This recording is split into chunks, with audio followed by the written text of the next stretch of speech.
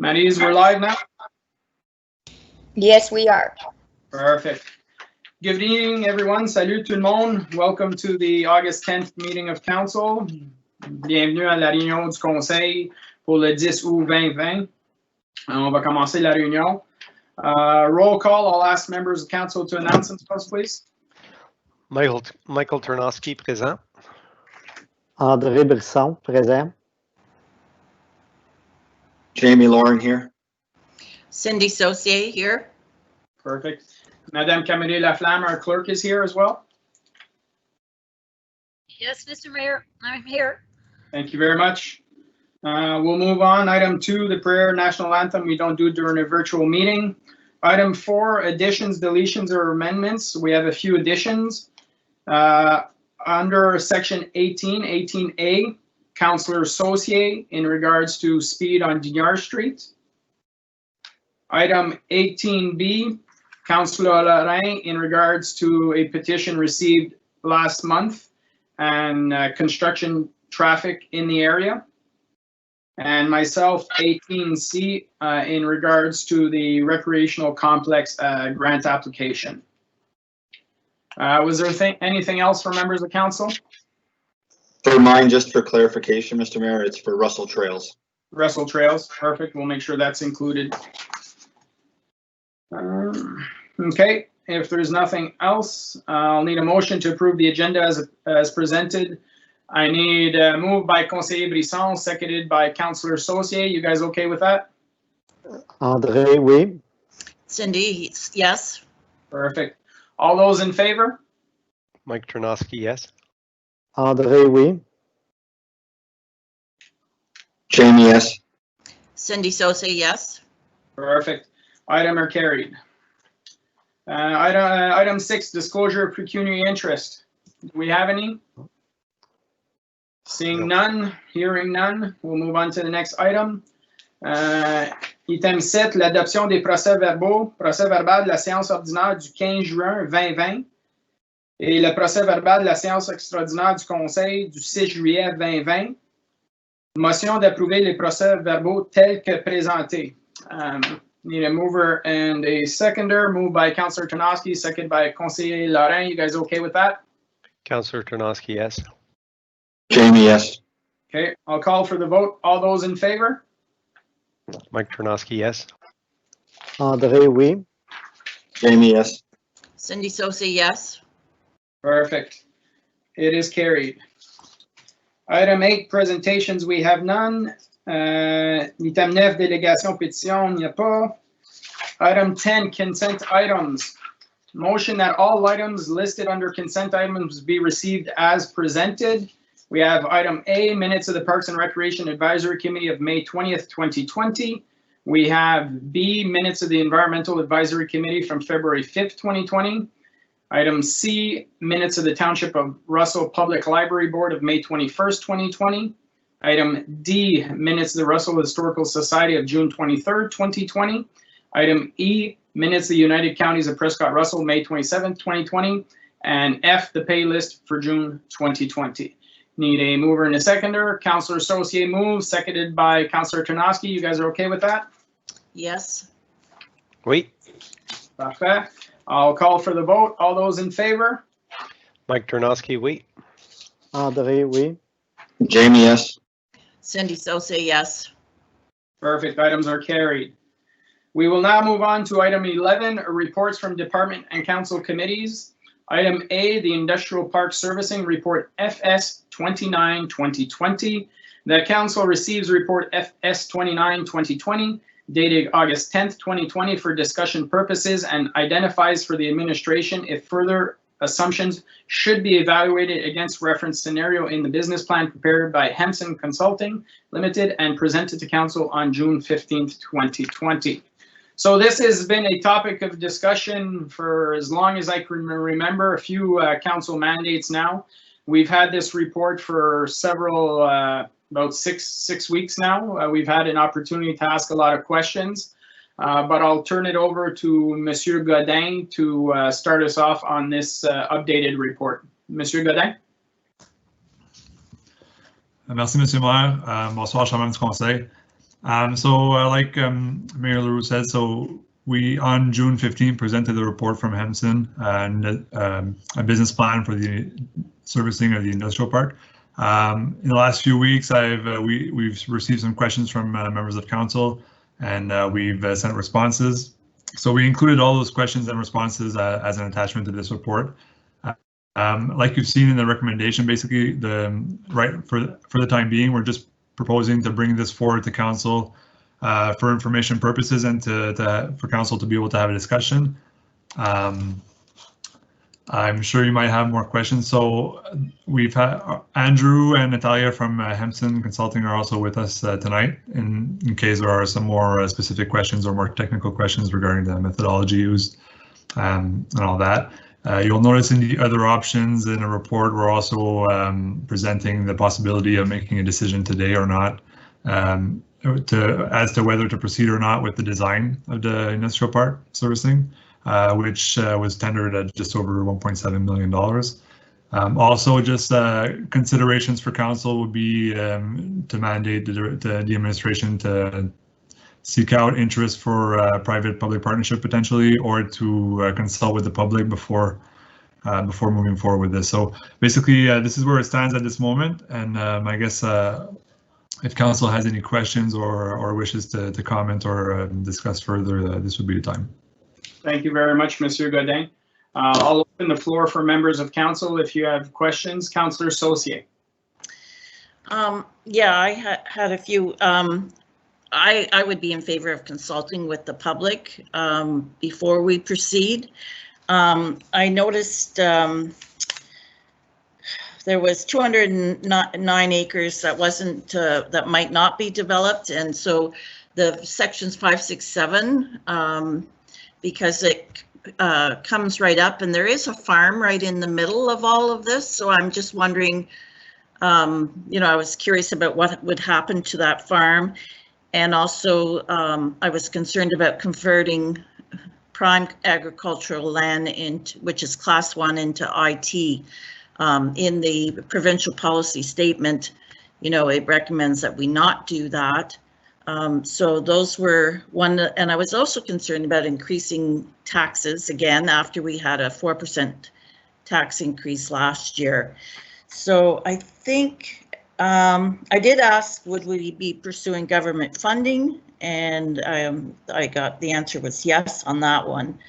Councillor Saucier, are these the questions that are in the report, and the answers are in the report? As the attachment, yes, but I was just the consulting with the public wasn't something that's the first I've heard of that tonight. So I would be in favor of that. But I just didn't know if everybody had a chance to see the responses of of my questions. Okay, thank you very much. So I'll just jump in. Correct me if I'm wrong, Monsieur Godin. So the land that's privately owned currently, that's farmland.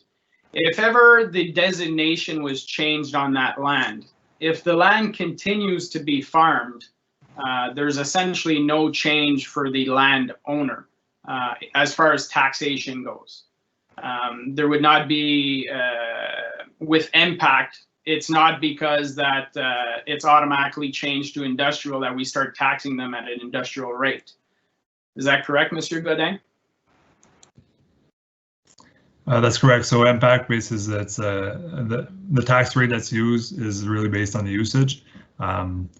If it's a farm that's being if there's a farm being farmed on an industrial land, that's your interpretation is correct, Mr. Right. So essentially, for the landowner, if they want to continue using the land as it is, the value of the land is approximately, we'll say, for example, $15,000 agricultural per acre right now, but industrial could be significantly higher based on the report that we've seen. So if ever that family decided to sell that land and have it as industrial designation, potentially there's the option to sell at a much higher value than currently is.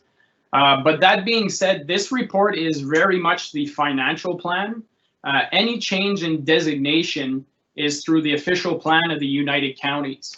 So this is very much to see, and again, correct me if I'm wrong, Monsieur Godin, this report is very much to see how much acreage is involved in this financial plan. So if we look at all the areas that are designated, you know, as agricultural land, for example, well, that could be land that's the designation changes to the north, south, east, or west. This is just an example, correct, Monsieur Godin? Thank you, Mr. Mayor. So that's correct. So basically, the goal of this report, you're right, was to look, well, first of all, at the financial side. We did look at some economic development and at some planning and infrastructure side as well. But you're right to say that we don't necessarily need to go at that specific area if there was pushback, or if there was for any reason it wasn't possible to develop there. That being said, just to be clear, the reference scenario that was presented. So in the report, there are a few alternate scenarios being presented as well, and one of those was a scenario where we wouldn't be developing in those areas, 5, 6, and 7, where it currently is prime ag. So we can compare the results and see the impact there. So we see that it takes a longer time to have a return on investment, and that the overall profitability isn't as high. Obviously, if we do aim for that reference scenario, there's always risk that there will be pushback down the road, and that some of those lands may not be sold and developed like that. But we could, and maybe Ms. Tremblay from planning can elaborate on that. But we could definitely, if there's another opportunity, be it another parcel of land instead of those ones. That could also be options. We're really looking way down the line. Like it's a 40-year plan that we're looking at, so we can't say for sure what's going to happen from now until then. But we want to see some options and have a picture of what it could look like. Yeah, potentially. Yeah, follow-up question, Councillor Saucier, and then Conseiller Lorrain. Okay, yeah, and because when I looked at the map, it went right to Edie Road, so that's why I'm confused, I guess, because this farm on Burton is at 652 Burton Road, and that's like smack in the middle of the land we were looking at. So that's, you know, I just wanted clarification on that. But I guess, like you said, there's an option that we wouldn't develop 5, 6, 7. Monsieur Godin? Thank you, Mr. Mayor. So that's correct, Councillor Saucier. There was the more conservative option. And like I said, so basically the financial numbers change depending on how much of those lands that we do develop. If we do want to hit that, I think it was $50 million over 40 years. That's taken into consideration that we would purchase all those lands and develop them. So those numbers would change in regards to the real situation, what actually happens in the next 40 years. Yeah, because that question was asked at the last meeting by a resident at the end, and he said, you know, was it going to be developed to Edie Road? And the answer was yes. So that's why I wanted potentially. Yeah, it's potentially. If the landowner agrees and the official plan amendments go through, then the potential is there. Yeah, definitely. I just wanted to make sure we weren't expropriating land, you know, from homeowners. At no point in time was that ever discussed in this financial plan. Okay, thank you. Merci. Thank you. Conseiller Lorrain? Yeah, thank you. For me, basically, it's you know, and correct me if I'm wrong, but to find out all of this information, we need to get to the design and figure out what can actually go in and where we can go and who's going to participate and whatnot, right? Is that? Monsieur Godin? Yes, and as for the design, maybe Mr. Bourgon could elaborate if there's more to add. But yeah, so the next step, if we were to service the industrial park, the next step would be to prepare a design, and that's what we went into tender for earlier this year. Was to see how much it would cost to actually go forward with design. I believe in, again, Mr. Bourgon, if you can elaborate, I think it's at least another year process to have that design prepared and developed. But that's correct. So basically, if we do want to go forward, the preparation of the design would be the next step before the construction. Thank you, Monsieur Godin. Monsieur Bourgon, can you just confirm we're looking at a year and a half for design? Thank you, Mr. Mayor. So yes, we're looking at least a year of design. And from that design, we'll have a better understanding of exactly what's the capital cost to do that construction. And we'll be able to build the exact split, if I can say, of costs, similar like what we do when we do like to service one street, a residential street. We'll be able to define exactly what's the cost per acreage after design. Okay. Which then gives us a better indication that we can go and consult with the public on exactly what we've determined, correct? That's correct. And also for the model, the financial plan that's been presented to council can be updated with the updated numbers from the design. Okay. And just to confirm, Mr. Bourgon, if ever, so we're talking a year and a half for the design phase. That gives ample amount of time to have conversation with the landowners. If council at that time decides to move ahead with this project, construction is anywhere from 24 to 36 months, 2 to 3 years for this project. So completion of this project from a decision today, for example, realistically, you're looking at 4 or 5 years. Is that a good estimate? Well, if everything goes well, if I could smooth, it's about a 2-year process for construction. So you could be looking at a 3-year before people can use the services. So best case scenario, we're looking at 3 years away. So if council makes the decision to go ahead with the design phase, or we move ahead with the decision similar to our residential projects, we would still have the opportunity, once that design is presented to council, to confirm if we're moving ahead or not. So this allows, 3 to 4 years for landowners to get ready for these potential costs coming their way. Is that correct? Yeah, that's correct. Thank you. Conseiller Brisson? Yeah. If I read properly, they were saying that just because right now with the consultant, they gave us about the bulk of the price that it would cost. That would be 18 millions to build it. So even if we go ahead and have the official plan, it should come close to this anyways.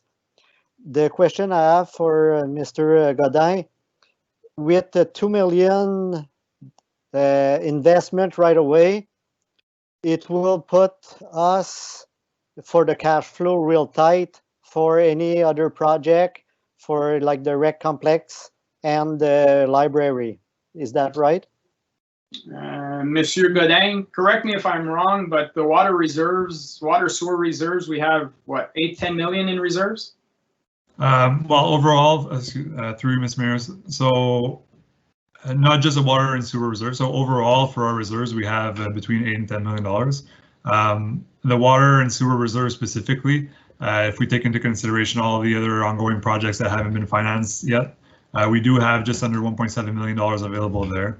Obviously, those funds that are in reserves they're in a reserve for a specific function. Some are for asset management, some are for development charges for future growth projects. Yes, there are some. We are in a situation where our cash flow is in a favorable position because of efforts we've been doing in past years for in regards to asset management and development charges. So to answer your question, overall, so the overall number is about $10 million in our reserves. For water and sewer, we're looking at about just under $1.7 million. Thank you. But then to answer Councillor Buisson's question, sorry, that $1.7 million obviously would impact our short-term cash flow by that amount. We would need to come back to council with a financial plan as to how we're going to fund that $1.7 million. If council, once we receive the design, if council wish to move forward with the construction, it would make sense for that $1.7 million to be recuperated as part of that financial plan from the owners or from the future land sales being developed. If we do the design, but we decide not to move forward with the development or with the construction, Then at that point in time, then yes, we would have to really identify exactly where we're going to take that money, that $1.7 million.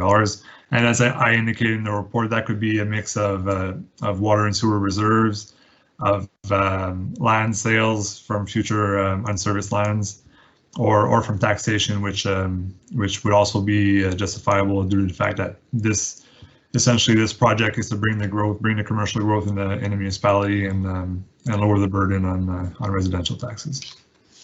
Thank you, Monsieur Godin. Follow up, Monsieur Brisson. Yeah.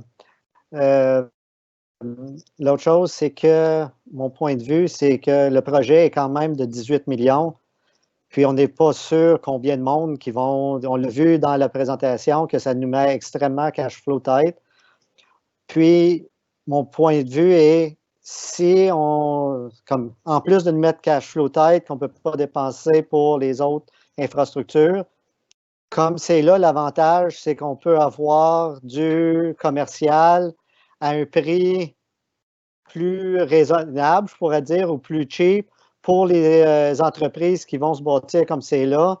Fait que moi, ma position est, au lieu de dépenser tant d'argent pour amener tous les services loin comme ça, se concentrer pour servicer, pour avoir du commercial entre Embrun et Russell, puis rester l'autre, comme ça, sans investir. Comme ça nous garde notre cash flow pour pouvoir investir.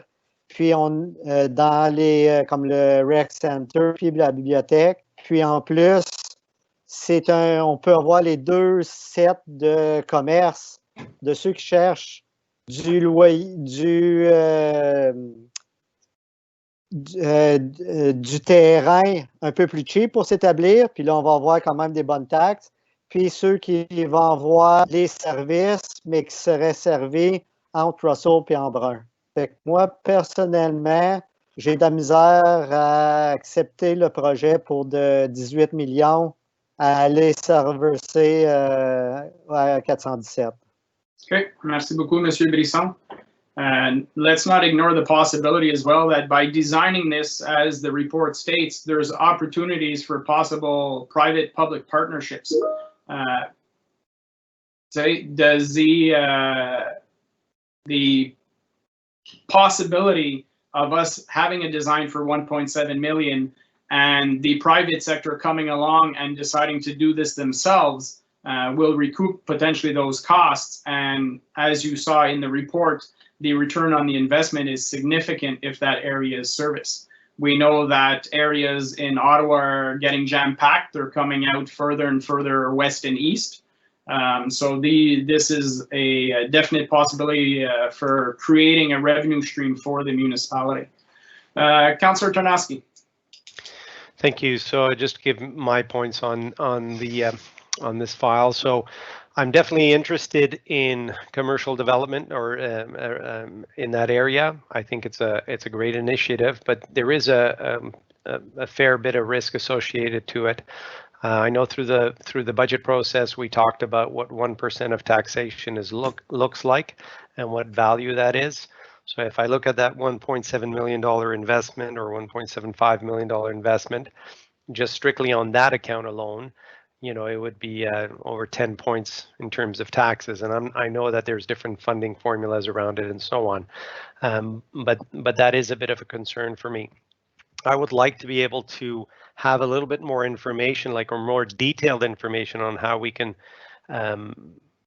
fund that 1.744 million for that study before I can make a proper decision on that, because as it was answered in the questions, there's different places that we can take that money from and what would be the long-term impact on that. So again, I think there is value in having that study done, but I also think that given our current economic situation with COVID and everything else, there's a lot of unknowns right now, and I'm just a little bit wary of making major investments like this at this particular time. Thank you. Thank you very much, Councillor Tarnowski. Any other comments, members of council? Councillor Lorrain, then Councillor Saucier. Yeah, well, I just had a question. So when we're talking about the investment, are you talking the 1.7 million to design, Or are you talking 18 million for the rest? Because we hadn't determined anything like that yet. Yeah, so, sorry. So at this point, we're talking about the 1.7 million, and just to understand where that money would come from. So again, I'm relatively new on council, but I remember through the budget process where we talk about 1% taxation is roughly $130,000. I understand we have reserves and we have some cash flow available for that, but at the end of the day, we have to front that money to pay for that study. And then we're looking at a potential return within 22 years.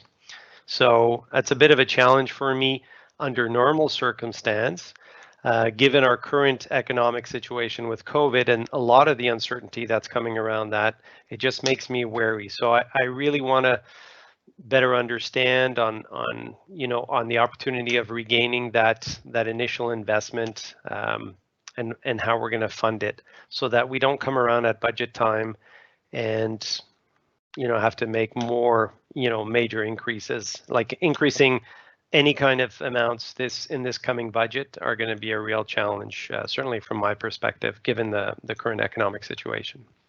Okay. I don't know if that makes sense. Thank you, Councillor Tarnowski. So just to confirm, Monsieur Godin, the possibility of using reserves to do this wouldn't affect taxation for 2021 or 2022 at this point in time, if we wanted to go that route? No, I mean, through Mr. Mayor, at this point in time, we would be able to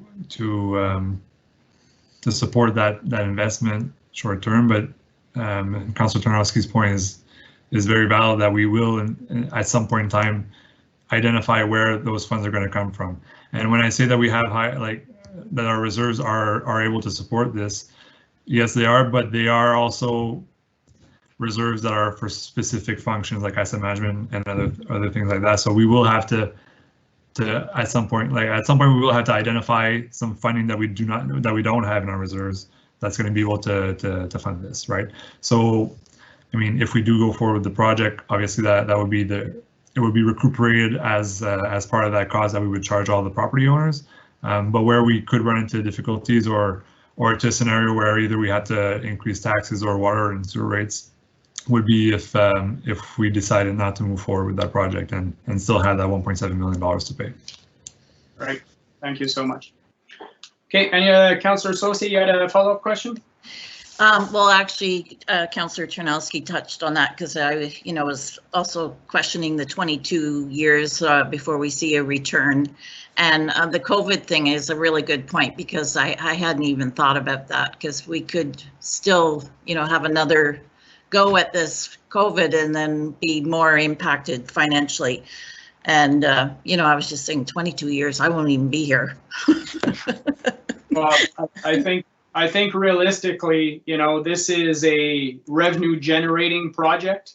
The reality is, yes, COVID-19 will have an impact, but this project, even though it's 20 years out, long term, it will create extra revenues for the township through taxation, through job creation, through employment, and realistically, this area, there's a lot of business owners who are asking for this because they're spending incredible amounts of money on their water and their emptying their septic tanks and that kind of stuff in this area.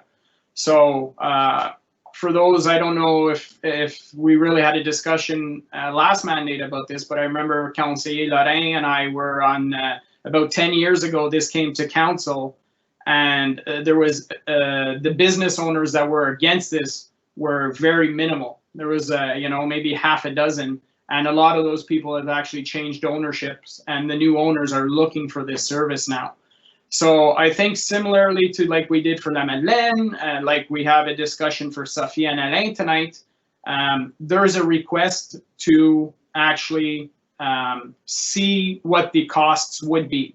And I understand that the design is $1.7 million, but that's the cost with moving forward. That's the cost to say, how much do we have a firm number for these residents? Similarly to when we do residential projects, it's great to say, oh, it might be this, you know, and we can go see them and say it might be this, but realistically, unless we have a firm number to offer them, it's very difficult for them to confirm they're actually interested.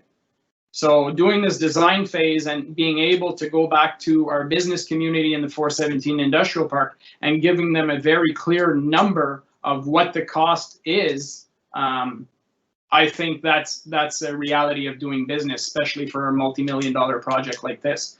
As I mentioned, we're going to discuss Alain and Sophie tonight, and it's exactly the same scenario on the residential side. They're coming to council and asking us to go with the design so that they can know whether they want to move forward or not. So I think we have the business community over there waiting for this, and we have the business community who have been signing on. All the new properties sold over the last few years have signed, part of their sale agreement was that they will be participating in this, they bought the land under the assumption that water and sewer would be coming one day. So there's those costs as well. Any other comments, members of council? The staff is looking for direction on this. Monsieur Leduc, did you have anything you'd like to add? Yes, Mr. Mayor, members of council. I'm somewhat interested in getting the design to proceed. But my question for you is, whenever my treasurer comes to me and says, okay, who signs off on this invoice? Under which budget, which has not been adopted yet. So for me, there's two decisions to be made. Is if you proceed to go forward, which is all good, then where's the money coming from? Even though it's short-term, long-term plans, like we didn't indicate that to you in the report, we would need to present, I think council should be asking us to come up with options regarding how do we finance this whenever a first invoice comes in, where do I send it for payment? Because I understand over mid to long term, this might be very, very well off for the township. There are risks involved, that's for sure. And like you said, there was good arguments for or against. But certainly, for me, I need a budget so that I can authorize signature of that invoice if council goes ahead. So, and to go into the reserves strictly, those money are reserved for other projects, and we'll come to you at a later point on the budget times to say, well, I don't have the money for this because we've used it for something else. So we do have borrowing capacity if council wants to go for a loan, a temporary loan, which could be paid back. But the worst case scenario could also happen. Nothing goes forward, and then you're stuck with a 1.7 million invoice, and that's why we're being cautious to council to say, what if that scenario does happen? We all want to work well, that we generate 60, 70, 80 million dollars worth over time for sure. But we also want to know the answer to the question, what if it doesn't, and who gets to pay for it? I think that's why we're asking council the direction to say, okay, you want to go? That's fine. We also said at one point, you still have more time or more opportunities to say no to this project. That's not an issue. But we need to know how that $1.7 million is going to be paid back. It might be over time by a private owner.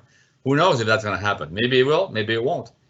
But at least whenever the first invoice from those engineer firms, which we assigned the contract to, sends me an invoice of $400,000, I need to know where's the budget approved and who's got the authority to sign off. Because we'll go back in front of council and say, I got an invoice. You're awarded a contract, but I have no budget. So tell me where it's coming from. So I think for me, I would rather see, I think you have a direction for us to look into it, to proceed, but I think we should be presenting you with options regarding how to pay for it. And then you'll be more comfortable with proceeding with that decision to proceed. Okay. Thank you very much, Monsieur Leduc. Conseiller Brisson, conseiller Lorrain.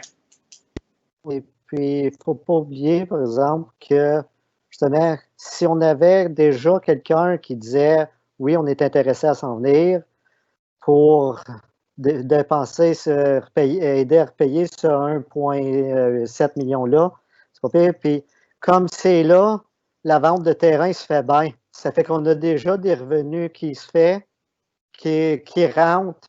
Si on le supply, là, ces entreprises-là, on ne les aura pas parce que le terrain va être rendu trop cher. Mais là, c'est de l'argent qui rentre. Il ne faut pas oublier que ça a tout le temps été dit.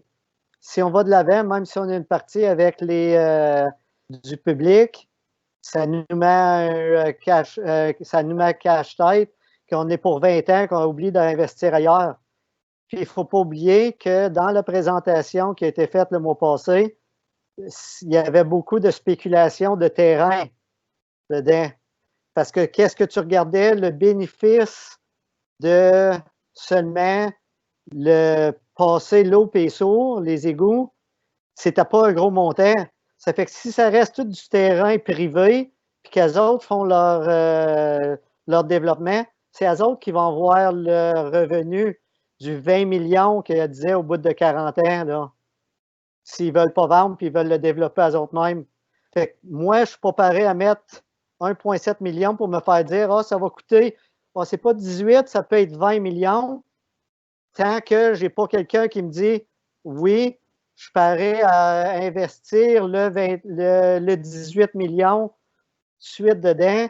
Ça fait que pourquoi d'avoir d'autres plans, puis que là, qu'on a des revenus, puis des terrains qui se vendent, essaye de le faire développer plus encore, comme de le faire mettre du industriel, les autres terrains qu'on n'a pas. Puis on a une liste d'attente comme c'est là. C'est comme je disais, ceux qui veulent avec des services, qui peuvent payer à au-dessus de 400 000, j'aime autant les voir plus proches, puis ça va nous coûter bien moins cher entre Embrun puis Russell. Puis que là, c'est des revenus qui se font, puis des jobs qui se font comme c'est là. Merci. Merci, Monsieur Besson. Just to clarify, the type of business that would be looking for highway commercial would not necessarily be the type of business that would come between the villages and fill up the villages with purchases here. I think it's two types of you're going to get a type of store that wants to be close to the highway, or a type of business, industrial, that wants to be close to the highway, and you're looking probably more commercial in this area versus industrial. Conseiller Larin? I have 2 points. The first one is in regards to the financial implication. In this report, it tells me that there is no financial implications in relation to the recommendation. However, there are some notable numbers to consider. So I guess I would have expected, if you're asking us right now what that budget is going to be, well, wouldn't that, or shouldn't that have been in this report that was coming to council already for us to see? I mean, we did, it was 2 months ago. I thought we were deciding on this tonight with all of the information available to us. So I'm kind of caught off guard that this is coming out in terms of the financial implication, when it tells you in the report there's no financial implication right now to decide on, other than moving forward with the design of the project with the 1.7 million that could come out of reserves right now. And of course, we're going to assign them later on down the road to somewhere else. But in terms of the decision tonight, I guess I'm a little confused as to what the recommendation is then. Thank you. That's the first part, and then there's another one. Yeah, Monsieur Leduc. Well, the recommendation in the report, when I read it, it says that the council to give us more direction. It's not to tell us to make a decision. We give you different options in the report, which council has also always a privilege to do. But we did not recommend to you tonight to make a decision. We said you can discuss that. If you were to discuss that, which is a good time to discuss it, and we could be ready for the next meeting for your decision with some financing options. But certainly we didn't recommend tonight to go ahead without having a financial plan. That's not what the administration feels should be done. Now, if council wants to go ahead and give the contract out, I'm going to ask you the question again. From which budget is this money coming from? If you say it's reserves, that's all good. If you want to say reserves, that's what you vote. But again, that will have an impact on other projects you may have to entertain down the line. And again, we can certainly borrow for this. That's not, I'm not saying not to go ahead with it. I'm not saying that. But I'm just saying with deciding to go ahead with something, you're going to have to vote something about a budget increase or a budget approval so that we know where the funds will come in. It may just be from the reserves again, but it may just need to tell us, okay, well, we'll be borrowing for this or leaving this unfinanced for a year or two. That'll always be an option. But again, leaving it unfinanced, gives you less leeway in other areas when you need it later down the line. So again, there's very many options, which we have not talked about it. But like you said, tonight was supposed to be, you had questions on the report. We had made assumptions based on former or previous council decision about consulting the public prior to going ahead, about some of the hypotheses of our criteria or assumptions about the price of the land purchase or about the price of the land sales. We've seen those comments. They're speculative in every aspect, purchasing or selling, and that's okay also. But again, we were saying, do you have more feedback? Do you have, you don't agree with the selling price of this amount or the purchase price of that amount or section 4 or section 7 or whatever it is you don't want? We were looking for that kind of feedback because we now said to you, we purchased in this study the tool to any assumptions you make, we can punch in the number and give you an answer.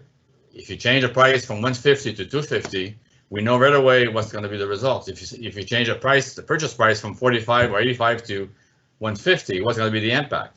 So now we have that software. So whatever question council has on that, we can run the numbers and tell you this is going to be the cost. So that's why we're looking for. Are you okay with the assumption that nobody will be forced to join, or will have 4 years to pay, or 4 years to hook up, or 10 years to pay?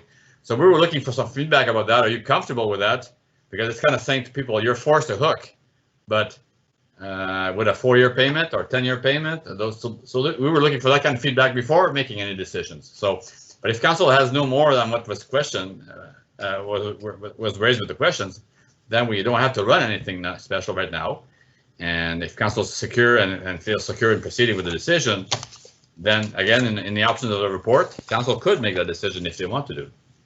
Thank you, Mr. Leduc. I think it's a little confusing because the report in June specifically said they were coming back in August 10th meeting, whether or not we proceed in awarding the servicing design contract. That's what the June meeting said August was going to be about. Are we giving this contract, yes or no? That was my interpretation of the June report. So that's why I feel, and I think Councillor Lorrain feels, that that's what we were discussing this evening. In regards to the topics you've raised in regards to the price of the land and all of that, I think we could look at 100 different scenarios. I think the reality is, do we want this project to go to the next step? Again, I'm fine with consulting the business owners, but consulting the business owners when we don't actually have concrete information to give them just seems like a, we're spinning our heels here. We're spinning our wheels and we're not really moving forward. Conseil Lorrain? Well, and it's the same thing when we, I equate it to when, let's use La Madeleine as an example. We tell people we're going to move forward. We give them an estimated costing, and then everything gets delayed. And then all of a sudden it's double or triple the amount that was originally said years and years and years ago. So I'd hate to give somebody a number today and then all of a sudden come back and do the design, and in 5 years we're moving forward, or 3 years, whatever that timing is, because we've either decided to move forward with the $40 million project on our own, or we've gotten private partnership involved in this, and then all of a sudden the numbers are all out of whack, right? And then nobody wants to move forward because now the numbers don't match. I totally agree. We should be getting this information up front so that we can then go to them and say, we've done the design, here's the actual cost, not what we think it could be, or not what we're anticipating or projecting it to be. Here's what it is if we move forward at this day. Here's what it is if we move forward on this day. So that to me makes sense to move forward with this design. Obviously, I don't think we're ready to move forward tonight. I really don't, based on what I'm hearing. And I'm hearing that we need to know where this cost is. And there's September the 5th is the next meeting of council. And if we have to push it to September 5th, because I don't know if 2 weeks is really going to be the end all be all of this project. I don't think it would be. But if that's the case, where you're gonna come back to us with exactly where this money is going to come from, then I guess I'll be okay with that. But I'm ready to move forward tonight with it and figure out where it's going to get paid for once September hits. So. Yeah, thank you very much, Monsieur Leduc. I would just like to respond to one of the comments that Councillor Dorian raised was, even after you finish the design, you will have the engineer cost. You won't have a tendered price. So the La Madeleine issue, because you raised that issue with La Madeleine, and that's why we have an issue. I have some kind of questioning on that comment, because you will only know when the tender process is fully completed, not after the design phase. You'll have a better idea how much it costs, for sure, from the engineering perspective. But how would the market react to that engineering design? will only be once we know that the tender is closed and we open those envelopes, and then we will know. So will I only consult and I'm okay with that. Again, if that's council, but you've been directing us to consult more in the previous decisions. On this one, you say, no, let's do it first and we'll tell afterwards. So we're not sure now anymore where council sits on those kind of decisions, because once it's yes, and we get heck for not doing it, and now we decide not to do it, or we say we should be doing it, now you tell us, no, don't worry, let's wait till the end. So we're quite confused. I have to be honest with council. The administration here is quite confused regarding, you want to press, you want to impose, you want to, so that's why we're also hesitant. I understand your hesitancy, but you have to understand also our hesitancy to proceed. Now, I think we should be, we should be providing you with the options regarding who's going to pay for that. But again, the final cost will only be known once the tender process is complete. Yeah, thank you, Monsieur Leduc. Conseiller Brisson? Oui, j'ai deux questions, commentaires. La première, c'est que faut pas oublier que comme c'est là, on parle de 1,7 million qui n'a pas été mis dans le budget. Moi, je serais d'accord, comme tu sais, je trouve que c'est beaucoup trop avec d'implication. Dire prendre dans la réserve, c'est bien facile. Oui, mais cette réserve-là était là pour quelque chose d'autre. Ramène-moi-les, votre discussion, aux discussions de budget. Puis là, on verra avec la situation financière. Ça, c'est ma première chose. Moi, amène-les au budget, pas avant. La deuxième question, que je vais avoir une confirmation, est-ce qu'il y en a du privé qui ont montré de l'intérêt à être parés à investir le gros montant pour amener les lots et les égouts?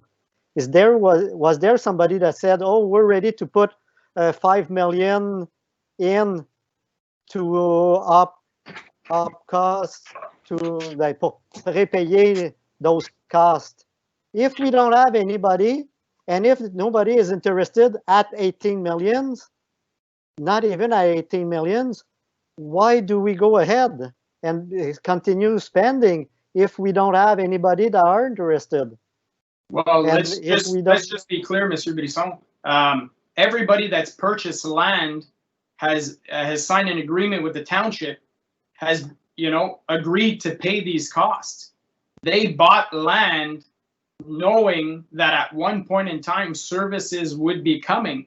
So to say that there's nobody willing to pay, a lot of business owners have contacted me to say, when's it coming? We want to expand. We need these services. Now, is there one person ready to say, I have $18 million? Probably not. But there's multiple businesses that have bought there. And don't forget, correct me if I'm wrong, Monsieur Bourgon, Madame Tremblay, when we sold these parcels of land, there was discussions with South Nation Conservation that eventually services would be coming to this area. Is that correct?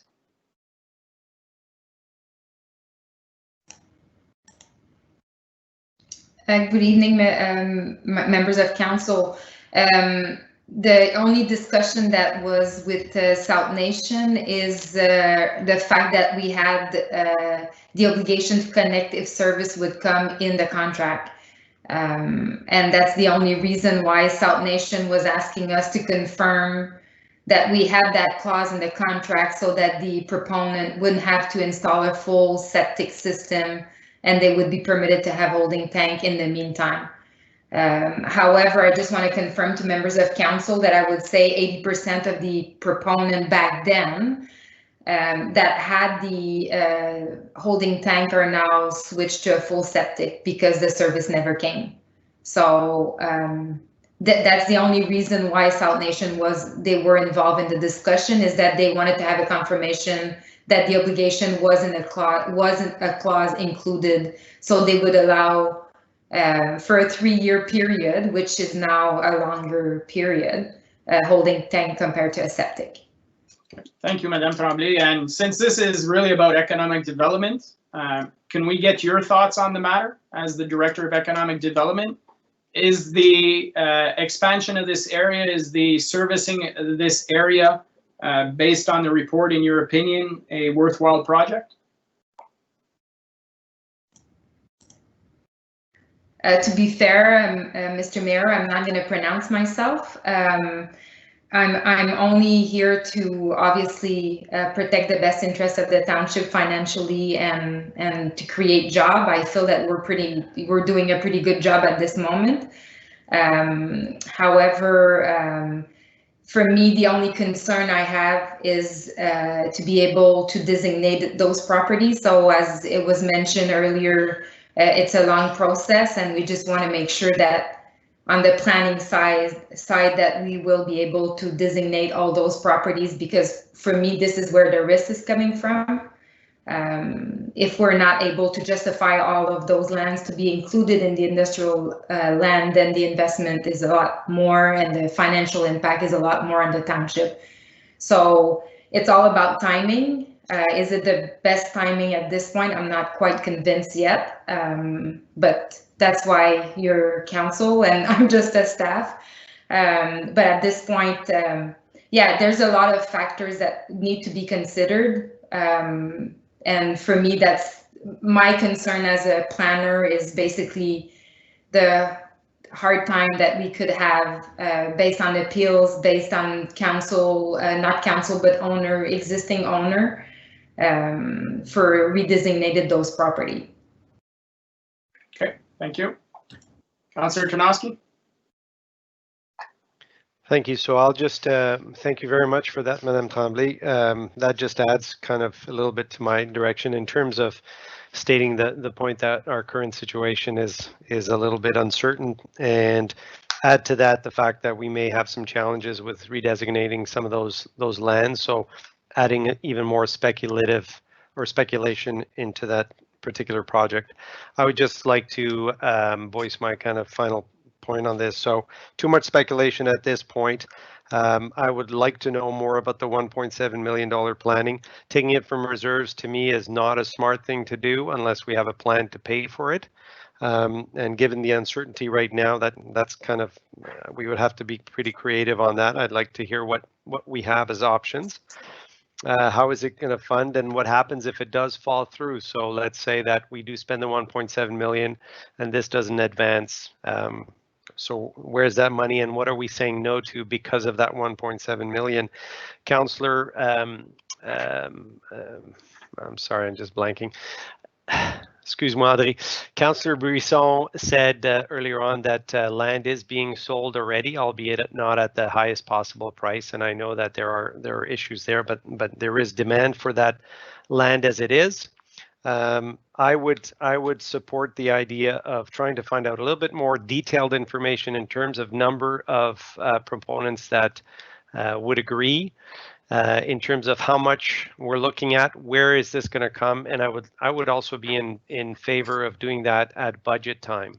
So that $1.7 million around making that decision for a budget, because that is going to put us all in the frame of mind of thinking about where this money's coming from and what we're saying no to in order to say yes to that. And plus it'll give us a little bit more time given this whole COVID pandemic and what other resulting challenges we have. Thank you. Thank you. Madame Tremblay, Conseiller Lorrain, after.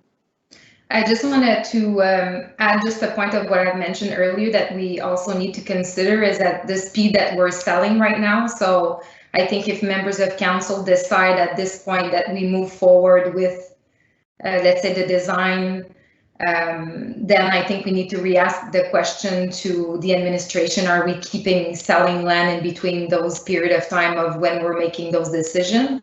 Because if we keep selling property to businesses that need bigger land, and then in 2 years or 3 years, and they made all that investment that we talked earlier about, the septic, the holding tank, and everything else, and then 2 years down the road when they're pretty much filled like done building, we asked them to connect. I think their reception is not going to be as positive as we hoped for. So I think the timing of selling properties, if this council decide this is more on the economic side of my job, I would say that we should maybe think of holding on selling properties until further decisions are made if we decide to move forward. Thank you, Madame Tremblay. Good point. I think that's why I would not suggest that we wait till budget time. We're talking about 2-3 months down the road. This is something that's been over 10 years in the works. You know, we've been going to the province, to the feds, trying to pitch this, have a sales pitch for this project. You know, a design would just bring us one step further and have more ammunition in our gun when we're talking with the province and the federal government in regards to moving this forward. I remember election time and almost every single candidate standing up there and saying, we're for economic development. We want to generate new revenue streams. We want to take pressure off our residents.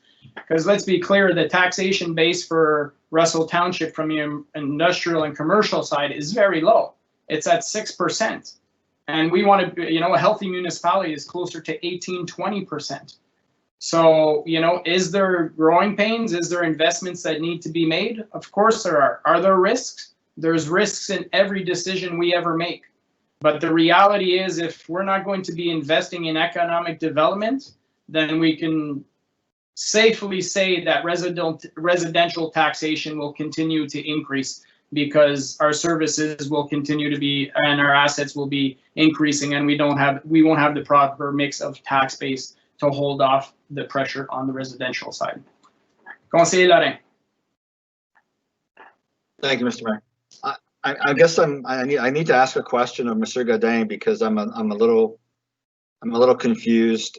You know, I keep hearing we don't want to use our reserves. We don't want to use our reserves, but don't we put money in reserve just for this specific reason when we do need to use it for certain projects? You put money away in reserve. You build that reserve to ensure you have money so that you can invest in this type of an arrangement. So I guess I'm confused as to why we would build up reserves if there is never an intention to use them. Like, it just confuses me. And I think I'll just add to that, Mr. Godin, is yes, we're putting money in reserves for asset management replacement, obviously, but you know, are we talking about assets that need to be replaced in 20 years, and this money taken out of reserves now will have ample time to be reimbursed by the time we get to those expensive replacements? Mr. Godin? Yeah, through Ms. Mayor, Councillor Lawrence. So it is a good question, and I wouldn't shut out the option of using reserves entirely. I think some of it is there for that reason. When we're talking about our asset management reserves, we're thinking more about replacing or maintaining our assets. So, I mean, that portion of our reserves would maybe be less where I would point to say, let's take money from there and invest here, because what we're doing here is for growth, right? We're creating new assets which we will need to maintain and which will increase essentially our annual requirement. So I wouldn't suggest to use it there. However, one of the main reasons we do have high reserves at today is because of our growth, because we have a lot of new taxpayers, and we've had a lot of new additions to our water and sewer systems. So some of those reserves are not necessarily due to us putting a lot of money aside for replacing an asset in 20 years, but also just because we've collected more user fees, more water user fees or more sewer user fees than we had anticipated, because we have more units in the system, creating surpluses, which we in turn put into reserve for those years where the growth is going to be down. So I think it would make sense to use those funds there. And when I talk about $1.6 million from water and sewer, essentially that's what we're looking at. Yes, we do have asset management reserves as well, but our surplus and deficit reserves for water and sewer have gone up a lot in the last 2 or 3 years because of the extensive growth that we've had on the residential side. So I think, and I would say it would make sense for at least a portion of that $1.7 million to be financed from those reserves. But I think there should also be there should probably be a taxation or a reserve from outside of water and sewer, or from sales of, like, if we don't move forward with servicing the park, we will most likely continue to sell and service like we're doing now. And I mean, that sale price, which is basically right now based on our purchase of the land purchase price plus the servicing costs for roads and hydro and fiber optics, could be looked at. Should we increase it to have a portion to pay back that a portion of that $1.7 million. I think that's where, and to answer Councillor Lauren's question earlier, why we didn't bring a financial plan today, I think is also that because we really haven't had since the June 15 meeting any indication as to where, and understandably because it's a big report that was presented in June, where council sits and if there's an appetite to go forward with the design. So I think that's why we didn't really elaborate a specific financial plan, because I think we would have to really look in depth at our reserves and what funds are there for what, and we would have to look in depth at our sale price in the industrial park for unserviced lands, and the question of stopping or continuing to sell during the time that we do prepare that design. So just to touch on Councillor Lauren, your point earlier on about why we didn't bring a specific plan now, that's kind of the reasoning behind it. But I understand your Councillor Tarnowski's point as well about not necessarily just using our reserves if the funds are there for another function, but there are some of those reserves that could be used and it would make sense to apply towards this. Okay, thank you very much. I just wanted to be clear though, I never said asset management reserve specifically. Right. So I just wanted to make sure that wasn't something that was being referred back to me, because I never mentioned the word asset management reserve. So. Okay, thank you, Mr. Laurent. And just to be clear, for example, you're saying, you know, one option could be we increase the price per acre of $10,000, and you know we attribute those extra funds to repaying this loan. So if the growth continues, you know, we're 100 acres, we just paid $1 million at that price, right? So how much land do we anticipate for sale that we still have, Madame Tremblay? Just to make sure that I understand the question, the property that we own at the moment that's left to be sold? Right. We have 8 acres left. 8 acres, and we need to do an expansion. And the potential expansion, we're looking at roughly 135 acre. So 135 acres. So that 135 acres could be an extra $10,000 on the top of the price we're currently selling, and it would make up almost that 1.4 million, you know. Madame Tremblay? Yeah, so just we had a lot of conversation regarding the price of the land, and I just want to explain that to members of council that the way that the price came up is that we're looking at the price that we purchased the land, obviously, to pay back our loan, and then the cost that it's costing us for bringing to build the road, fiber optic, and hydro. But on top of it, we had a value report, like an appraisal report that was produced a while back.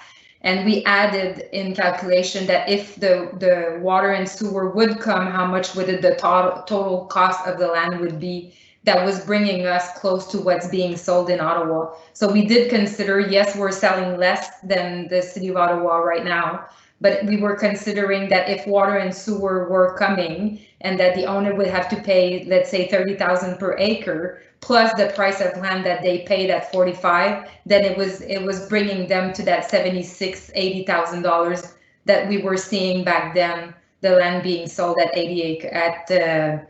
per acre. So that's why the price is low, but we were considering the increase of that price based on the fact that they had in their contract that they had to connect with water and sewer. So yes, if we don't bring water and sewer, I would be willing to consider increasing that price to more than 45, because we won't have that X factor anymore, and we'll be more competitive by increasing the price per acre. Okay. Thank you very much, Madame Tremblay. From what I hear from members of council, everybody's interested in seeing where the $1.7 million would come from. I think that's a priority. A few members of council were ready to move ahead. Some want further explanation where the potential 1.7 can come from. Monsieur Leduc, Monsieur Godin, realistically, how much time do you need to put a report for recommendations for that 1.7 million financing?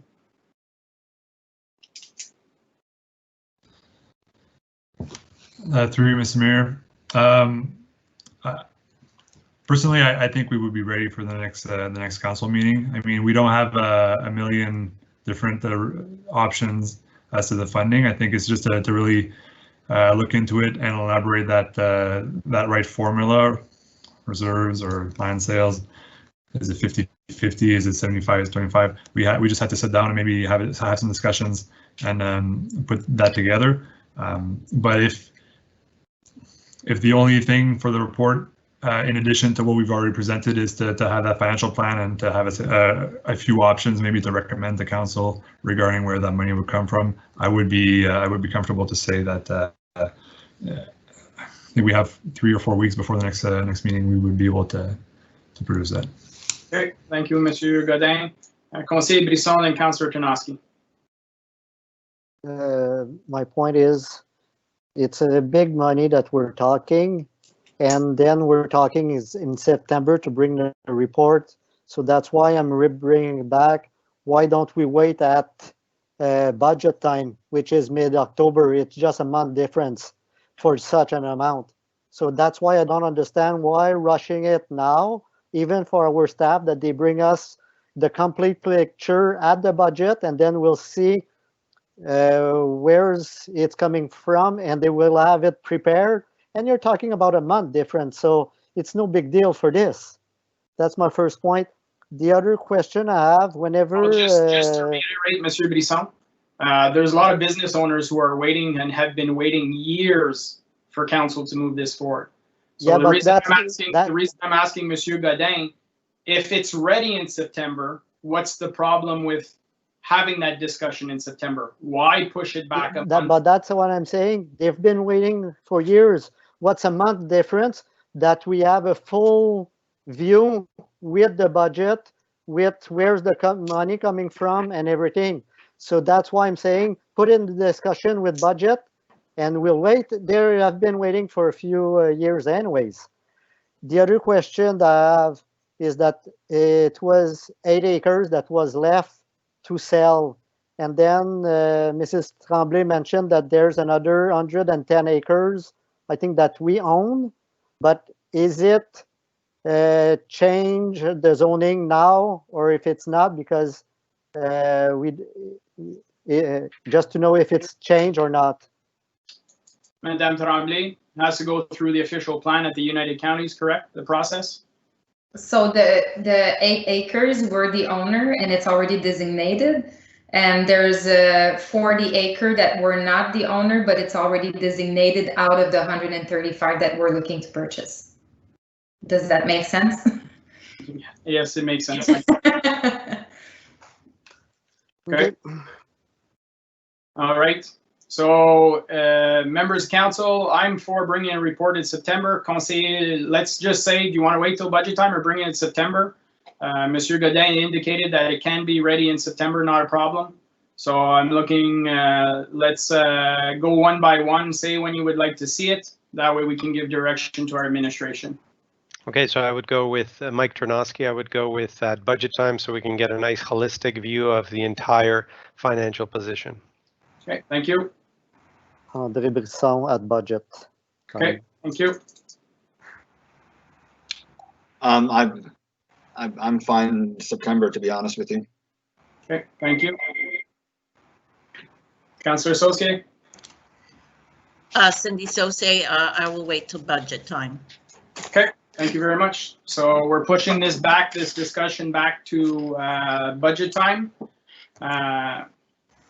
My only concern, honestly, is that, yes, we're pushing it back to October, but decisions, the voting of the budget usually doesn't happen till November, possibly December, which, you know, can slow things down. Monsieur Bourgon, did you have anything to add in this regards?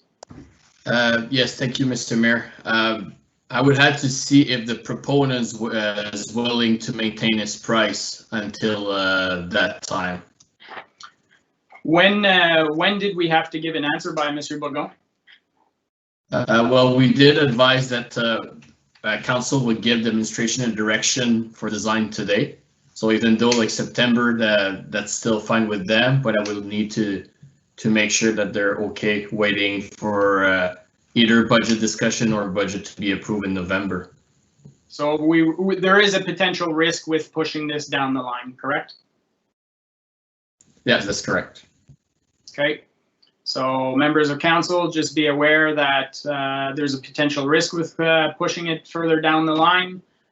We might find ourselves in a situation where that price is no longer valid, and that we would have to retender for this project. So I'm fine if council's wish is to push it to October, November, but just be aware of the decision. Conseiller Lorrain? Yeah, just, I guess it's for Mr. Godin. Was this study or this design study not in the budget last year unfinanced?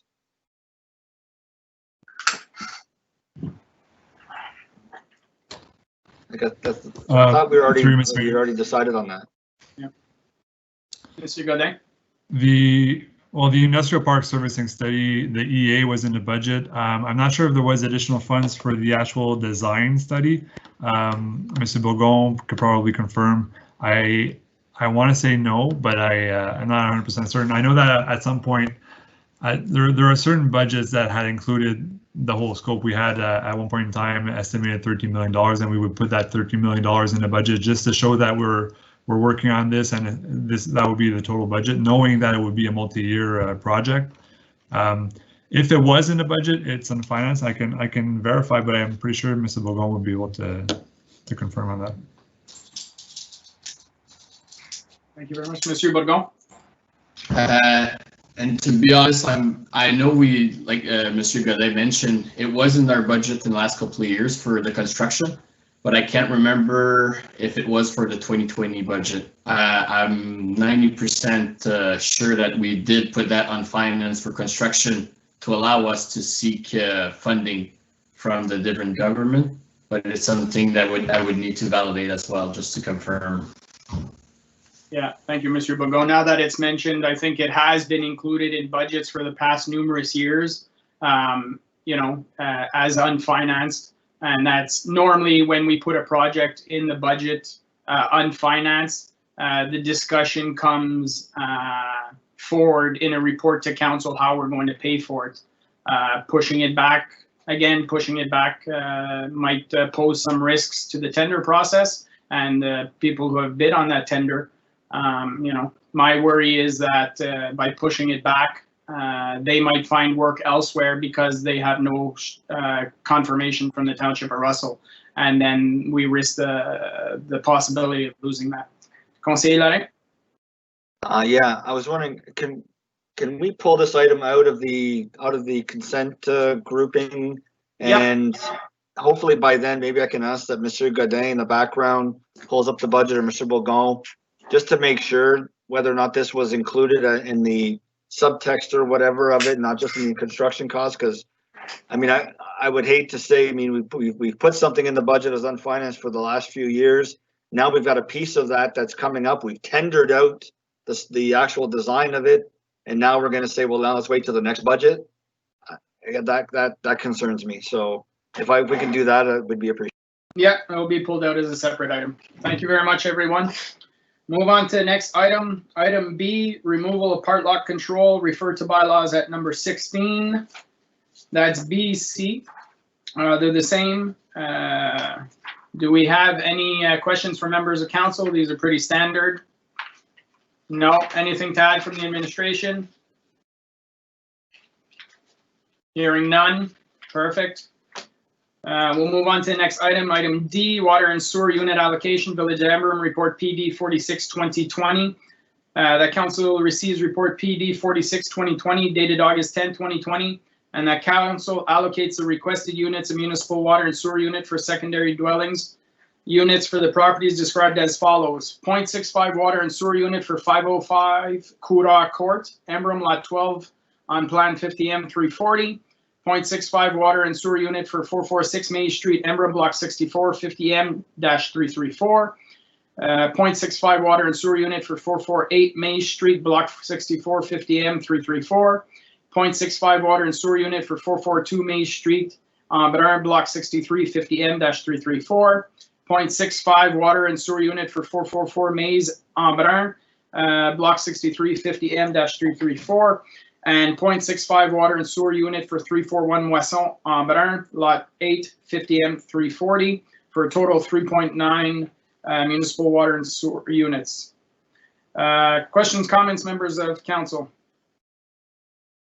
Conseiller Lorrain? I have a question through Mr. Mayor for Madame Tremblay on this. And I know that we had we had tightened it up a bit when these types of scenarios came in, where they were adding secondary units in these types of dwellings.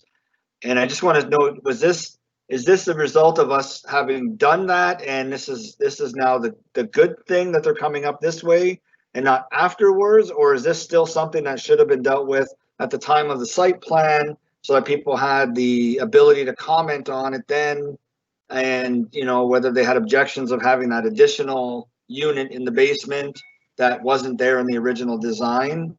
I know we had problems before with the ones that were going in afterwards, after 90 days or whatever or whatever the time frame was, where they were building them afterwards, and we were going in and having to fix the problems. So I'm just trying to make sure, was this part of the good process, or is this still part of a problem that we have to tighten? Thank you, Conseil. Madame Tremblay, I believe the provincial policy statement changed to allow these type of so essentially the province, when they changed the policy statement, eliminated this issue for the township. Madame Tremblay?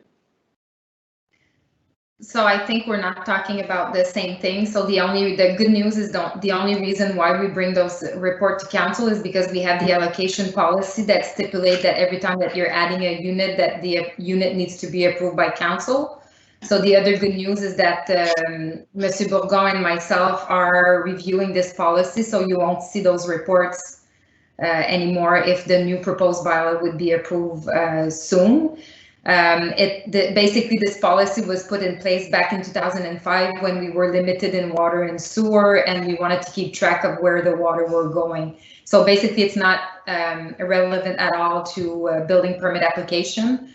The other good news, my God, I'm on a roll. The good news is that those building permits were issued, and we're just following the process of allocating the extra units for the units that are being built in the basements. Thank you. Follow up, Conseiller? Yeah, I guess I was just trying to make sure that was part of the process, because I know there was concerns in the past about this exact scenario, where you've got a duplex or a side-by-side that's going in, where you got one on the bottom, one on the top, and then all of a sudden at the last minute, or after it's been constructed, all of a sudden they put a third unit in, and the people around get all frustrated because there was only supposed to be 2 units and now there's 3. And I know we tightened up some stuff around that, and I'm thinking that that's why we're seeing it now still in development versus it's been already built and they need another one. So I was trying to add praise. I'm hoping that that's the case, that we're seeing it because of that. But I still have difficulties, I guess, if it wasn't that site plan and people didn't have the ability to say, no, I don't want 3 units, I want 2 units, and yet they're still having 3. So through Mr. Mayor, the like you mentioned earlier, the provincial policy and the official plans are now more permissive. So everybody that has a single detached dwelling could have, and it's an obligation that the municipality needs to allow for those secondary units to be permitted in basements. I think maybe you're referring to the DC. So we have something in the development charge that you don't get the credit if you're building the unit at the same time as the main unit, which the Development Charge Act also changed. So now the second unit is a credit for the DC as well. So when you get to the third unit, that's where you need a zoning amendment and site plan and everything else. So, but 2 units is permitted as long as the second unit is smaller than the main unit. Perfect. Thank you very much, Madame Tremblay. And I think a large reason why the province went that direction is specifically, same with granny suites, garden suites. Our population is aging. A lot of more parents are moving in with younger families, and it's to try and keep people as much out of retirement homes and the hospital, and having more people living with family if possible. Obviously, some people are using them as rental units as an income generator, but the thought process was more in line with making that more accessible for our senior population and family. Yeah. Councillor Associate? Yes, and I can't wait to move in with my kids.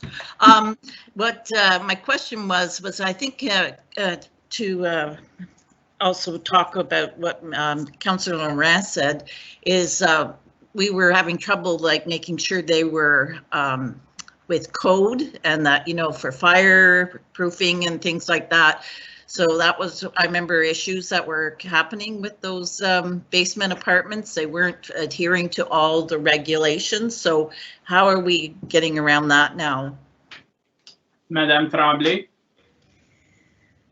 Again, it's a complaint basis. So basically we know about those units when the people that are renting the apartment will come to the township to get tagged for garbages, or if they call Post Canada to get another address, then we have an association with Post Canada and they will call us to make sure that before they give the new address that that's a compliant apartment.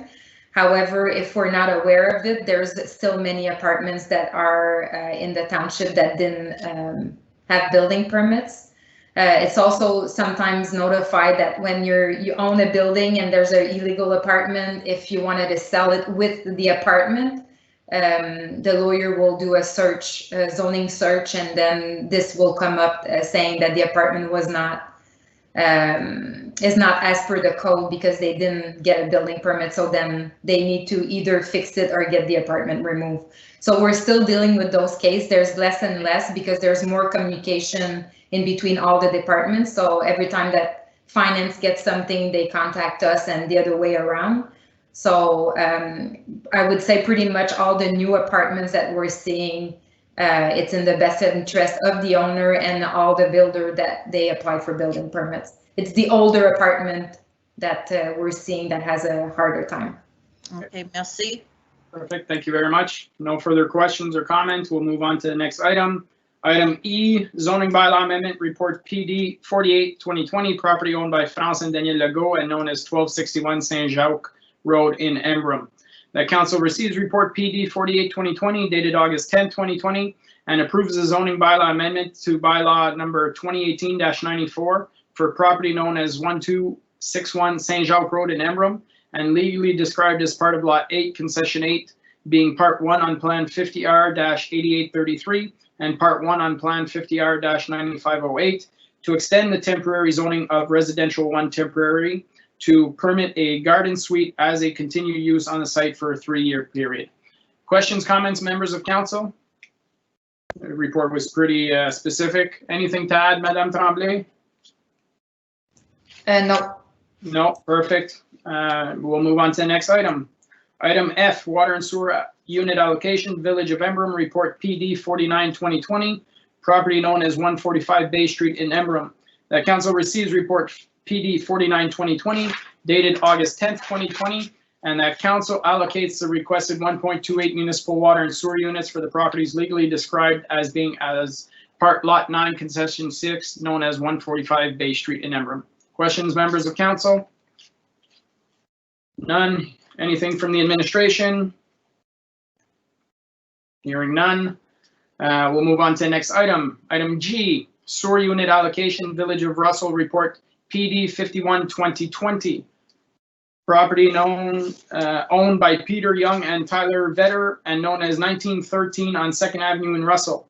That council receives report PD 51-2020 dated August 10, 2020 and approves the allocation of the requested 1 unit of sewer unit for the property legally described as Plan 8 Lot 40, Lot 41 Plan NJ Slater 1913 on 2nd Avenue in Russell. Questions, comments, members of council? Anything to add from the administration? Hearing none, we'll move on to the next item. Item H, règlement affectation d'une voie publique, rapport PD 56-2020, boulevard Sainte-Thérèse à Embrun. Que le conseil reçoit le rapport PD 56-2020 daté du 10 août 2020 et adopte le règlement dédiant le bloc 141 sur le plan 50M 332 et le bloc 59 sur le plan 50M 142 comme voie publique étant le boulevard Sainte-Thérèse à Embrun et que le règlement soit déposé sur le titre de la propriété. Question, membres du conseil? Quelque chose à ajouter de l'administration? Non, pas pour moi. No. Hearing none, we'll move on to the next item. Item I, Maintenance Agreement Report PD 57-2020 for part of the land bike path owned by the municipality of Russell located at the corner of St. Guillaume Road and the roundabout on Notre Dame Street. That council receives the PD 57-2020 report dated August 10th, 2020, and that the mayor and the clerk be authorized to sign the maintenance agreement between the Township of Russell and Russell Properties Ontario, Inc. Questions, comments, members of council? Councillor Saucier. Thank you, Mr. Mayor. Yeah, well, you all know how I feel about this, and the similar business also was happening in Perth, where the same thing happened there. And my concern is that this business does pride itself in the environment and the products that they use. You know, they don't use plastic straws and things like that.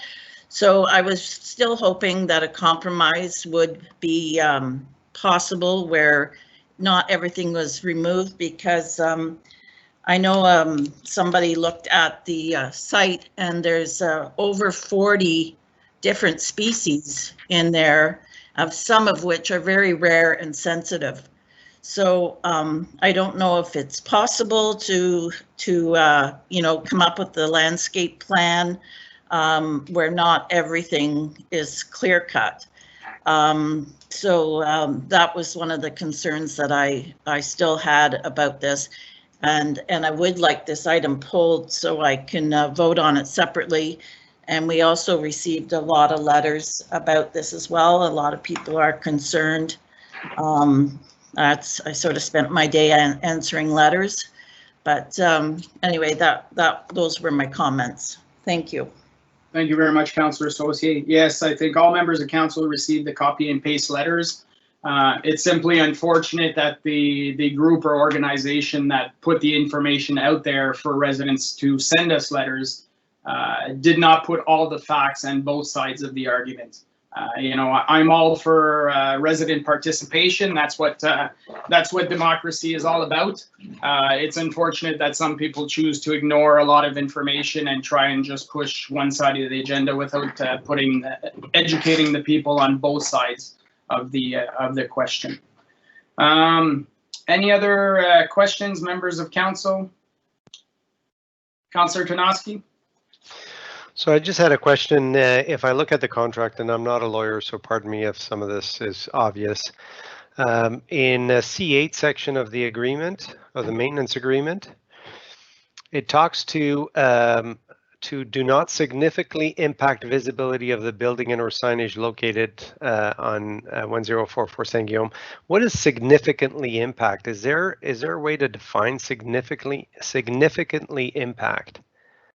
Because that could mean one thing to me and something else to the proponent. Madame Tremblay. Yes, for sure, we could add a definition. Yeah,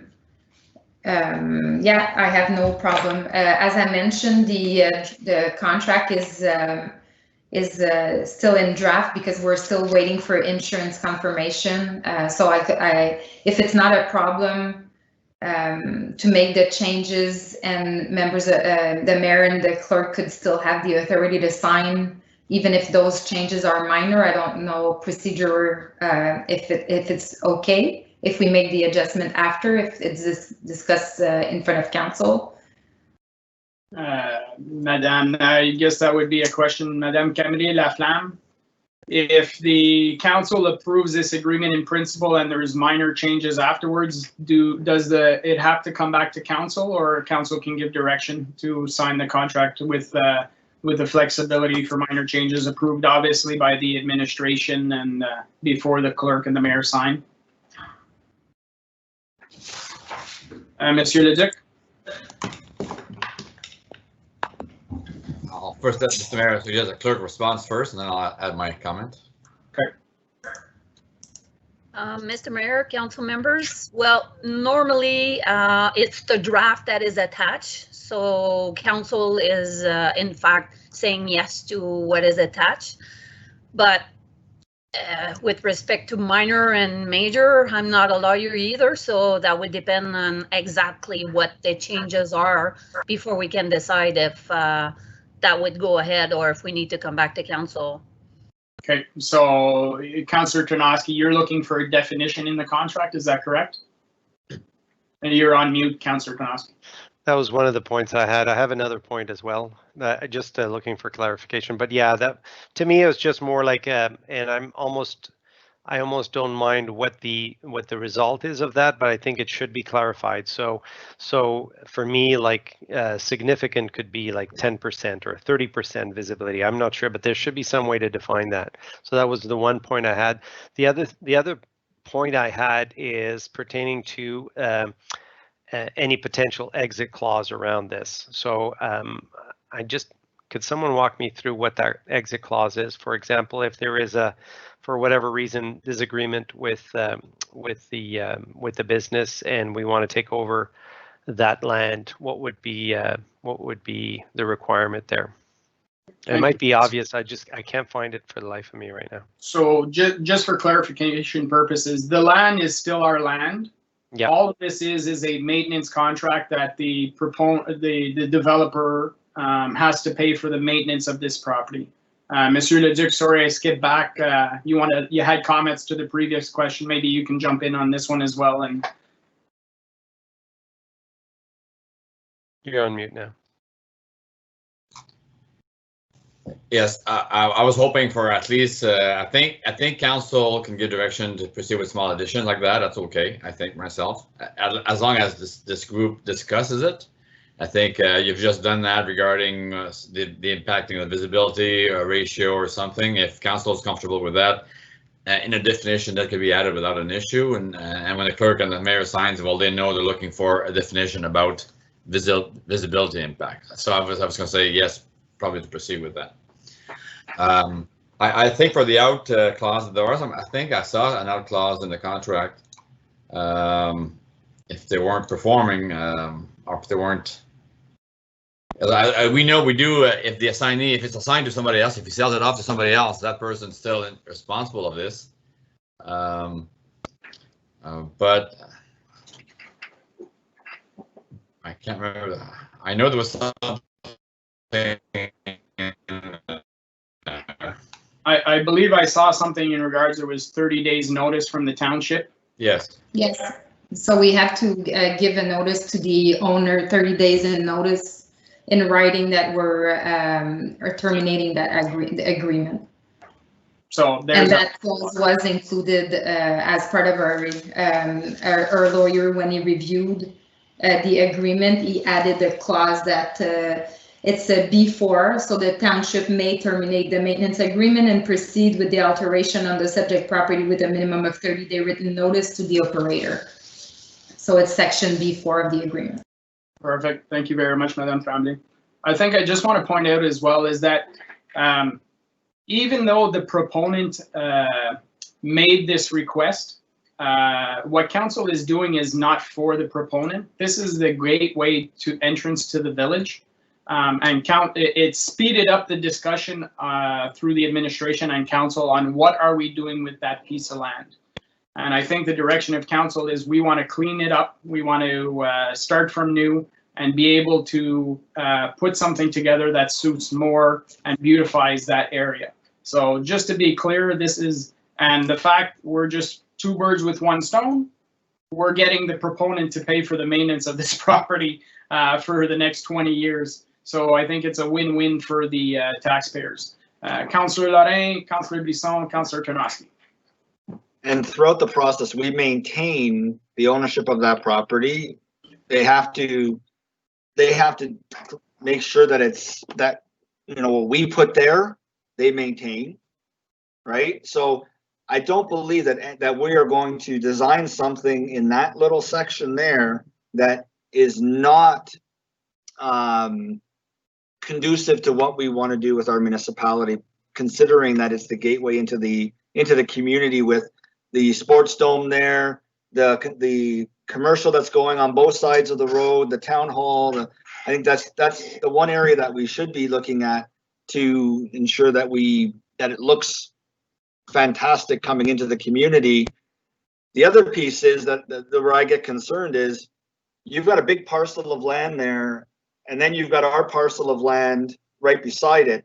And it's gonna, to me, it's gonna look weird that you're gonna have nothing from a visibility perspective, or all the trees gone in one section, all the trees gone in another section, and have all these trees just sitting there right in the middle, instead of having a nice design as to what is gonna go there, you know, clean visibility and nice landscaping of that area. So I think it's a win-win from that perspective. The one thing that I don't think you even touched on yet, Mr. Mayor, is the actual commitment from the proponent and his wife through their charitable foundation of providing the township with $10,000 a year for the next 5 years. So a $50,000 commitment to environmental issues, such as planting trees. Yeah. So I'm not saying the whole 50,000 is going to go to trees, or it could, all the money could go to trees. And again, correct me if I'm wrong, I said at the last meeting, I'm no expert, but I do believe that $50,000 would plant a lot of trees. So we are replacing what we're taking out and then some. Right. And we're going to design it in a way that we want, not necessarily what somebody else wants, because we still maintain ownership of that property. So. Thank you very much, Conseil. Madame Tremblay, can you just confirm? I know the $50,000 commitment is not in this report. I know that the proponent already donated $5,000 last year to put an addition in our park structure in a park in La Madeleine project. Has he spoken at all? Has he sent reconfirmation about the $50,000? So based on the discussion, so obviously I had a conversation with him regarding the agreement, and I asked him to confirm the commitment, because the original agreement that we had with members of council, the decision was to have a lease agreement, and then we switched it to a maintenance agreement. So I just wanted to confirm that everything was still as per what was presented in the report for the commitment. So he did send an email this morning saying that in the light of the new proposed maintenance agreement for the township lands, I would like to confirm the Mona and Navagro Foundation is still a commitment to donate $10,000 for the next 5 years to a registrable charity of the Township of Russell or Salt Nation Conservation Authority, whose primary purpose is to support environmental causes in the area. So yes, we did receive a confirmation that even if we're not moving forward with the lease agreement, that it's a maintenance agreement, they're going to honor their commitment. Perfect. Thank you very much, Madame Tremblay. Conseiller Brisson, Conseiller Tarnowski. Yeah, I saw on the diagram that the section that for the maintenance, it's only where the the train was passing, like the railroad, on the nature trail. I was just making sure that from that fence to the roundabout, that it's included, that they cut the lawn and it's been landscaped well with the rest too. I know that it was mentioned that it was some space for future expansion of the roundabout.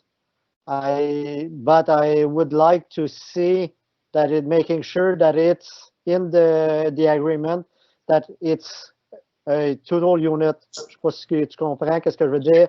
You're talking about the road allowance owned by the United Counties, is that correct? Ben, je sais pas si c'est tout alloué du rond-point à aller jusqu'à à fence, à barrière de la piste cyclable. Est-ce que ça appartient au comté uni, ça? Madame Ça Tremblay, appartient à la municipalité? est-ce que nous autres, on parle including the road allowance from the United Counties? I would think that we're not. We don't own the property, right? So it's a county road. Right. So it's there. So basically, if we were to include that piece of property, then the county would have to be part of the agreement. So the road where Mr. Brisson asked about the question this morning, I've replied that it's basically, we included in the agreement the section of land that we own, that it's not the road allowance from the county.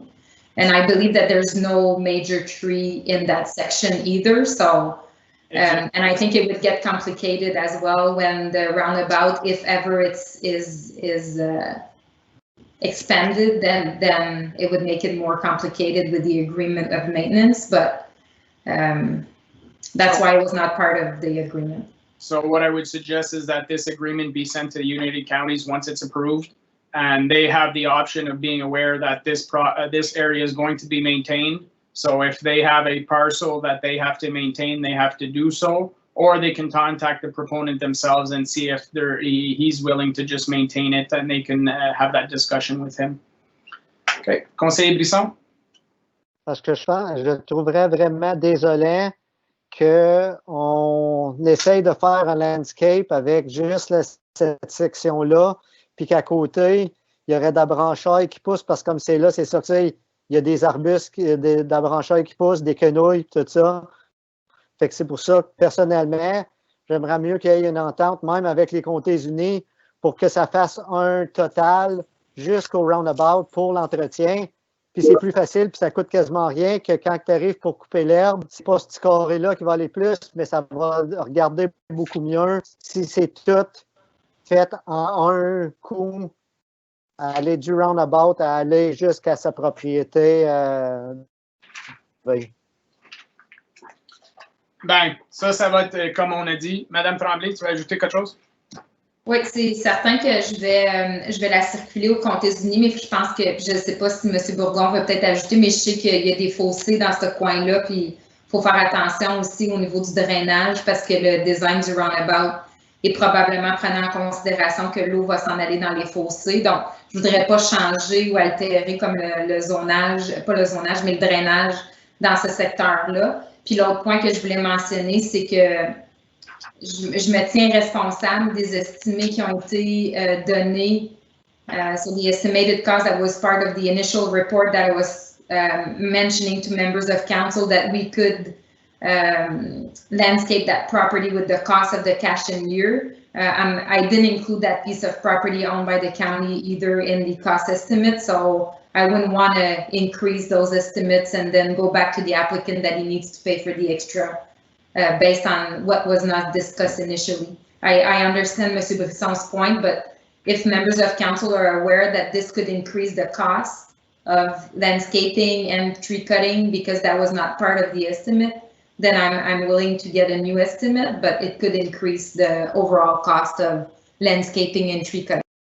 Well, realistically, this is a county property. It's the county's responsibility. I'll be having that discussion with and Madame Tremblay will be having that discussion with the counties to advise them all this work is being done. There's no way that they're just going to leave it look like a really bad area when it's our gateway to our municipality.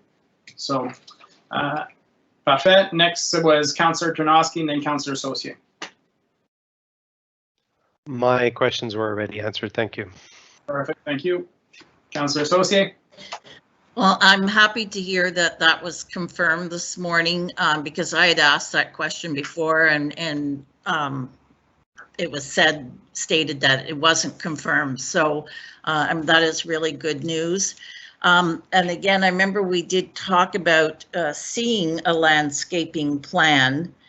And I haven't seen anything of that nature yet. And the other thing I just want to make sure I'm clear on this. So we are going to continue to own that land? Yes. Because before it was mentioned that we were going to sell it for like $1 or something. No, the conversation at the last meeting was that we would lease it for $1. We never talked about selling the property. So we're going to be owners of that property? Yes, we are owners of that property. And the other thing there was mentioned, there was fiber optics there. Like, is that going to propose a problem? The fiber optic runs essentially under the bike path, the fitness trail, the whole way. That's why nobody can build on it. So that's why this will just be green space essentially. But in regards to your question about the landscaping plan, that'll be our staff that will be bringing something forward, Madame Tremblay. I would assume once we go ahead with the work, that something would be brought forward for council's approval. Or do we? So what was originally requested for the estimate was at this point just sod. So we were cutting the trees and keeping that pavement of the old bike path the way it is and just sodding the property. And I suggested that in the report, under the financial impact, that council looked at budget time to include money to get a better landscaping plan, to put money in the budget to do so, and we could then report to council to what's being proposed for the gateway of the village of Embrun. We did include those costs as part of the report, but this is a suggestion that is coming out of the report saying that council should be considering costs for the landscaping plan and costs for doing the landscaping. And we took into account that into the agreement, saying that if we were to do some planting of shrubs or any landscaping, then we would have the right to do so. We would just need to inform the operator 30 days in advance. So for example, if we wanted to move the Embrun sign there, then he's still required to keep that upkeep. Anything the township decides to do on that land, it'll be his responsibility as part of the maintenance contract to maintain it. So, yeah. Okay, perfect. Any further questions, members of council? I think the only comment I would like to add is obviously we want to make sure this project moves forward. Are we contemplating? The request was line of sight, and it had this conversation started because of that request. So is there any way of saying, or what's staff's plan? When does staff plan to start the work? Are we waiting for the proponent to start his project before we start this project?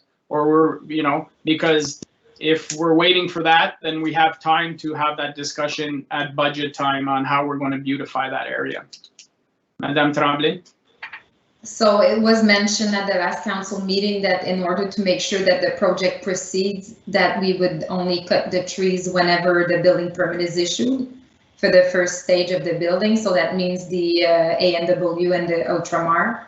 So once this is issued, then this would be the go-ahead for us to proceed. If members of council agree with that, then that was the only way, basically, that all the commitment, because that means that a site plan is signed, we have the letter of credit, we have the insurance certificate, and the building permit is paid for. So that means it's a good sign.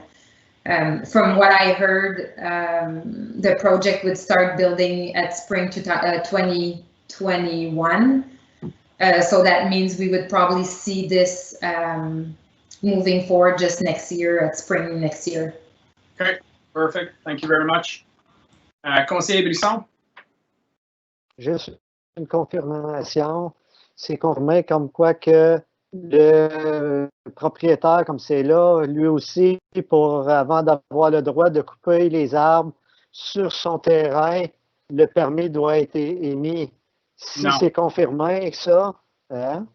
C'est un propriétaire de son terrain peut couper les arbres n'importe quand qu'il veut.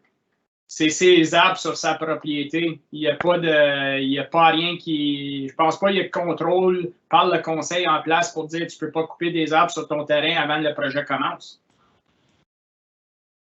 C'est juste que je pensais que c'était à ce temps-là qu'il allait couper ses arbres, puis le temps que la machinerie était là pour lui, qui était pour faire le note en même temps, puis on allait splitter les coûts, que ça coûte moins cher qu'amener la machine juste pour une petite lisière comme ça. Juste pour confirmation, Madame Tremblay, le rapport, c'est la responsabilité de la municipalité de couper les arbres, c'est pas la responsabilité du propriétaire du nouveau projet, c'est ça? C'est ça, c'est nous qui devions couper les arbres.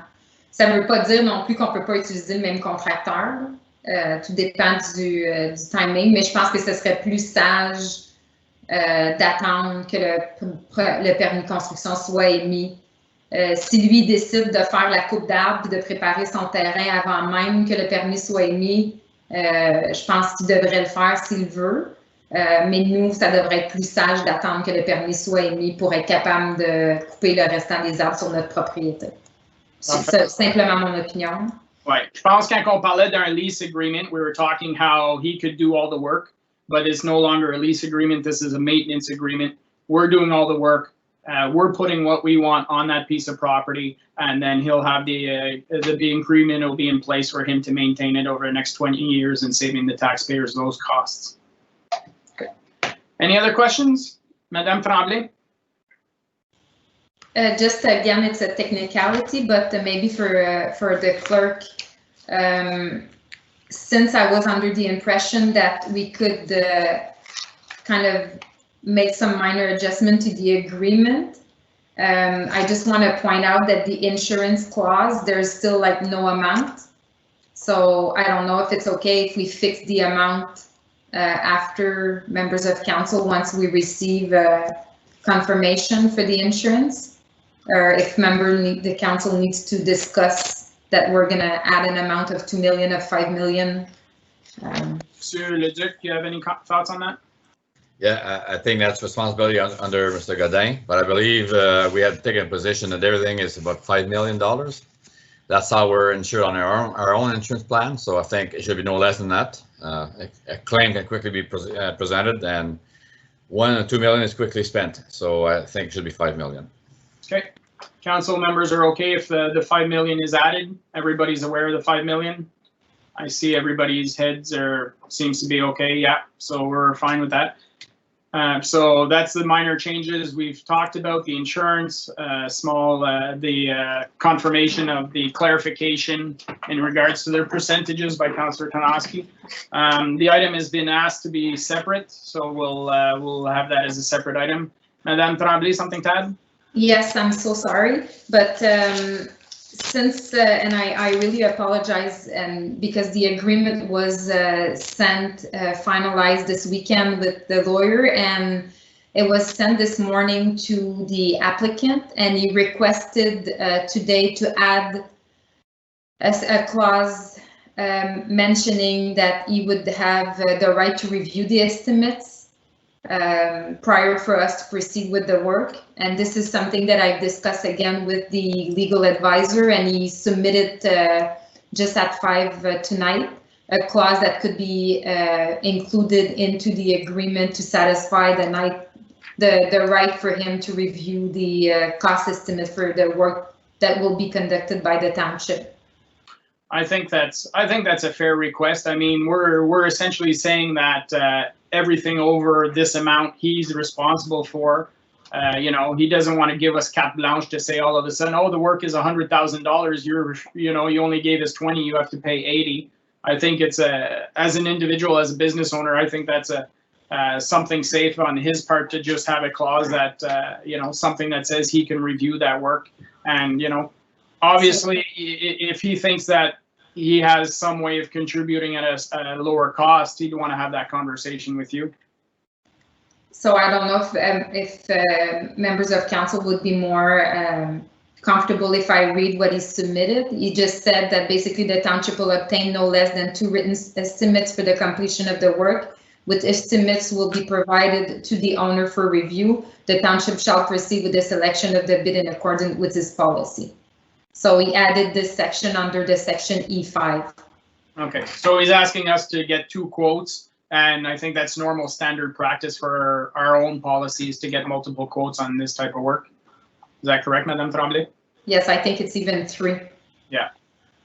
Leduc is saying no, but depending on the amount, I think under 25, there's more flexibility there, but I think asking for a few quotes in this instance, we're asking a partner, I think makes sense. Councillor Tanoski, you wanted to add something? Yeah, just a clarification looking for Madame Tremblay. Est-ce que vous voulez dire que le propriétaire est déjà d'accord avec le paragraphe comme tel qui vient d'arriver de l'avocat, ou?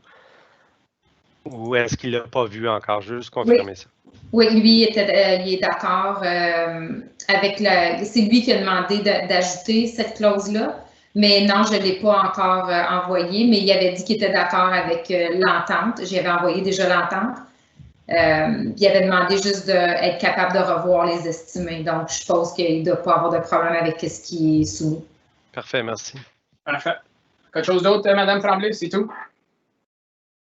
Parfait. With that, let's take we'll take a break because the next one might be long as well. We'll take a 5-minute break and we'll be back at 8 p.m. Thank you very much, everyone. If you're staying on, just put your microphone on mute.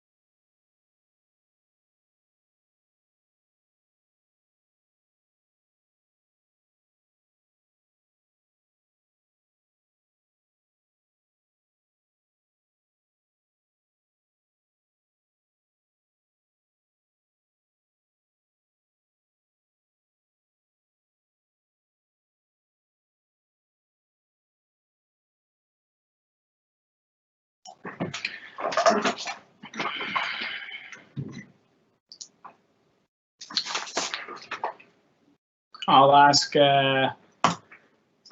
members of council, if you're back, simply turn on your video and your microphone, and we'll take a little quick roll call to confirm we're all here again for members of the public. Mike Turnovsky, present. André Brisson, je suis là. Jamie Lauren here. Cindy Sauce here. Perfect. And our clerk I see on the screen is here as well.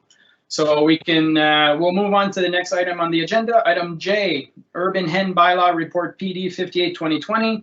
The council receives report PD 58-2020 dated August 10th, 2020, and approves a proposed bylaw in a first reading permitting urban hens. This is in regards to a pilot project put on by our administrative team based on a lot of requests for this type of project. I'll open it up to Madame Tremblay if you want to start us off. You're on mute, Madame Tremblay. Sorry.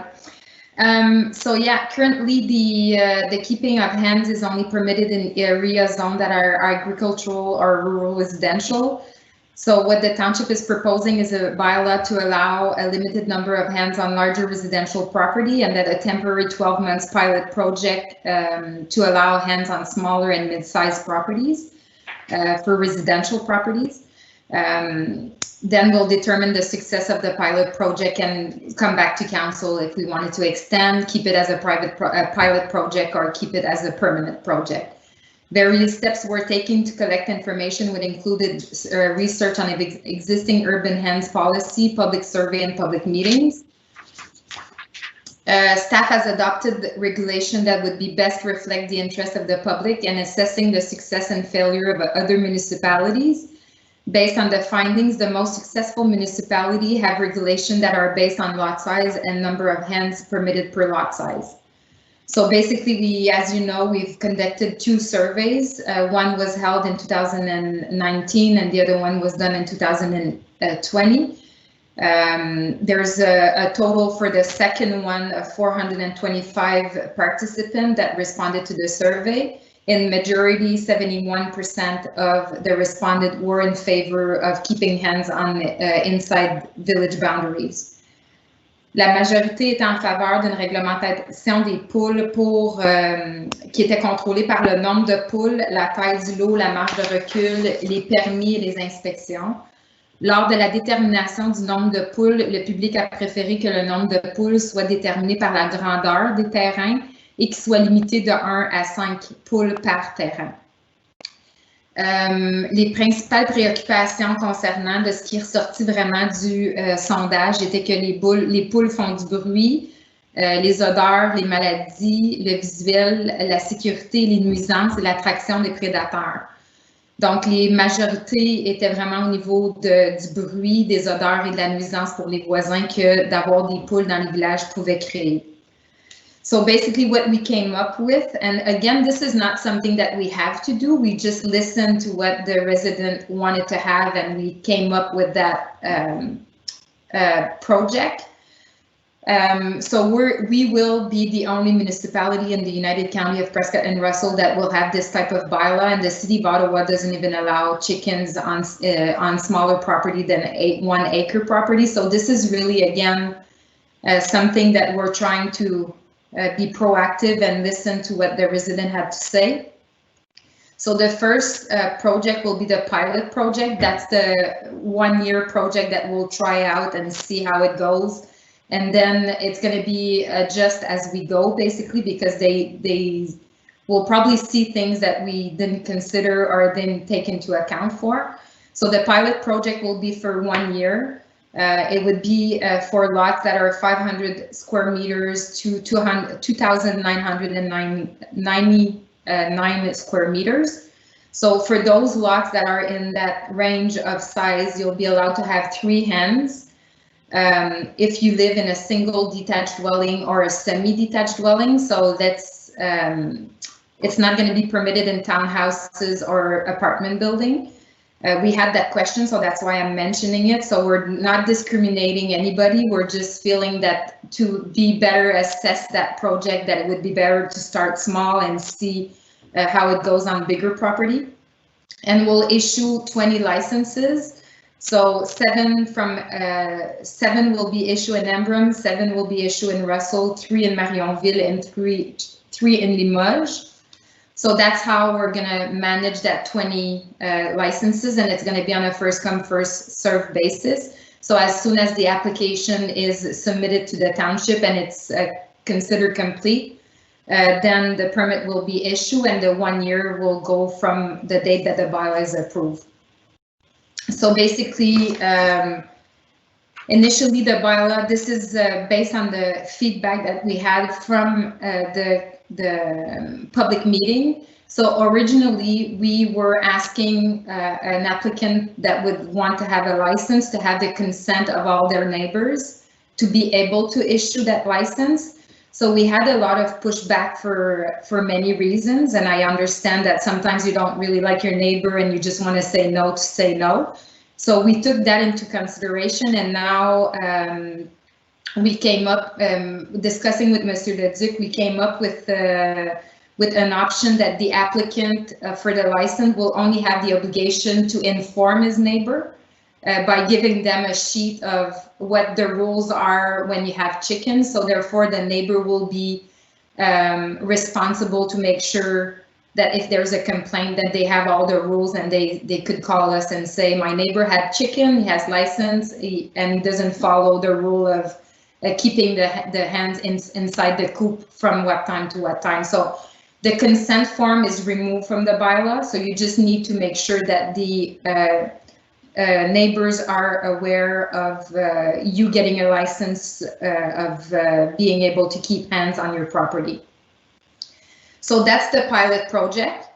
The other bylaw is containing the keeping hens on bigger property, so lots that are bigger than 3,000 square meters. So that's about 3/4 of an acre that you're allowed to have in between 3 and 5 hens per lot. This is not a pilot project, so as soon as you get your license, you're good to go until, there's no until, you're good to go with the license.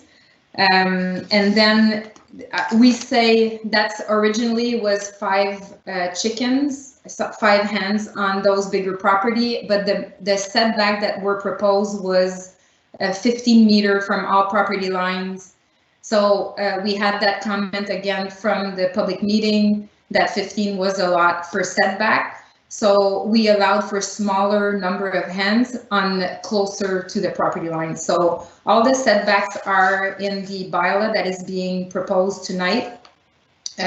So we did consider a lot of comments that we received at the public meeting. We had emails for questions, and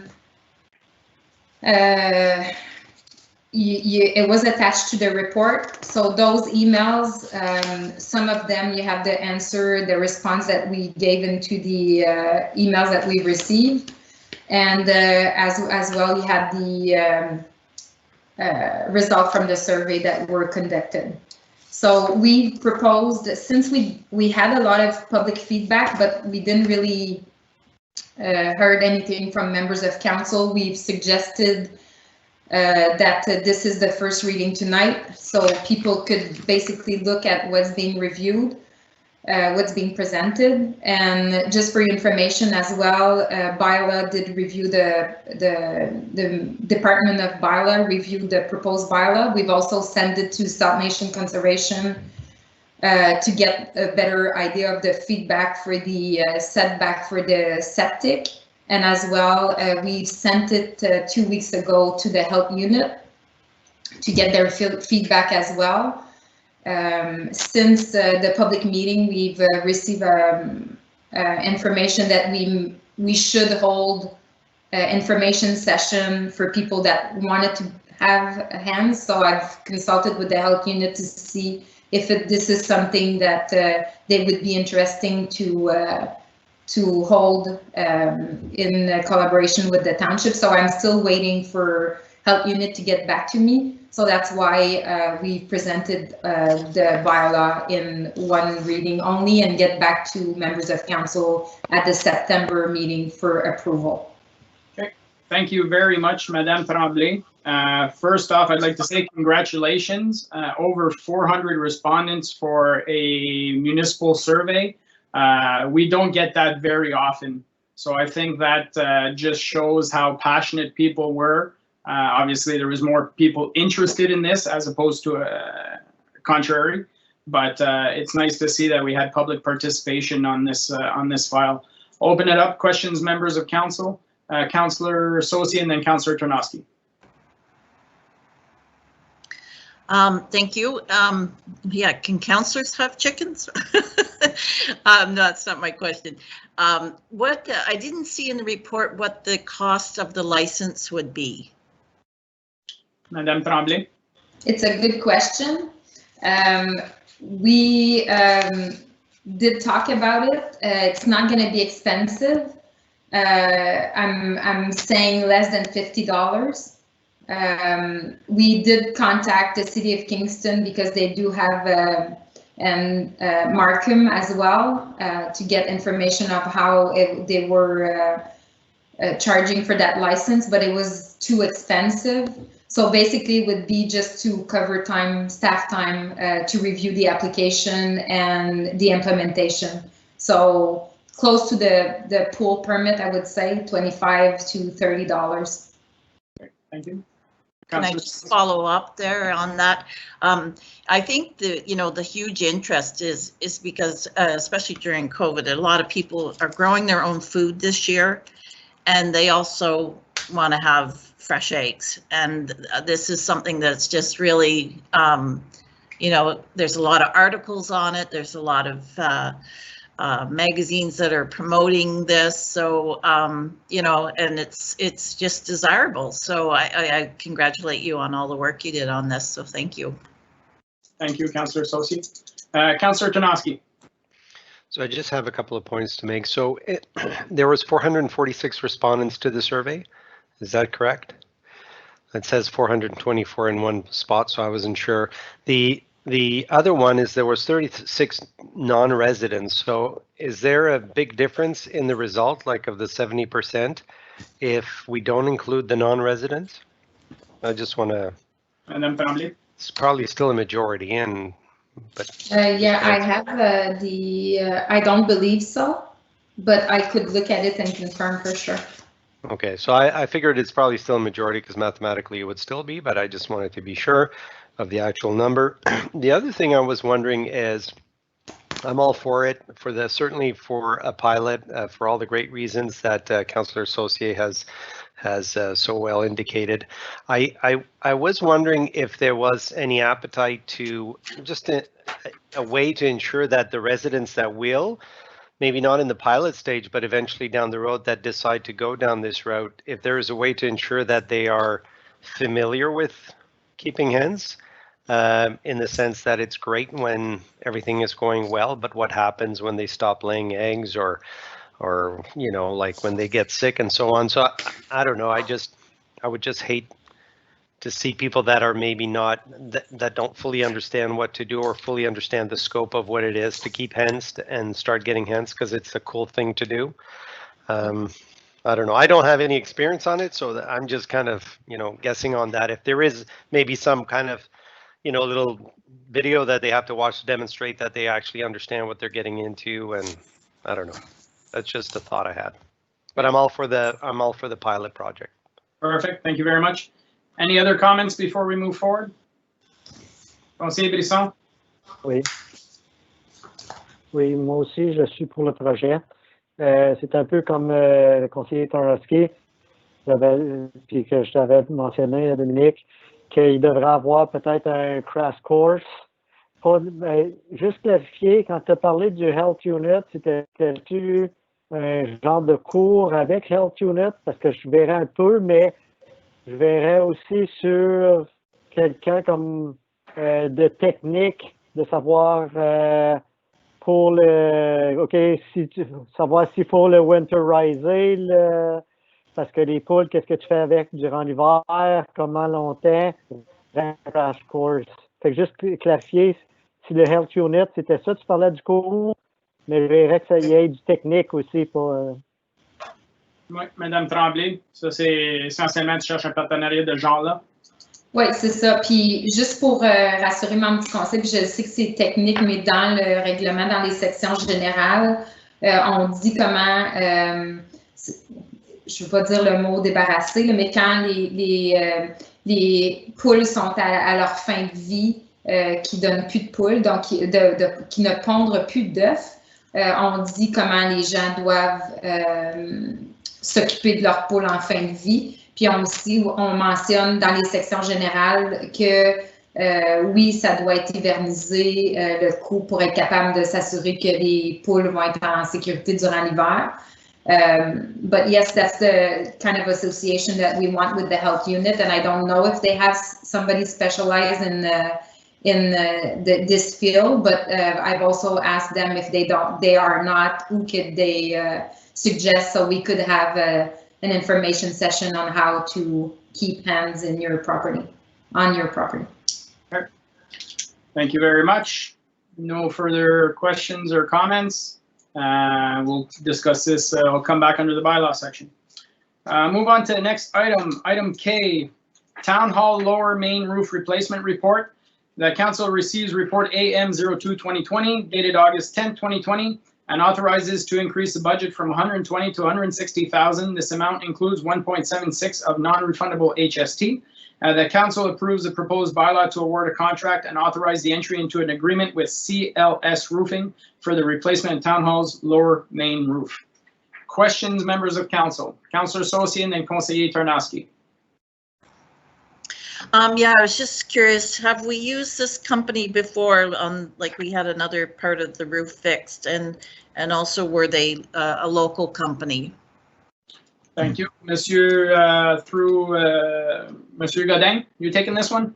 Yep, through you, Mr. Mayor.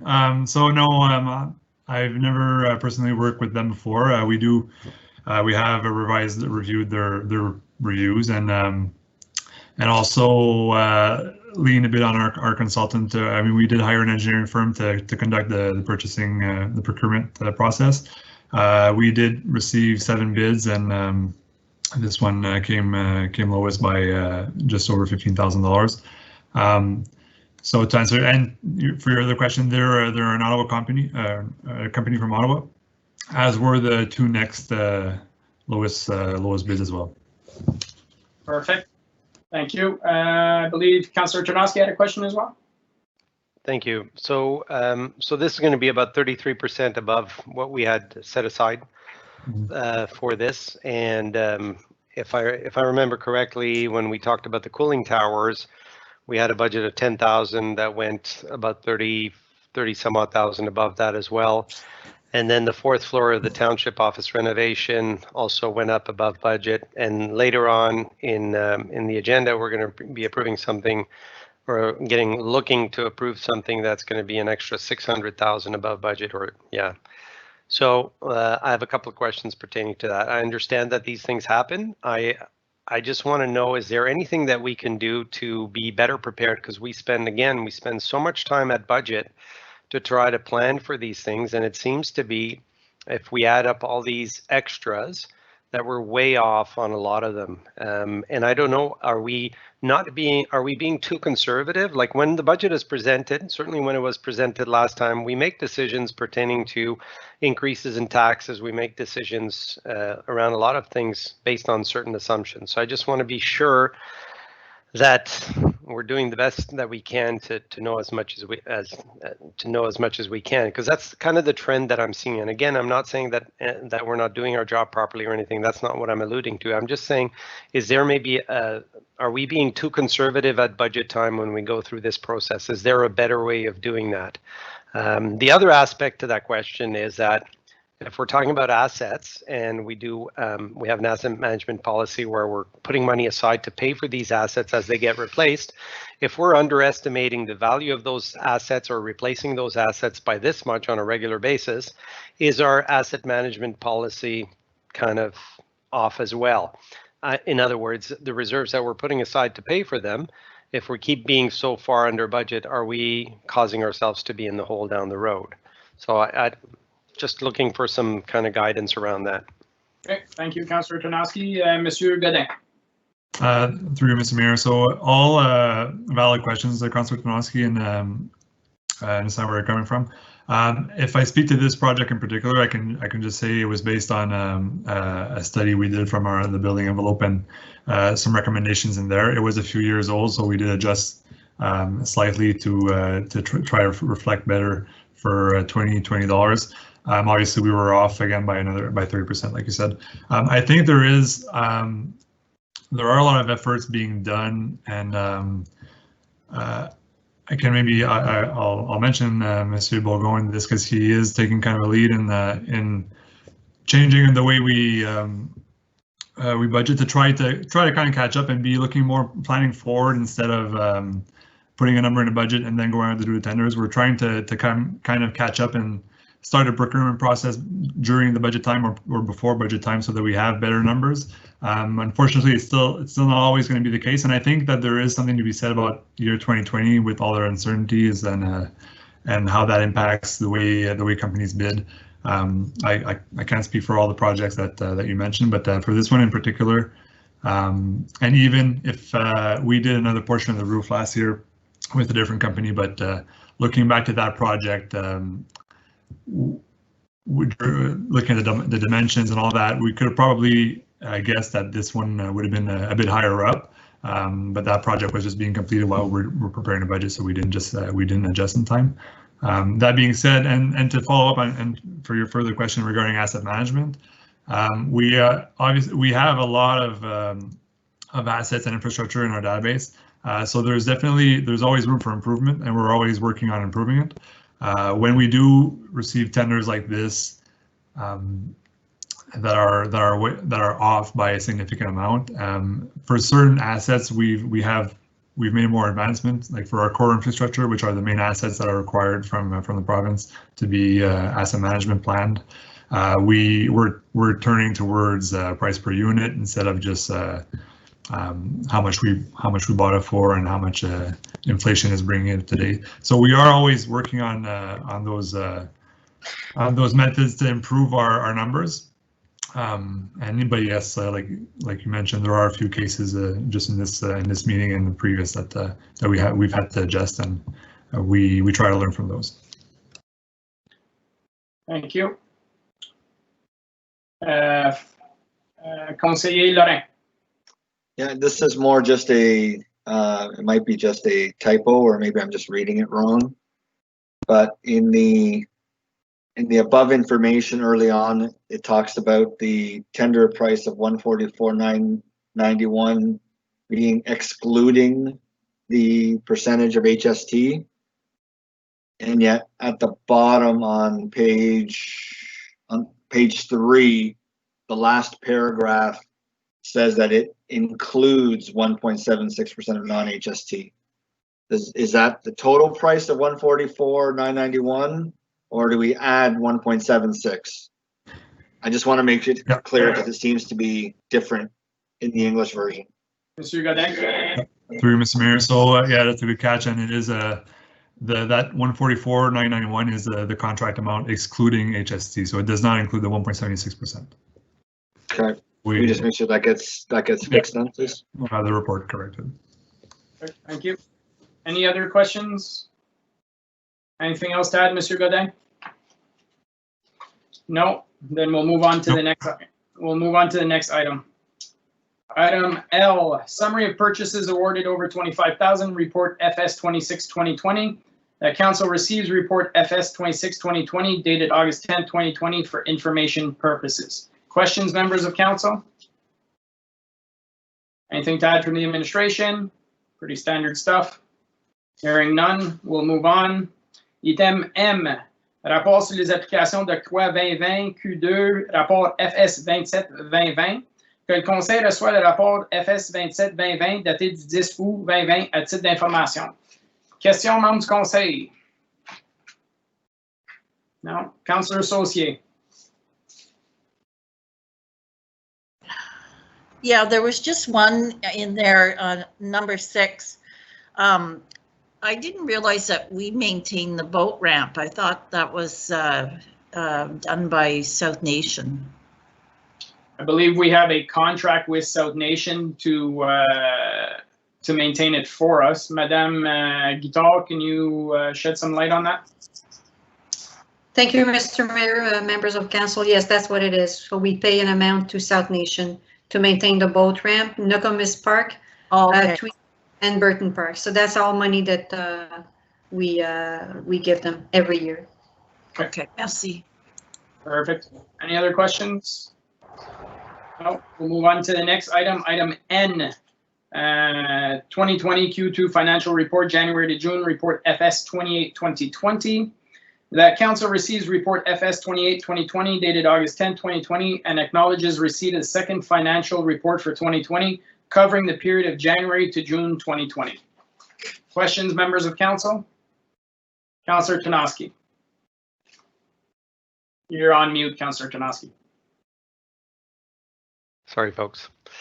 So in looking at the financial summary, January to June, we're down about 750K, about 5% in revenues. Any major concerns around that?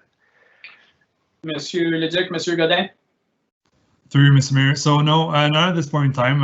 Obviously, there are concerns, and we'll dive deeper into them when we bring an update from COVID to council in September. We have noticed, we did notice a few variances, excuse me, from actuals from last year's for the same period, and most of those cases we were able to track back to services that were cut or put on hold. We're still working. We're working on looking at those numbers and updating them with all the new orders or all the new phase of the COVID-19, if you will, and hoping to have a report for you in the first meeting of September to update council on that. Okay. But as far as the rest of the report goes, we always go through it and to see if anything stands out. And like I said, most of the items standing out were easily matched to that to the unfortunate COVID event. Okay, a couple of follow-ups as well. The water billing revenues are up about 20.5%, 400K. Just understanding why such a large increase in water billing. Is it just timing or? Monsieur Bourgon, could it be that everybody's staying at home all the time? 20%. Mr. Mayor, the general consumption stayed pretty much the same, even though people were at home, since the biggest users were not using water. So we've noticed that it's really similar. But to answer a question to Councillor Tanoski, I would need to double check with Monsieur Godin to see what was the timing of billing and what's included in the report. Godin? I can through Mr. Mayor, so I can confirm it's not a question of timing and billing. We have two billings in this report, as we did in the last year. But I would point to a combination of things. Growth being one, where we have a lot of new units on the system, but also the question of replacing the water meters that we've done in the last years. So as council knows, we during that project, while some properties were on the older technology of meters and some of the batteries were going down, during the project a lot of estimates were made, and I would suggest that having those new meters probably helps. Maybe not for a 20%, but I mean, I think it does help with the water revenues to make sure we're collecting on all the consumption from the water department. Okay, a couple more, Mr. Mayor. So expenses are down year to date, 13.3% or 1.3 million. So congrats to everybody on the team for that. Obviously, that has an impact from COVID, but at least we're reacting to it, which I'm happy to see. I had one other question. This is specifically to capital projects. Under 720 parks, bike trail safety measures, approved budget was 32K. We're at 50K right now. And just a quick question pertaining to that, just for clarification.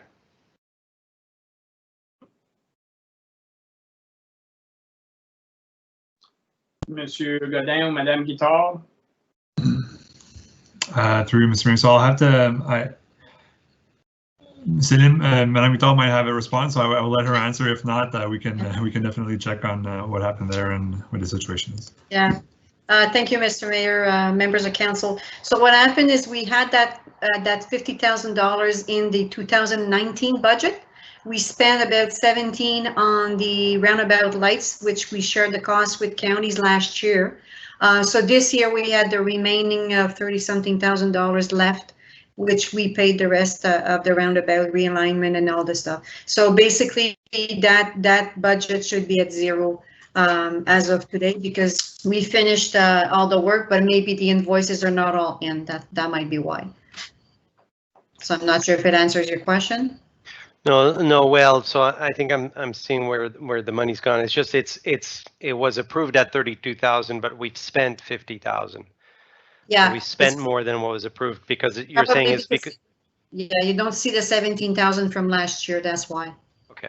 It was transferred over. Yeah. So it should have been only 32,000 transferred, because what happened is the 17,000 came in very late, if not even in the new year. Okay. From the county, because it was done very late last fall.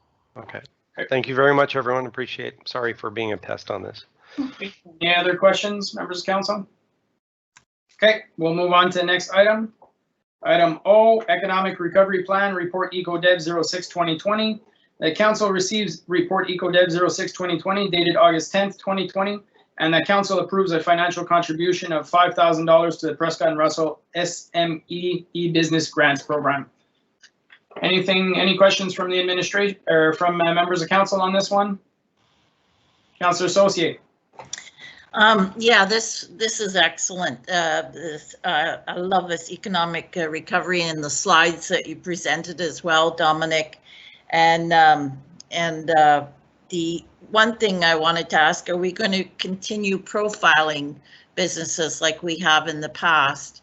And, you know, I also loved your, the thing that was on Facebook, but somebody kind of pointed out to me, they said maybe it'd be better if we had used a local, something local in the photo. So I don't know if that's possible, but I was really happy with the whole report. Okay, thank you very much. Any other questions? Anything to add, Madame Tremblay?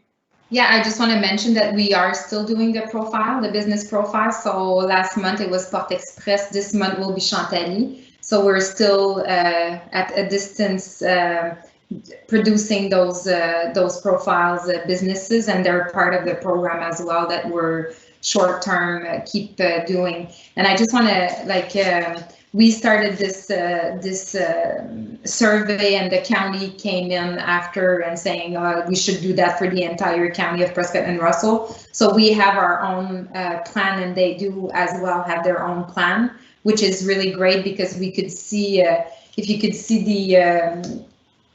the response from the survey of the county, we accounted for 23% of the responded were businesses for Montbar. So I think with this survey, we do have a good understanding of what the businesses are going through during this period of time, and we could have the tools to help them achieve their goal and making sure that they don't close door. And long term, I think members of council saw on Facebook that we did the Mother's Day program, and we did the pop-up patio program is something that we would want to pursue even if we don't have the COVID. I think it was really, really good. So those are all programs that we want to keep doing and making sure that the businesses know on the other side that we are there to help them and making sure that they could ask us questions. And every week we send them program that the province is giving us for tools and for grants for them to make sure that they have money to pay their workers and making sure they have the right labor. So I think we were pretty proactive. We're meeting every week with the county as well, with all the other EcoDev representative of the county. So I think it's going well, and hopefully it's something that will adjust and keep going, doing whenever this when everything go back to normal. Okay, thank you very much. Any other questions, members of council? No, we will move on to the next item. Item P, Petition sewer project on Alain and Safi Street, report ISWW 01-2020. That council receives report ISWW 01-2020 dated August 10, 2020, and receives the petition signed by the residents of Alain and Safi Street, and that council gives the direction to the administration to select the engineering firm for the design of the sanitary sewer. Questions, comments, members of council? Councillor Tarnowski. Just to clarify, so I see 17 names on the petition. I did like the little Google Maps there, and I counted 21 homes. Is that accurate? Does that make sense? In that area, yeah, that would be approximate. Mr. Okay. Yeah, that would make sense. I apologize, I don't have the exact number, but we still have an approval of 85% of the resident that signed that petition. Okay, perfect. Monsieur Bourgon, it says that council, once we give the firm the design of the sanitary sewer, do we know what the cost of that design is? Through you, Mr. Mayor. So the timing would be that I would bring back that item at the budget discussion. So we would put to assign that contract starting in our 2021 budget. So council will know the exact amount of that task, and the timing would be perfect to be in tender at a similar time next year, and hopefully everything, if the residents are satisfied with the numbers, well, we could proceed with construction in 2022. Okay, perfect. So similar to the 417 industrial project, we're following the same mentality. Exactly. I know the design process will be much shorter, but if we want to start to having that mentality, or to put that, we know to more exact numbers coming to our budget, to, if I go back to Councillor Tarnowski points earlier, those are type of things that we're trying to implement in our timing to be in the budget discussion with accurate number from tender pricing, and then we don't have those type of surprise of a huge increase coming to council at any point in time during the year. Okay, perfect. Thank you. Councillor Lorrain and then Councillor Saucier. So then I have a question then regarding the recommendation. Should the second sentence then be removed? Because you're asking that we receive the report, but then you're asking that we give direction to select the engineering firm. But you just said that we're not gonna move forward on anything until the budget. So I just want to understand what we are approving tonight, or what we are deciding on tonight, based on what's written here and based on what you just said. Mr. Bourgon. To Mr. Mayor.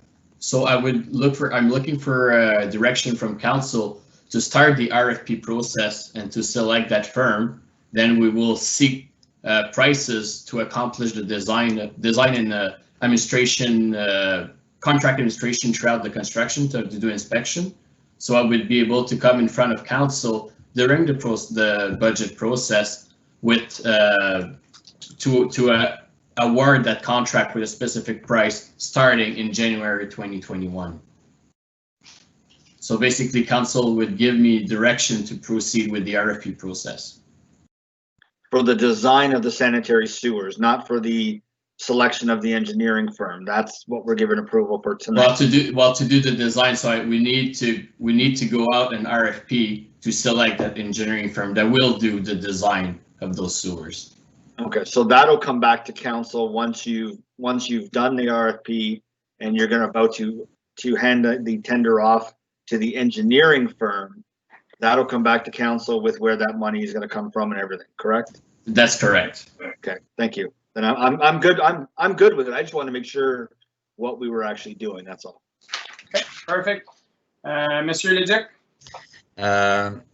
Mr. Mayor, I'd like to ask Mr. Bourgon, in the case where we proceed with some engineering designs and residents don't decide to proceed, who gets to pay for those costs? Because we made reference to the industrial park, so I'd like to be clear that what's the answer to that one.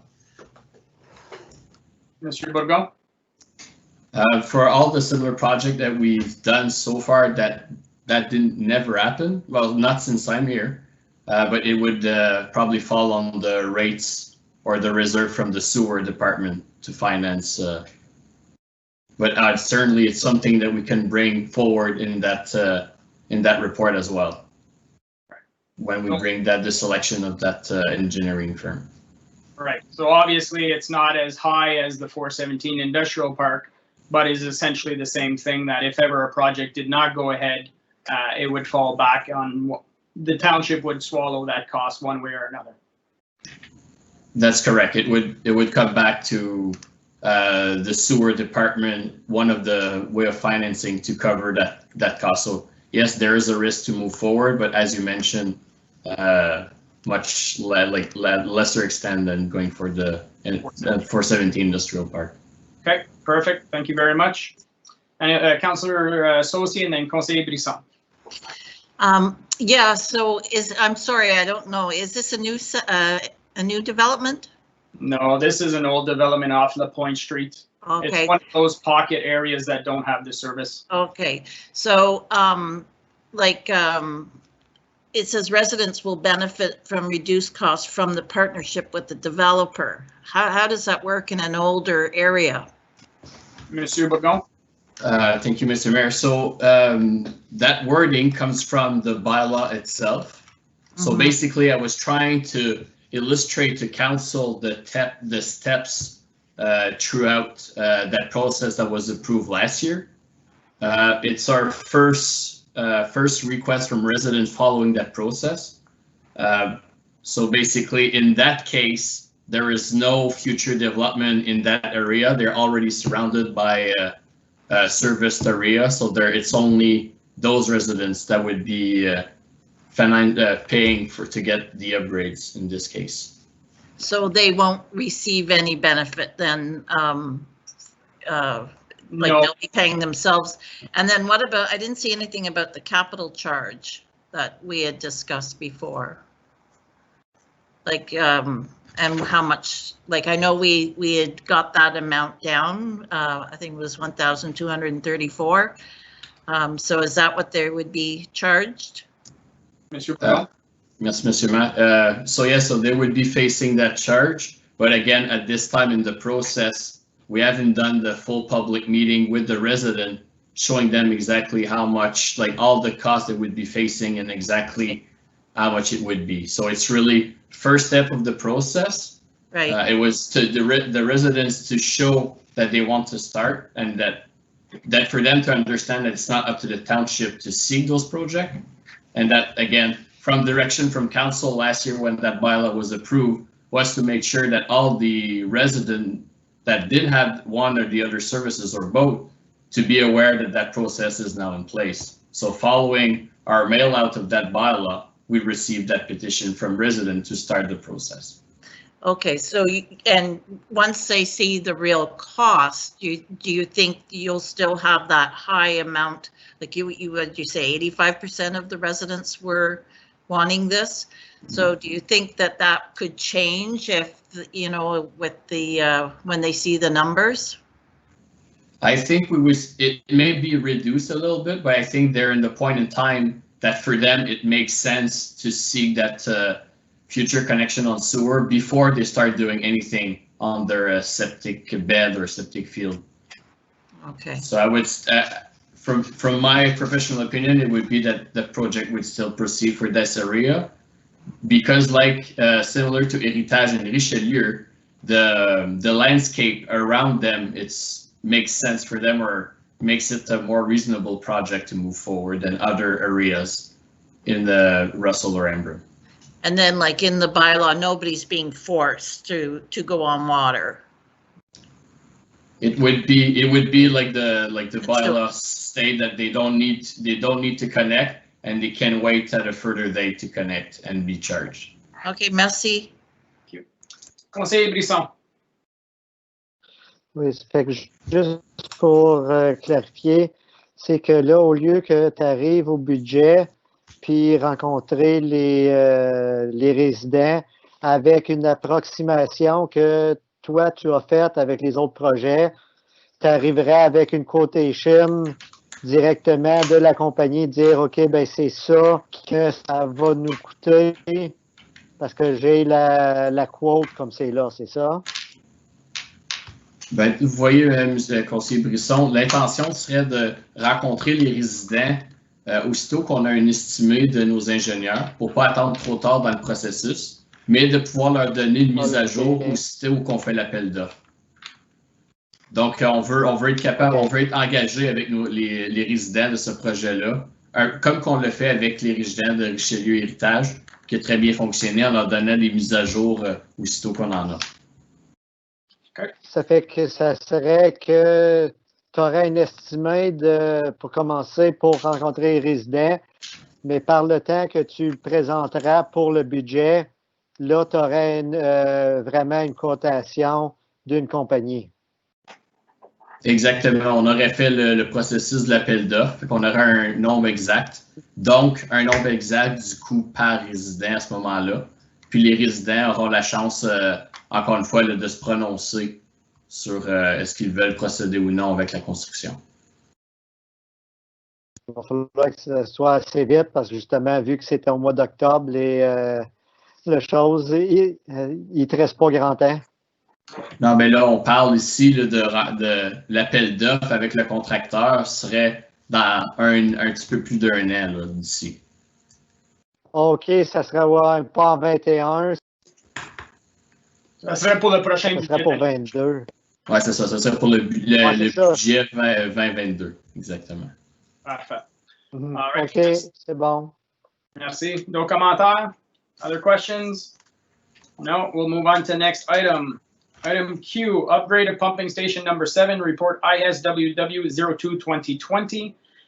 That council receives report ISWW 02-2020 dated August 10, 2020 and approves the proposed bylaw to award a contract and to authorize the entry into an agreement with Premium for the upgrade of pumping station number 7 for $879,877.90 plus $15,485.85 equaling $895,363.75. This amount includes 1.76% of non-refundable HST. That council authorizes to increase the budget by $628,353.75, and that the mayor and the clerk are authorized to sign the agreement. Questions, members of council? Councillor Tarnowski. Could I get a better understanding of the scope of the project? How is it that much different from the initial budget process? Because now we're talking about 3 times the original amount, and it's a lot of money. Of course. Monsieur Bourgon. Merci, Monsieur Mayor. So to answer your question, Councillor Tarnowski, at the type of budget, the design was not completed. So we were, I want to say halfway done, but so throughout, like we finished design, there's going to be a small building. And just for a member of the public and council, Station 7 is the pumping station located beside City Hall. So where it's going to have a small building to house all the electrical, a generator.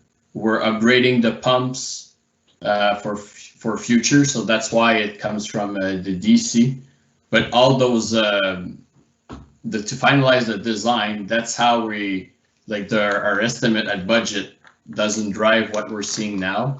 And even our estimates before going to tender, there's still a big difference. So we were surprised to see those prices much higher at the point that we did seek legal advice to see what were our options. And from recommendation from a lawyer, it would, and plus the contractor is willing to sit down with us, but is to negotiate some items. Those items being, we mentioned some specific subcontractors to be used by the GC or the general contractor. The estimate that we're giving to us were much lower than the one that he gave to those general contractor. So those are some items that we will, if council do approve that tonight, we will negotiate those items to try and lower as much as possible that contract. Something that we did in the past on the sewer for La Madeleine, the construction, we did negotiate with the contractor afterwards to lower some costs on some items. That's something that we will try to achieve here if council decide to move forward. And again, to go back to our timing, Originally, the tender process was supposed to be in April. With the COVID situation, we pushed it off to June, which brings out to our timing here. I felt that we had still enough time in the year to move forward and do lots of work before winter comes. But again, even if it's not in the report, council could give me direction to put that new amount for our budget 2021 and to have that construction to start next spring. But as I mentioned earlier this evening, I would have to confirm with the contractor if he's willing to lock in this price to do the contract later on and to at the same price as he's offering at this time. Okay, Councillor Tarnowski.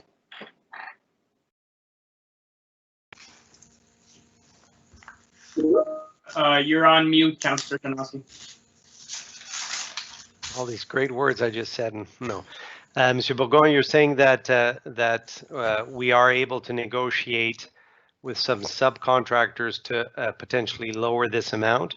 Do you have a ballpark range percentage-wise that you think that would impact the overall price? Is it something that will reduce the price by 5% or 50%? Somewhere in like a range of some sort? I'm not asking for exact amounts, but at this point in time, we're hoping to get close to $100,000. Minus 100,000, okay. Yeah. And then the amount that you have here doesn't include a contingency, correct? It does include a contingency. Oh, it does? Okay, thank you. And then finally, my last question is, if we do not approve this for this year, what's the risk? What's the risk in not upgrading till next year? In order to delay the project, there's no risk, as we're doing that just part of our upgrades that is required in the future. So there's no risk in that sense. The only risk would be if the contractor doesn't want to secure his price, and let's say we need to retender and we come up with higher prices. That would be the risk at this time. Thank you. Okay. Conseiller Lorrain? Yeah, I believe there's, and this is the same concern I'm going to bring up when we get to resolutions on another matter, but there's also the risk of litigation from the bidders who submitted their bids through this process if we choose not to move forward with the project, as now their bids are all exposed. Their potential loss of revenue to the lowest bidder and stuff like that. So I think we got to make sure we mitigate those concerns as well if they're not rock solid in the actual RFP process. So I just want to make sure we look at that, because that could also be a significant factor in some decisions that we have to make. Thank you very much, Conseiller Lorrain. Conseiller Brisson? Yeah, because it's at that station that last year there was some work that was done to pass underneath Notre Dame, if I'm correct. Monsieur Bourgogne? No, we didn't do any work at that station last year. Last year we did replace the culvert that's located right beside that station. Work that was done and financed with the counties. Okay, so it was only the culvert. It was not. But is that station whenever we service the commercial park? Mr. Bourgogne? Yeah, that's correct. That station does service Ambrim West, which was done in 2014. Service the sports zone, service the commercial park, and future growth. So that project of upgrading is identified in our DC study as well, to do those upgrades to accommodate for that new growth on that station. And what kind of upgrade? I know you did talk about building on top of it, but what kind of, is it only some pump more or for that amount of money? Yeah, so we are upgrading the pumps, adding a generator, the building to include all the electrical, our SCADA system, all the mechanical that's included to maintain air quality in that building, since you have much more panels. So AC is included in like it's all that mechanical and specialized equipment for our communication that will go in that building. Okay, thank you. Councillor Tarnowski? So just I would like to get a little clarification on what Councillor Lorrain mentioned. I understand the potential liability. Is that something that's what's the risk on that? Just to get a better feel for it. Mr. Bourgon? Merci. So anytime that we do those type of tender and let's say we decide not to move forward, there's always a risk. To tell you exactly how much or what's the percentage of risk, it's hard for me to say at this time, but usually you could be looking at the, let's say as a rule of thumb, the 10% margin of profit, or those are the type of risks we could be facing by not awarding this contract. It's something that was done in the past with nothing of that sort happening to the corporation, but it's always a risk. Monsieur Leduc? Mr. Bourgon, is there a clause in the RFP process that says if the amount tendered were way beyond the budget amount, do we have a clause that says we can not proceed with the project at this point? And if we were to redo it, then we'd maybe to have to redo our RFP or reduce the scope or change the scope so that we don't resubmit a second tender for the same project. That's correct, Mr. Leduc, and that's a good point that our documentation does include those type of clauses to protect as much as possible the corporation, that if we don't have the budget to proceed with a specific project and retender in the future, but by changing the scope. So yes, that's a possibility, and we do have that protection in our documentations. But in this case, the scope of work that you've tendered for is a scope of work that needs to be done. Is that correct? Whether it's now or it's in the future, it's still work that needs to be done? Yes, that's correct, Mr. Mayor. Thank you. Conseiller Lorrain? And even when you have those protections, it doesn't stop somebody from commencing a legal action regardless, and ties us up in litigation and adds additional costs. So, you know, that's there is always the risk, especially when, you know, this is something that we're looking to do. We haven't changed anything, and you know, I just want to make sure if we're delaying for the right reason. If we're canceling for the right reasons, and we're not just pushing things off to push them off. Okay, Councillor Tarnowski? So a couple of points. So for the impact on the DC study, could someone just clarify that to me? So for the future DC study, if there's a major shortfall because we underestimated these kind of capital projects, what's the impact long term? Monsieur Bourgon, Monsieur Godin?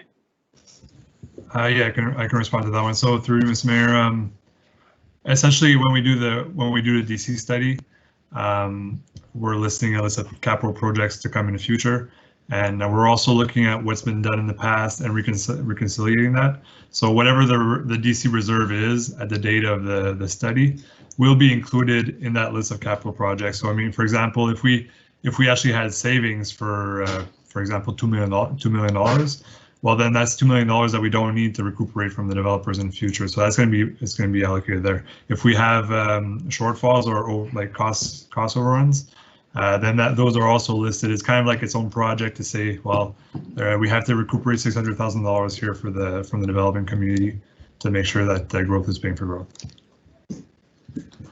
Mr. Tarnowski? Just one last question. So is it fair to assume then that this 880,000 is all for growth? Like is it all financed through DC? Monsieur Bourgon, Monsieur Godin? Yeah, this project it's to serve all the new development, all the new connection. So it is a link in our DC study. It's linked 100% to the growth. Thank you. Okay. Any other questions? Anything else to add? Okay, we'll move on to the next item.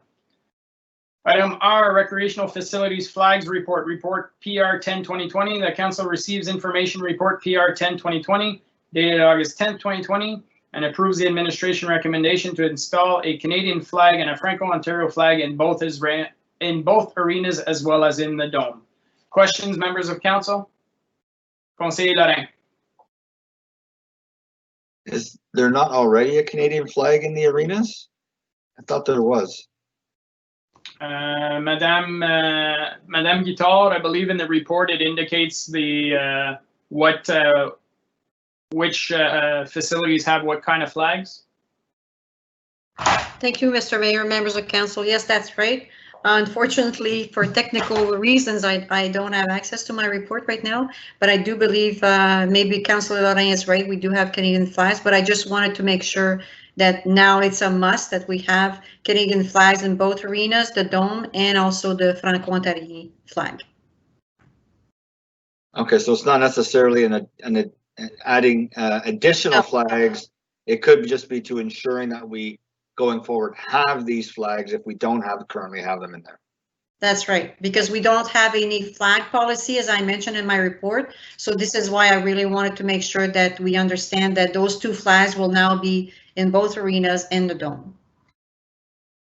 Okay, perfect. Conseiller Tarnowski. So I just want to thank Madame Guitard for the report, and this is a recommendation that came from the PRAC committee, and so happy to see that moving forward. Really happy about that. Thank you. Okay, thank you very much. Nothing further. We'll move on to the next item. Item S, Employee and Council Benefits Plan Renewal Report CAO 03-2020. The council receives report CAO 03-2020 dated August 10th, 2020. Questions from members of council? Seeing none, anything to add, Monsieur Leduc? Just that we're saving in the next 4 months about $33,000 for the employer's portion. Okay, thank you. All right, we'll move on to the next item. Item T, Parks and Recreation Advisory Committee Recommendation 2020-008 Roundabout Crossing in Embrun. The council receives recommendation number 2020-008 from the Parks and Recreation Advisory Committee dated June 22nd, 2020 with respect to the roundabout crossing in Embrun. I'll ask Councillor Tarnowski, I believe you're chair of this committee, if you could just speak to it a little bit. Thank you. So there was concerns that were brought up through the PRAC committee about the distancing of the lights from the roundabout. And so there was additional research that was conducted, or just confirmations that we were within code where the distance of those particular lights. And so that was confirmed to us. The members of the PRAC committee were concerned at the distance, but subsequently we also were interested in knowing that there would be some sort of advanced signage letting people know going into the roundabout that there is potential lights there, so there may be a stop, like they may be required to stop, and that we would also do some sort of educational program through Facebook and so on about how to use the roundabouts. So the concern was that someone not paying attention may go through without stopping at the light, or someone behind them in the roundabout may hit the car that is stopped at the roundabout, or not at the roundabout, but at the crossing. So I think the key to that statement is people not paying attention. And you know, as much as we try and educate people, there'll always be people who don't pay attention. But thank you for that the feedback, Conseiller Lorrain, Conseiller Brisson. Yeah, I'm just curious, who is responsible to maintain the inside of the roundabout, the bushes and the trees and the plants and all that stuff in there? I believe it's recreation, if I'm not mistaken. I believe so, Madame Guitard. I believe it's your staff that take care of the shrubberies inside the roundabout. Yes, Mr. Mayor, that's right. It's the department. Okay, so I've received concerns from residents where even before there's going to be a stop or a potential stop in the roundabout based on cyclists going by, because they're gonna have to stop for the cyclist or pedestrians even. That even right now, the visibility coming from Russell to Embrun is what am I saying, is when they come around that turn, the visibility is limited. So they're having difficulty even seeing the cars now that are stopping for the pedestrians. And have we looked at that from a, I don't know if that's been en Bordeaux or not, but from a visibility perspective to make sure that now if we're going to be requiring the cars to stop for pedestrians, that as they come around, they're going to be able to see that car that stopped in front of them rather than getting right around and then all of a sudden the cars stop right there they can't see. Okay, I think this is more of a question for Monsieur Bourgon in regards to the roads department. I just want to remind that the speed limit inside the roundabout is 25 kilometers an hour. So there shouldn't be any problems of people slowly going through the roundabout, seeing a car stop and having ample time to stop. But Monsieur Bourgon, in regards, I know we've had discussions in regards to line of sight for that area. And if I remember well, the bushes, the way it's set up so that the lights from oncoming traffic aren't blinding each other as you're getting into the roundabout. But can you clarify that, please? Certainly. So you're right, Mr. Mayor. The bushes or landscaping of the roundabout is there to prevent people from seeing on the other side or to be blind by the lights. So you want to focus on where you're heading. So it gets people to slow down and to look and to make them focus on where they're going. So that's the whole intent of that type of landscaping. So let's say you're coming from Russell or the 417. As you're doing the curve in front of Valbrun Ford, you'll see the blinking lights that should give enough warning to, or if you're paying attention in front of you, that should give enough time to any cars or trucks to slow down. And those are the type of approach that we see all across Ontario with the design of those type of roundabouts and crossing. And they meet obviously the ministry standards, correct? That's correct. And even the ministry are putting more and more and more roundabouts of that type with crossing. And we see that's much heavier traffic than what we have here in Embrun. And we see it worked, again, all over Ontario. Yeah, I think just on Trim Road in Orleans, there's like 3 in a row, if not that whole area is getting to be roundabouts. Conseiller Brisson and Councillor Saucier. Yeah, I just saw today that they had, I don't know when they remove the plastic on the lights. I don't know if they're working, but also I haven't seen that there was any sign indicating that there was those lights. Do you know if what's the update on this? Monsieur Bourgon? Thank you, Mr. Mayor. So I did speak with the counties earlier this morning that they were activated the beacons. They were also to install those signs telling everyone ahead of time that the crossing is coming. Unfortunately, I don't have the answer to your question, Conseiller Brisson. I would have to look with them in the morning.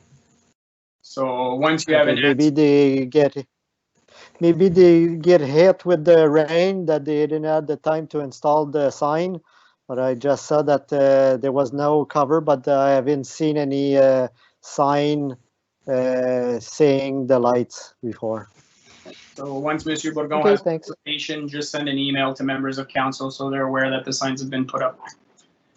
Councillor Saucier, or Monsieur Bourgon, sorry, did you have a comment?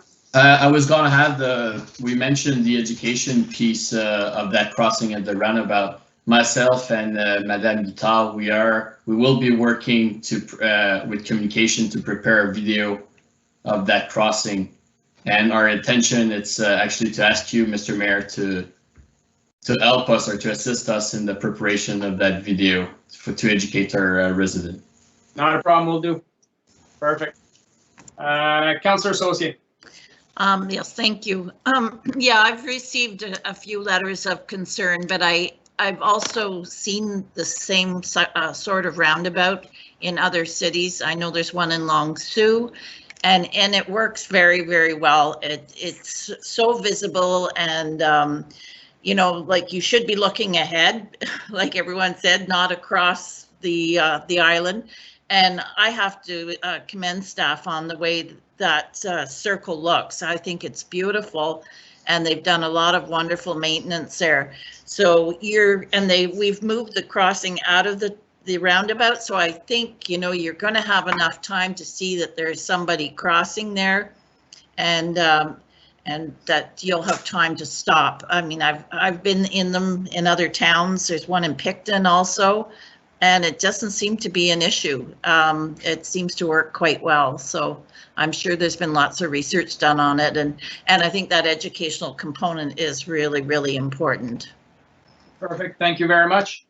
If there's no further questions, we'll move on to the next item. Item U, Police Village of Russell Trustees Verbal Report CL 2020, the appointment of a new trustee. Madame Camille Laflamme. Hello, council members and Mr. Mayor. Yes, I just wanted to give you an update on what's happening with the Police Village of Russell.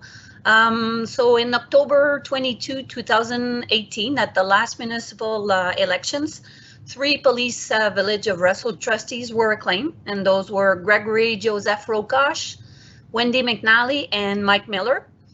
On June 2nd, 2020, the clerk, myself, was advised in writing by Mr. Rokosh that he was resigning from his Police Village trustee mandate effective July 3rd. So on August 6th, at their Police Village meeting, they nominated David Dyer from Russell and to replace Mr. Rokosh for the rest of the term. So that's up to the end of 2022, just like council members.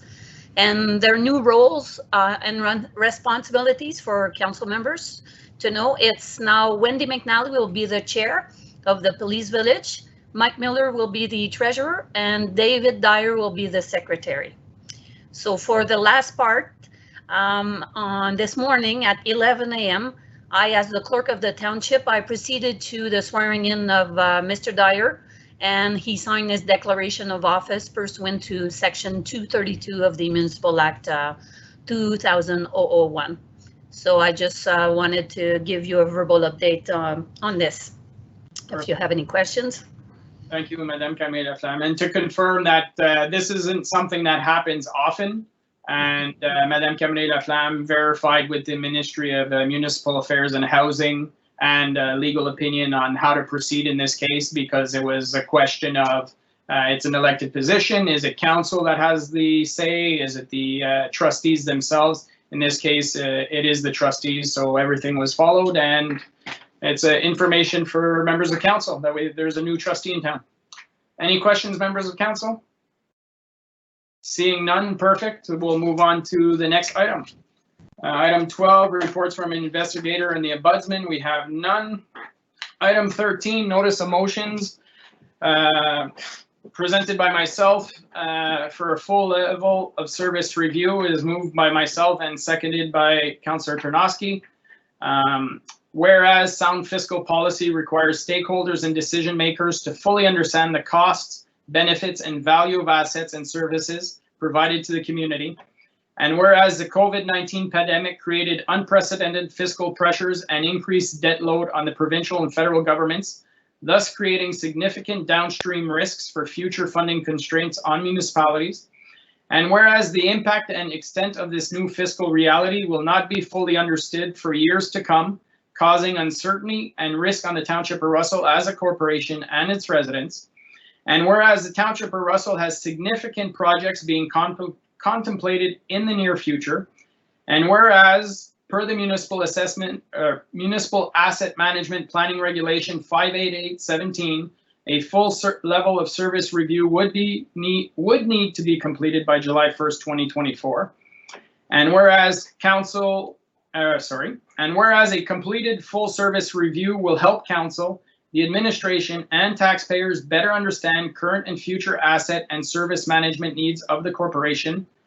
Therefore, be it resolved that we mandate the administration to prioritize a full level of service review process for 2021 in order to have a complete picture.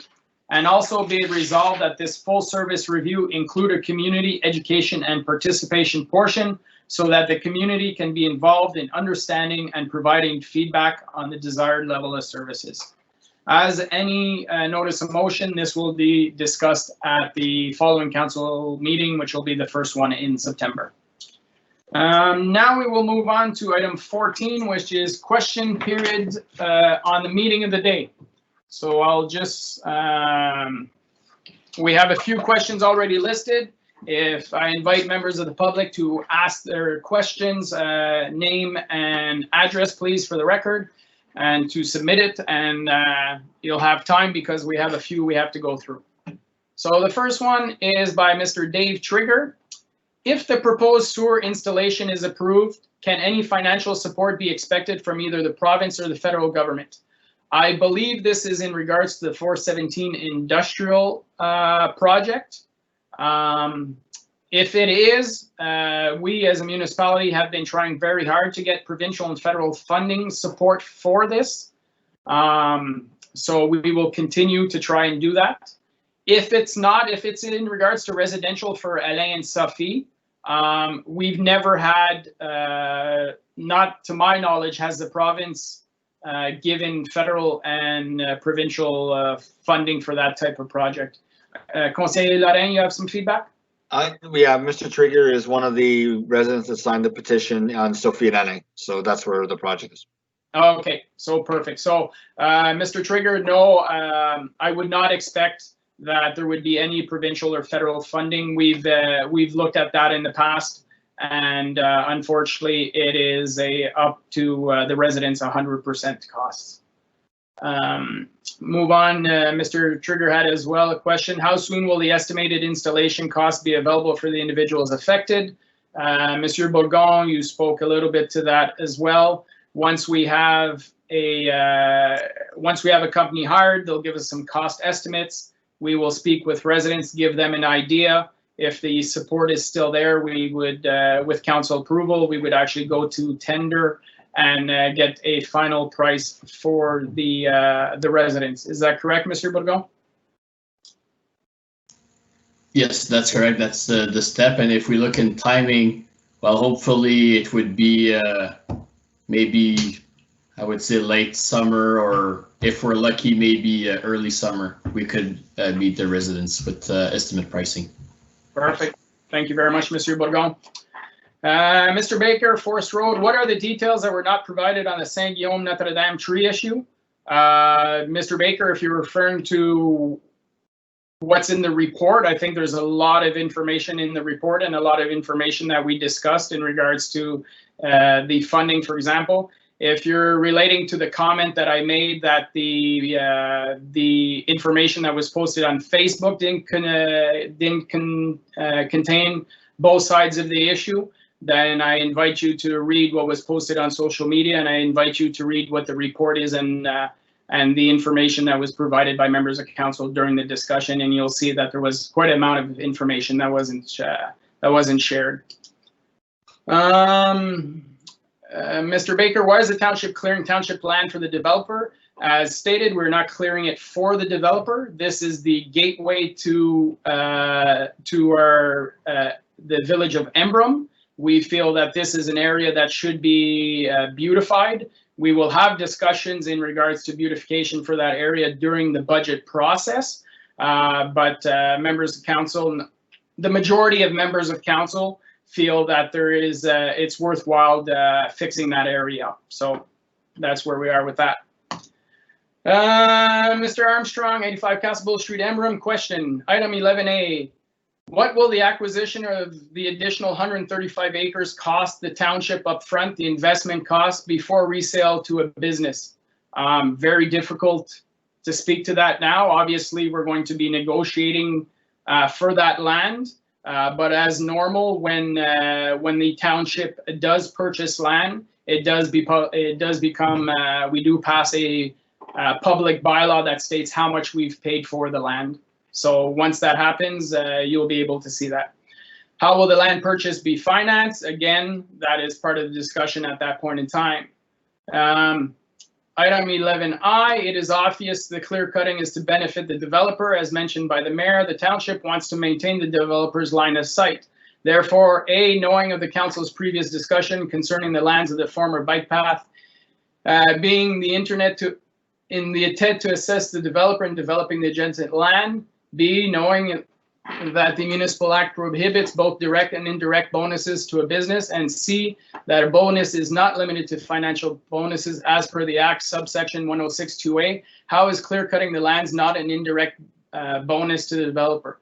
As mentioned, we're not clearing the land for the developer. This is a township. The council has taken the decision that we're clearing the land for ourselves. There is a maintenance contract, and as stated, we have a legal opinion in our report. And obviously, Mr. Armstrong, you know full well that you're able to sue the township if you so desire to. If you want to do that route as you've done in the past, that's your choice. But the report is pretty clear as to the legal opinion on this matter. What is the township plan for this land? What landscaping or amenity features does the township envision installing? Well, that will be a report that will be brought forward by our administration to council to discuss what to do in the future. Mr. Armstrong, 85 Castle, what percentage of residential lots are less than 500 meters squared? 500 to 200,500 meters squared and over 2,500 meters squared. How many % of our lots are excluded as townhouses? Madame Tremblay, would you have that information offhand? If not, we could send an email to Monsieur Armstrong. No, I don't. I don't keep count of lots that are smaller than 500 or in between. I just know lots that are meeting the zoning bylaw, and that's why we've measured those lots based on what the average lot size we had inside subdivision, but I don't have the counts and I'm not planning on counting it. Yeah, correct me if I'm wrong, but the public access on à la carte would have a map of our municipality and people could zone in and see lots. Is that yes, correct? You could do one by one, but to get all of those stats, I'm not quite sure that the à la carte public would have the access to do that. And to be honest, I don't understand the purpose of the question. Yeah, well, I'm just going to suggest, Mr. Armstrong, if you want to go on à la carte and count the lot sizes one by one, you're welcome to do that. Madame Giselle Leslie. I'm looking at the interest for Alain and Sophie Street. I live in Russell on Chartrand. The letter we received did not mention a date of response. Everyone thinks the municipality will come back to ask everyone. Another thing, Sophie and Alain Street was quoted 20,000. I was quoted 40,000 on the phone. Why is it such more in Russell? So I'll try and take a shot at this, and I might ask our executive director to help. In regards, it is led by the residents. It's up to the residents, so you and your neighbors to decide if you want to have the township look at those potential costs. The reason that some areas are less expensive or more expensive is very much in regards to the scope of work. Therefore, the ground that are you digging in rock or are you digging in soft land? Are you, do you require a pumping station or you don't require a pumping station? So those are a lot of questions. There was actually a 2016 report, I believe, that looked at a lot of that information. If you contact the Public Works Department, they'll be able to, or Infrastructure Services, they will be able to give you that report and you'll see what was estimated for your area. Keep in mind that's 2016 numbers. Costs have gone up since then, but that'll give you an idea why one area is more expensive or cheaper than another. Mr. Bourgon, anything to add? No, Mr. Mayor. You resume what my answer would have been. Okay, perfect. Thank you very much. Mr. Armstrong, my question was in respect to item 11J. We looked at that. Madame Leslie, again, I have concerns about Franco-Ontario flags in Russell. I'm French-Canadian, but feel should be in Emblem only. Having it in Russell will definitely cause uproar. I think that if you look at statistics in regards to our whole municipality, there's a lot of more Anglophones in Emblem than there used to be historically, and there's a lot more Francophones in Russell than historically as well. So It's always council's decision, but I don't see any issue with having a Canadian flag and a Franco-Ontario flag in our arenas. We are a bilingual community. Thank you very much. And that is it for the questions. I think we will now move on to resolutions. And Madame Camille Laflamme, I believe you will have to give me this clarification. I think we removed a few items. Yes, Mr. Mayor, there's only 11A and 11I. Okay. So motion that council approves all recommendations listed on the agenda under item number 11 from reports and departments, council committees. And we'll put it on the floor. So moved by Councillor Tanoski, seconded by Conseil Brisson. You guys are okay with that? Okay, so then we'll add the amendment except for items A and I to be voted on individually. For the amendment moved by Conseiller Lorrain, Councillor Saucier, you guys are okay with that? Yes. Yeah, perfect. So we're voting on everything. It's okay. First on the amendment, everybody's okay to separate these two items? Yes. André, oui. Jamie, yes. Cindy Saucier, yes. Perfect. So the amendment is carried. So now we're voting on everything except those two items. All those in favor? Mike Ternosky, yes. André, oui. Jamie, yes. Cindy Saucier, yes. Perfect. So those are carried. Now we will go to item A, the industrial park servicing. So the resolution reads as that council receives report FS 29-2020 dated August 10, 2020 for discussion purposes and identifies for the administration if further assumptions should be evaluated against reference scenario in the business plan prepared by Hemson Consulting and presented to council on June 15th. So move it. I need a mover and a seconder to put on the floor. So moved by Councillor Tarnowski, seconded by Conseiller Lorrain. So if there's any changes to this, Councillor Tarnowski, you're on mute, Councillor Tarnowski. We had discussed about looking at how the 1.7 million study would be funded, and we had also discussed about moving the timeline to the budget, the budgeting process. So if we can somehow get that in there. Okay, so would you like to make that motion for those two items? Yes, please. Okay, Councillor Lorrain. In terms of the report on the financing of the 1.7, I have no problem seconding the request for that. But I would like to see it at the next council meeting, and I'd also like it to come with a legal opinion on the actual tender that we put out to see what ramifications there of not proceeding with the design at this point in time, or committing to the design before the budget period, and how long that the actual winning tenderer actually will hold their pricing and whatnot, because I'm very concerned over the. Go ahead. Okay, I seen something, so I want to make sure it was still good. I want to make sure that we have all that information before we push this off even further. Yeah. And not move forward with the actual design, which I believe was part of the overall project that had been put into the previous budgets. So, and I don't know if Monsieur Godin had a chance, or Monsieur Bourgon had a chance to look at the previous budgets to see if we had put this in before. So that piece, I don't want to move to the budget time. I want to see something at the next meeting, so that we have all the information at the next meeting. And if the council decides they want to move it to the budget even after that information, then we can look at it then. I don't think we should push it to budget time in this meeting. Okay, thank you very much, Conseiller Lorrain. Monsieur Godin, did you have some answers to the questions earlier? Yeah, through Mr. Mayor. So I can confirm that yes, it is in the budget. It's a project that's been carried over from year to year.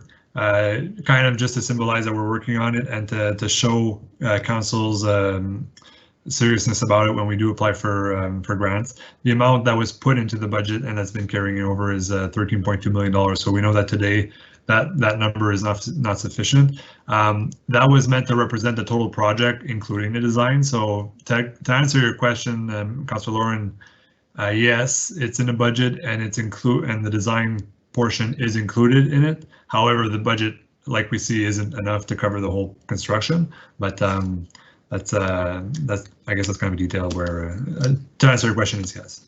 But it is in the budget and it does have enough to cover the design part, correct? That's correct, Mr. Mayor, but there is no financing identified, so we do still have to come to council with the finance plan. Yeah, it was unserviced. So Councillor Ryan made some points. Councillor Tarnowski, would you be comfortable just pushing that we want a financial report on how to pay that 1.7 million back and have it come back at the next meeting? That way we can get a legal opinion on what happens if we're pushing it back further than that.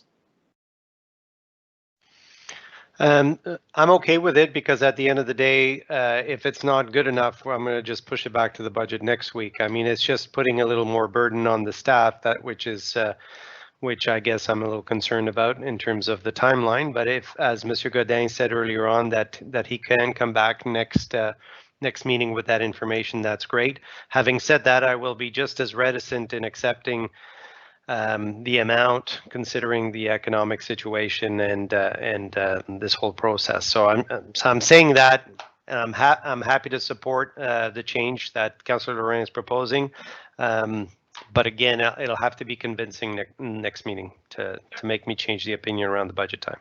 Yeah, no, that's fine, but at least we'll have a legal opinion as to the ramifications of not moving forward with this with something that we went to tender for.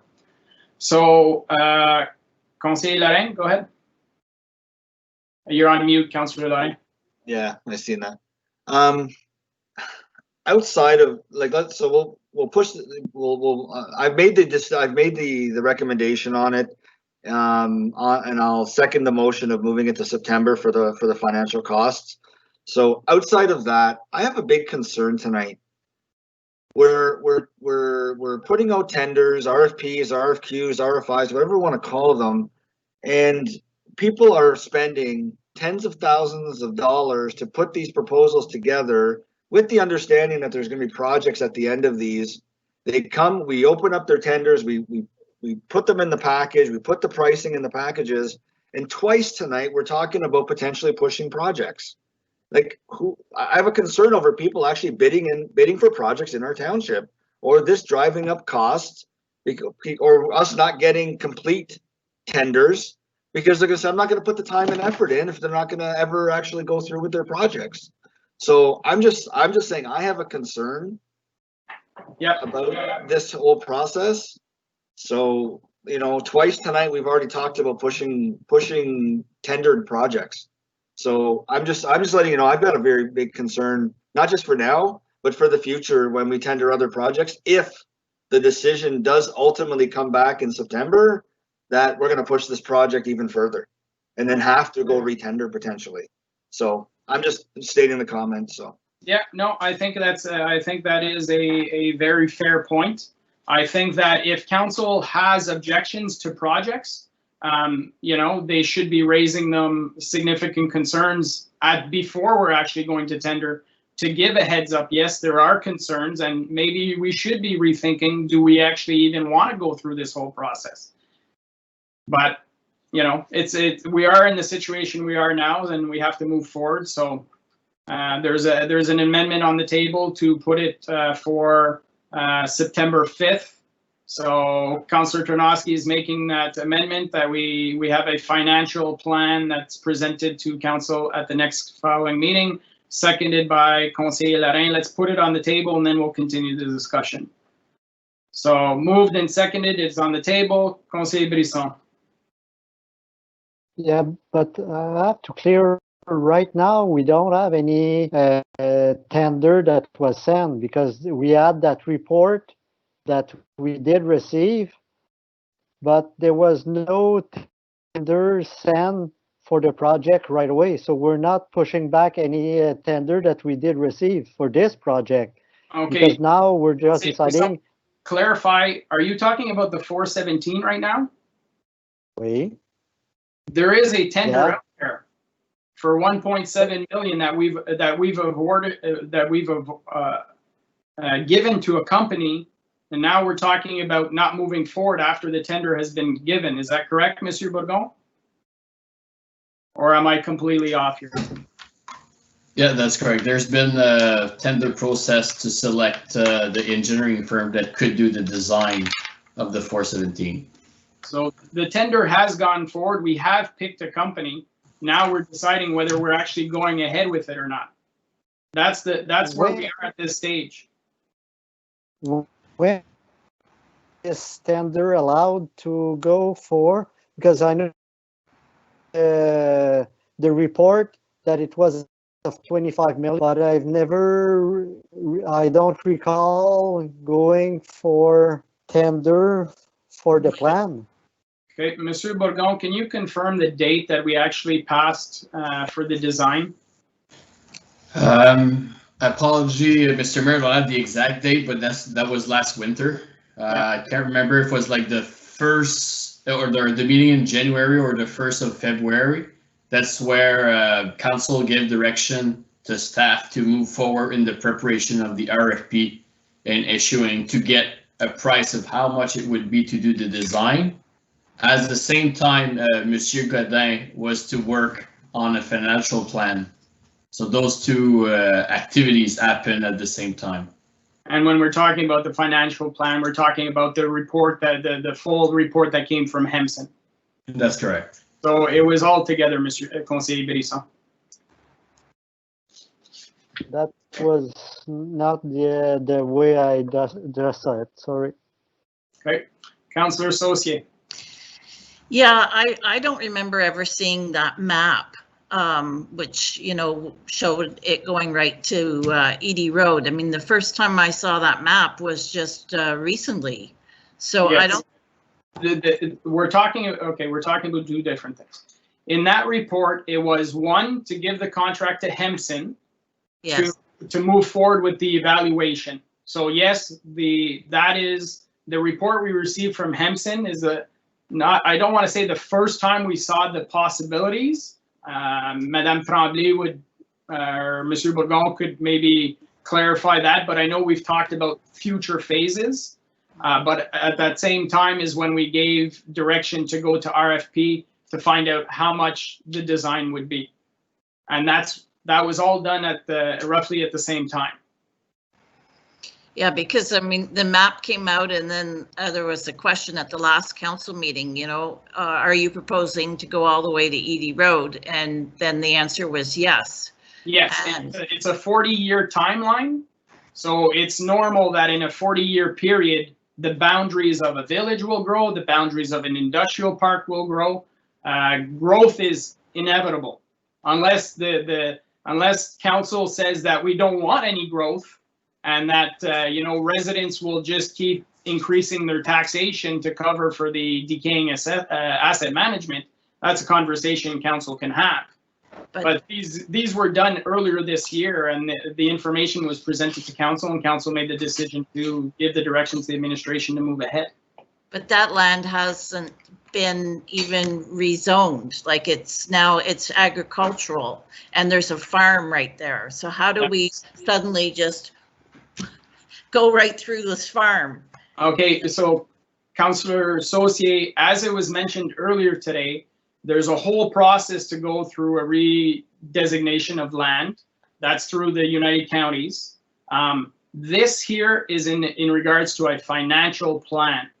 And it's basically the easiest way I can explain it is there's so much acreage involved. Now, if council at that time says, okay, well, that land, that farm is 100 acres, but they don't want it, we can say, okay, well, we need 100 acres somewhere else to make this viable, to stick with the plan that's being proposed. So whether it's that land or another piece of land, but overall that project, that's roughly what they're looking at is a 40-year timeline. And as I mentioned earlier, the person who owns the farm, you know, right now agricultural land's maybe 15,000 an acre. And if it gets rezoned as commercial industrial, you know what? And they want to keep farming that land, they'll continue to use it as farmland. But the day they decide to sell it, it might not be 15,000, it might be 30, 40, 50, $100,000 down the road. So, you know, for them, I think it's actually worthwhile wanting that designation, because we've seen people in the village of Embrum that have had their land designated to commercial and from a agricultural, and have seen the rewards attached to that. Well, again, my concern is that if we don't have any agricultural land left, you know, we can't eat money. So we need to grow food, and we are an agricultural area. You know, I'm just have a concern about converting prime class 1 land into IT. Yeah, and those concerns can be shared during the process, during the official plan process. But tonight it's just about finances. It's not about the, it's not about the designation. All right. Conseiller Brisson. Juste à revenir pour la discussion d'investir sur un design, mais tu viens de mentionner comme quoi que, vu qu'on n'a pas le terrain, ça peut changer de place, donc le design va changer aussi.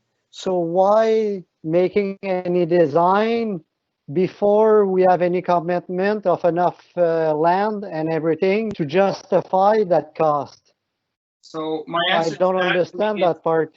It's hard to get confirmation from landowners if they're interested, if we can't give them an accurate cost. And that's what the whole point of the design is to be able to give, well, the design, and then once you go to tender, to give the landowners an accurate cost of how much it will cost and how much the municipality is engaging itself. But at least, in my opinion, when you move forward with the design, you're sending a clear message to everyone that this is moving forward, that we are open for business, that we want development, we want to grow our commercial industrial tax base. That's my opinion, but again, let's wait till the September 5th meeting, see what kind of information that the administration is able to bring forward, and then we'll be able to further this discussion and see if we want to move forward or not. Conseiller Brisson. Just a comment to the comment of Councillor Saucier. It's just that as soon as you have growth in the municipality of Russell, Russell is all agriculture, good agriculture. So we don't have the choice. Everything is good. So we have growth. We don't have the choice to go on agricultural land. Just my comment. Okay, fine. Thank you. So now we have an amendment. Let's vote on the amendment that we give direction to the administration. Or, Monsieur Le Duc, do you need this to be put in the resolution itself, or you just understand the will of council to come back at the July meeting, or at the September meeting, I should say? I'm just looking back at the report and recommendations. So it says that council receives the report dated August 10th for discussion purposes and identifies for the administration if further assumptions should be evaluated against reference scenario in the business plan prepared by Hempson Consulting and presented to council on June 15th. Yeah. In this case, it's clear. It doesn't seem that council has any request to amend the business plan or prepared by Hempson. Right. So then our next step, if I think we understand, we need to bring back a report in September just to say how we're planning to finance this 1.7 million. Correct. I think it's clear for us to understand that's what we need to do. And now that we know there were no further assumptions, that there's no intent from council to modify the plans or have no further questions about the Hempson report, now we know that's going to stay put as is. Now we can say, okay, now we're back at the 1.7 million. We know there's no assumptions that need to be changed. Therefore, this is how we plan to finance that. Okay, perfect. So, and in reality, once council decides, if we decide to go ahead with the 1.7 million, by the time that design is completed 12 or 18 months down the road, that's when we might come back to these assumptions and have considerable conversations on possibly changing those assumptions at that point in time. Is that a fair statement? I believe that once you have estimates and you see they're even higher or lower than what the initial assessment, then yes, we'll be in a better position to say, okay, so it's too much of a pie to eat, or no, it's very palatable and we can do it. Perfect. So in that case, then you're fine with the recommendation as it stands? I am. Yeah, okay. So we can always add, we have a mover and a seconder, simply add that it comes back at the September 5th meeting to explain a financial plan for the 1.7 million with legal advice. So, Conseil Lorrain, Councillor Saucier. So are we just deferring the decision then until September 5th? Is that easier than making all these amendments? No, but we're just receiving the report, right? So we're receiving the report and we're adding that a financial plan come back at the September 5th meeting. And a legal opinion on the tender. And a legal opinion on delaying the tender. Delaying the tender. Do you want me, Mr. Mayor, to advise what I wrote? Sure. The last sentence is good.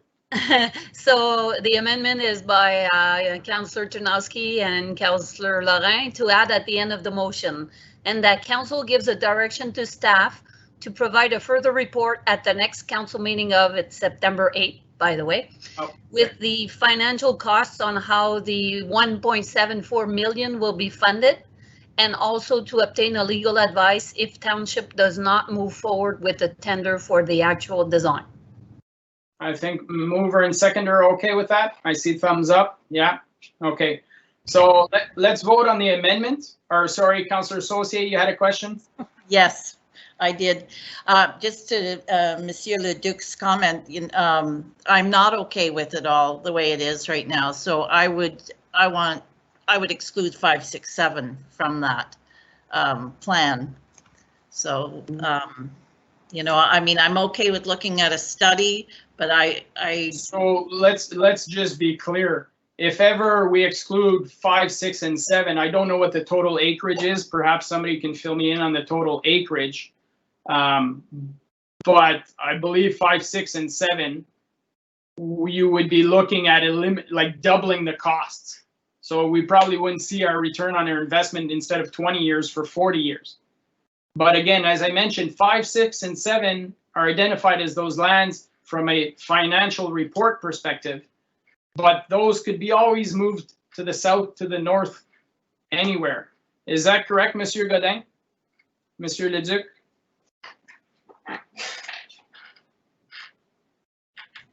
I would say that's correct, although it could have an impact on the servicing design, obviously, if you change areas, for sure. Yeah. But that's it. But Monsieur Godin, the overall cost would be, it'd be a huge impact if we just cut that much land out of the estimate, no? Right, so through Mr. Mayor, so areas 5, 6, and 7, just to answer your question about acreage, we're looking at significant acreage. I think it's 345. Just to touch base on the design though, where the pipes are, and probably Mr. Bogon is the one who should be saying this maybe, but where the pipes are, they have to pass through that line anyway, so that the design doesn't change if 5, 6, and 7 are in or not. So and to your point that we could go south or another area, for sure there would be potentially more cost there if we had to build more pipes, but with the design and with the way it was tendered, I think, and Mr. Bogon can maybe confirm, I think that pipe is going through that land regardless, or adjacent to it. Monsieur Bourgon? Yeah, that's correct. Like for the water system, we need to connect on our existing infrastructure, and there's already a chamber that at that location on any road. So our water main will go across, and that's the best option for the water main. So our core infrastructure, so the water system to support and the pumping station, our main expense will be part of our design. So it doesn't change that much design point of view, or the extent of the work required to design, if depending on what's the area that's involved. It will be the local servicing that we don't have to spend or won't be built. But to design for a 12-inch or to design for a 14-inch water main, well, that task won't be modified that much. Yeah, and just to clarify for you, Councillor Saucier, we are just receiving this report. We're not approving it, saying this is the final plan and this is what's going to be done in 2 years' time. We're just receiving the plan. The 1.7 million will come back in September, and it'll be decided at that point in time whether we go. And I'm sure Madame Tremblay will talk to things about from a perspective of the Planning Act, where there's a whole process for land designation changes that we have to go through. Madame Tremblay, did you want to speak to that? So the Planning Act is really clear on how the process could be done. So basically it needs to be done as part of a comprehensive review, but it needs to start with the county. So the county needs to evaluate all the designation that they have in the overall of the county of Prescott and Russell. And if there's a land supply for how many years, so it needs to be 20 years, we're planning for the next 20 years. But at the moment, for the last 5 years that we had at the county level, there was a land supply of 80 years. So that's why in the new process, which they started at the county, they will go back and review all of those trade and industry property and make sure that they're located at the right direction and make sure that the villages that needs more will be able to get more. So it needs to be done as part of a comprehensive review from the county perspective and as well as ours. And we did the same process back in the old official plan. We need to hire an agrologist. The agrologist needs to look at the quality of the soil, and they need to basically guide us of where it would be better for us to get rid of that prime ag compared to where the soil is better quality. So it's not done. It's a long process, and it needs to be done as part of a comprehensive review through the county and as well with our official plan, with all the public meetings that are required and people that are invited to be part of those public meetings. And then there's an appeal process for the homeowner that would not be satisfied with what's being proposed in that redesignation. And to be clear, this would be the same process that last council did in 2016. Is that correct? Yeah, it's the same. It's the same process. So the lands that we purchased that we're not selling were prime ag. So yeah, so those are now trade and industry. Okay. I just maybe have a question because I asked the same question earlier to this meeting for the design. Is that something maybe Jonathan and we'll further discuss, but can we look in the design to see if we were going more south compared to east, what the design would be? Is it part of the tender?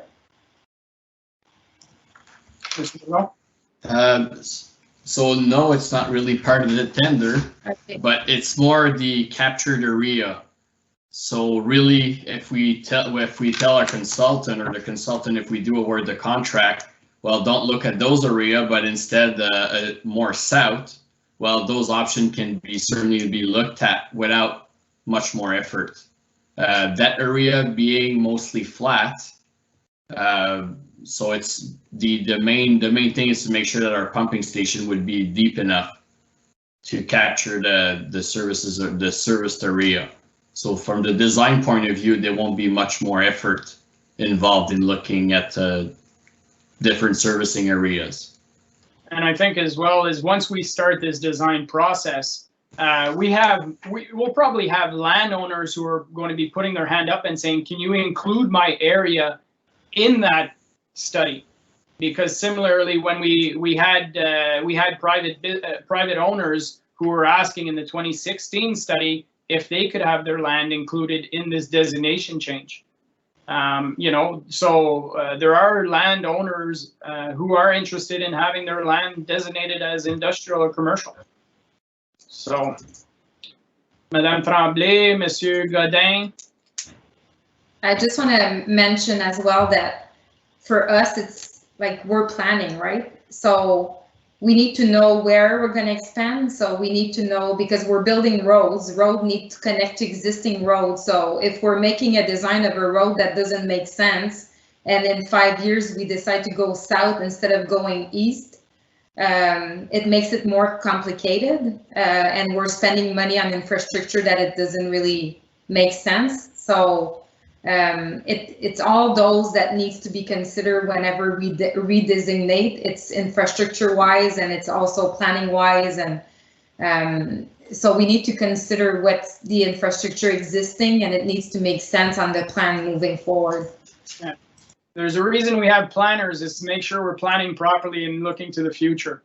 And while we're not always happy what that future was look like, we have to be able to adapt, and we have to be able to understand that, you know, as a council, we're making decisions that are not necessarily for 2 years down the road at the election, but we're looking long term for the benefits of the corporation and our residents in the future.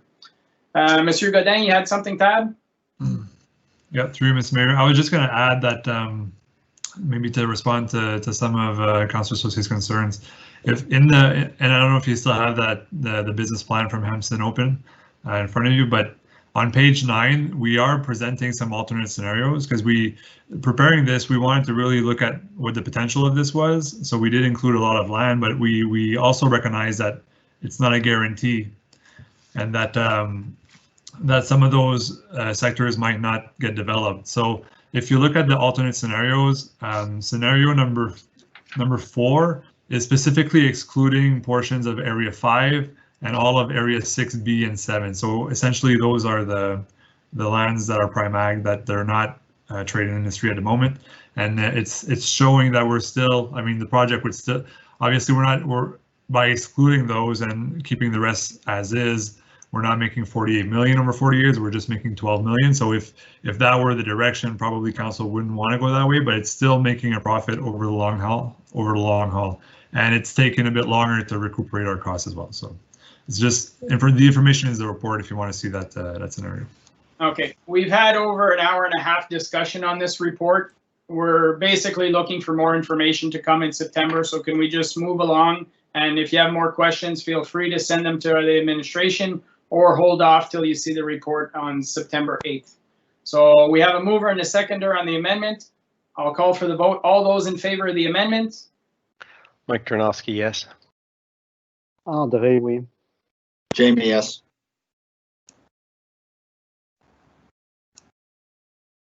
Gee, sorry. So it's just to receive the report. Receive the report and give direction to come back at the September meeting with information. Hey, I'm okay with that. Okay, so that we're okay with the amendment. Now we'll vote on the report as amended. All those in favor? Mike Ternosky, yes. André, oui. Jamie, yes. Cindy Saucier, yes. Perfect. Thank you very much. It's carried. The next item is the maintenance agreement report PD 57-2020 for the part of the land bike path owned by the municipality of Russell, located at the corner of St. Guillaume Road and the roundabout on Notre Dame Street. That council receives the PD 57-2020 report dated August 10th, 2020, and that the mayor and the clerk be authorized to sign the maintenance agreement between the Township of Russell and Russell Properties, Inc. Need a mover and a seconder. Moved by Councillor Ternosky, seconded by Conseiller Lorrain. Questions, comments? We've had lots of discussion on this one. So if there is none, then I'll call for the vote. All those in favor? You went too quick. Sorry, you went too quick. I just wanted to confirm that the insurance clause and the other little piece on the agreement, that we don't need to include that anywhere here. We discussed it. It'll just be there. The administration, Monsieur Leduc, has a clear understanding of what council is looking for in Madame Tremblay, and the slight changes in the agreement will include the insurance amounts, will include your clarification on the point you raised. Yeah, so no, we don't have to make any changes. Thank you. Okay. So in that case, then I'll call for the vote. Mike Ternosky, yes. André, oui. Jamie, yes. Cindy Saucier, no, and I'd like a recorded vote, please. All right, so let's do the recorded vote. Start over, guys. Mike Ternosky, yes. André, oui. Jamie, yes. Cindy Saucier, no. Myself, yes. The item is carried. Thank you. We will now go, we're done resolutions. Item 16, bylaws, motion that council approves bylaws 2020-083 to 2020-89 inclusively for first, second, and third reading as listed on the agenda. Moved by Conseiller Brisson, seconded by Councillor Saucier. You guys are okay with that? André, oui. Is my bylaw in there? Or my, Do you want to separate it? yes, please. Okay, so let's just put it on the table and then we'll separate that item. So Andre puts it on the table, Cindy puts it on the table, and then Councillor Saucier, you're asking to remove that item? Yeah, the 57, 2020. Yeah, 2020-89, the authorize the landscape man. So Yes. you're making an amendment to remove it. Do I have a seconder to remove that item from the bylaws? Moved by Conseiller Lorrain. Okay, all those in favor of removing that one item? That will be voted on separately. Mike Ternosky, yes. André, oui. Jamie, yes.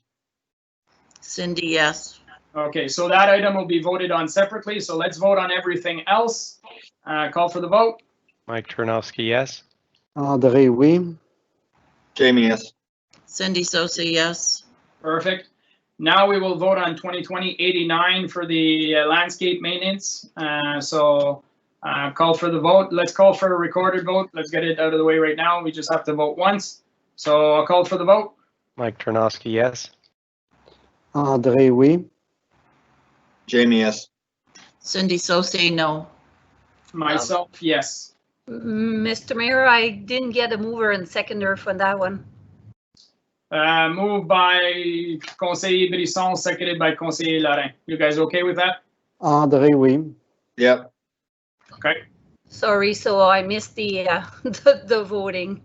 So everybody was in favor except Councillor Saucier voted against. Thank you very much. Okay. Okay, item B, the urban hen bylaw, it's for first reading only. So moved by Councillor Ternosky, seconded by Conseiller Saucier. You guys okay with that? Yes. Yes. Cindy, Okay. yes. Okay, so I'll call for the vote. Mike Ternosky, yes. André, oui. Jamie, yes. Cindy Saucier, yes. Perfect, item is carried. Next item, item 17, new business reports, we have none. Item 18, other business presented by council members. Item A, Councillor Saucier for Dignard Street. Oh, right. Yeah, no, it was just I had received a letter of concern that, and especially since I guess the pop-up patio is at the back, but a lot of people are using Dignard as a thoroughway, like they're cutting through just to cut through the residential area. And I know we had looked at redesigning that before, and apparently the people are speeding, like they're going quite quickly. So I just didn't know, like, if bylaw was looking at it, or could we have some sort of presence there, or the police? I don't know what the answer is, but it's just the residents said, you know, they have children, and then people are just ripping through there very, very quickly and turning and, you know, unnecessarily using that back street, I guess. So just to be clear, it's not our staff that deal with speeding, it's actually the OPP. Yeah, that's what I figured. I did send the resident our policy approved by council for the traffic calming policy. I did copy Monsieur Bourgon on that email. I'm not sure if you and the resident have had a chance to speak, or somebody from your team, Monsieur Bourgon. Merci, Mr. Mayor. So I did reach out to that resident this morning, mentioning that we will put up one of our mobile sign to monitor and to see if there's actually speeding on that road segment. Okay, perfect. Thank you. So the process is starting, and then that'll give us some information as well. Okay, thank you. Item B, Conseiller Lorrain, in regards to the petition in the Russell Trails area regarding speeding and also about construction traffic. Yeah, so the first part is the petition that we all received. I think there was a significant amount of signatures that were included in the petition. There's got to be a way in these developments that are multi-phase projects where one phase is done, and then all of a sudden people are using it as a throughway to get to the other end of town. And whether or not we can actually do things on roads that we don't technically own until they're handed over to the township. And I'll use Central Park as an example, which feeds into the development and into York Crossing, which gets everyone over to Concession or South Russell Road, if you will. We got cars going right from Edie, and there's no stop between Edie all the way through Central Park, all the way out to the Sunset Flats development. So there's so many kids on that street, and that's where the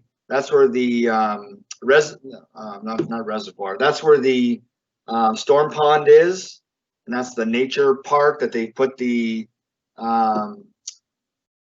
paved all the way around it. So a lot of families, a lot of kids, and there's no way to stop traffic going through. So one of the requests of that petition was to put a three-way stop or something on Central Park at either York Crossing or at Junction, or something to slow the traffic down in that area. I know there was a mobile sign up there on York Crossing, right, or on Central Park, right where I'm talking about, over by the pond, more towards Edie Road, so on the east side of that road. And I'm doing this because it's just over here at my house, it's just down the street that way. And I don't know what the results of that were, but I can tell you, as someone who lives here, that traffic is ridiculous. Early morning, mid-afternoon, especially when the school is in. All the kids going to Emblem for either Tim Hortons or Dairy Queen or whatever, and zipping back through the development. So there's got to be a way that we can slow them down. So if there's something that can be looked at from that perspective, I guess that would be Monsieur Leduc, Monsieur Bourgon, looking at something we can do in slowing the traffic down, whether it's a stop sign or something in that area as it leads into the second development. That would be great. So we're talking York Crossing or Junction at Central Park, I think is the main focus there. The second part of my request, and I sent it off to Monsieur Leduc, Monsieur Bourgon, I think a couple of weeks ago. I know that Monsieur Leduc, you were on holidays the last week or so. So I'm not saying that nothing was done. I'm just asking for an update if you have one potentially, or if we can get one on what could be done for Junction Road to have construction traffic not go on Junction anymore. And for those who don't know where Junction is, so the subdivision of Russell Trails has two main streets right now, which is Station Trail and then Settlement Lane. Well, Station Trail and Settlement Lane and York Crossing are the three main streets that were there first. And those sections are done. Those phases are complete. And right up into, so that was phase 1, phase 2, and part of phase 3, I believe, of the project. And so now further out, what's happening is people are coming to use Junction, the construction vehicles, the big trucks. They're going out from where the construction is in the other phases, out more towards Edie, and they're coming back through into the older phases and taking a cutting right across Junction, which, yeah, it's the quickest way to get over to Central Park, but for these construction vehicles, they shouldn't be using roads that are already in other phases. Too many kids, too many incidents that could occur. And even the grade of the road, I think, should have issues with the fact that these big trucks are going over left, right, and center. They're speeding down that area. It's an accident waiting to happen. We got the petition as well. The residents that live right at the corners there have been sending me emails on it. So I'm just hoping that there's something we can do to redirect the construction traffic off of Junction. Very much, Conseil Lorrain. Monsieur Leduc, Monsieur Bourgon, I'm sure you guys have taken notes, and the administrative team will put their heads together. Monsieur Leduc? Well, we did one of the notes right now. We spoke, Mr. Bourgon and I, before I went on holidays about this, and I think I remember he telling me that they had contacted the contractors, asking them to remind their subcontractors or their staff not to go through those roads. So unless I'm not mistaken, I don't know what happened with that. I don't know if the reaction has been positive, or they've been following up with our requests. I don't know if the situation's changed over the last couple of weeks. No, I know, Monsieur. I had that discussion with Monsieur Bourgon before I brought it to you guys. I think about a month before. He had said he had communicated with the developers, and even since I've sent the email, I've gotten another email request from the lady on the end, and the construction traffic is still going through.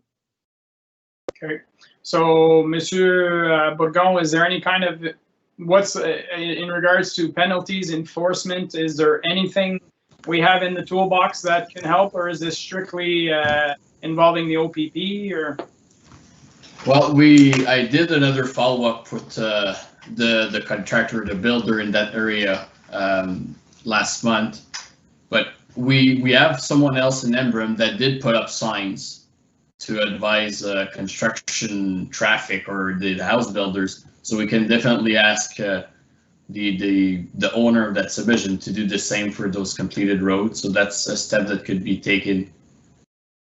Okay. Towards that to at least advise that for the construction traffic not to use those segment of roads. Sorry, who did you say would put them up? It would be up to the contractor, so the subdivision owner. Sorry, I thought I heard the homeowner, and I was like, no, the contractor. Well, to advise the home builders not to use those segment of roads. Okay. So if you can move forward on that, and maybe just follow up with council, send us an email or in a week or two, just letting know what extra steps were taken to try and rectify that problem. I know that I have when the radar sign was up in that area, I did see the numbers. Madame Bordeaux could probably send them to members of council. The issue with the speed radar signs often is that as pedestrians, somebody standing by, it's very hard to judge what speed a vehicle is going at. Most of the traffic on that street was actually going under 40 kilometers an hour when the sign was there. And there was a few people that went over 50, but because everybody's going slower, those that go over 50 seem to be like they're speeding, but they're actually following the speed limit. That being said, there was a few that were above the 50. But I think that comes back to the pedestrian safety plan review that we put in our strategic plan, and the possibility of designated community safety areas and changing all these areas, subdivisions to a lower rate of speed as opposed to 50 or 40. But that's part of the review. So, Monsieur Bourgon? If I can add, like our traffic calming policy does state that we're going to implement those measures on road that's been transferred to the township. So which all those segments are not at this time.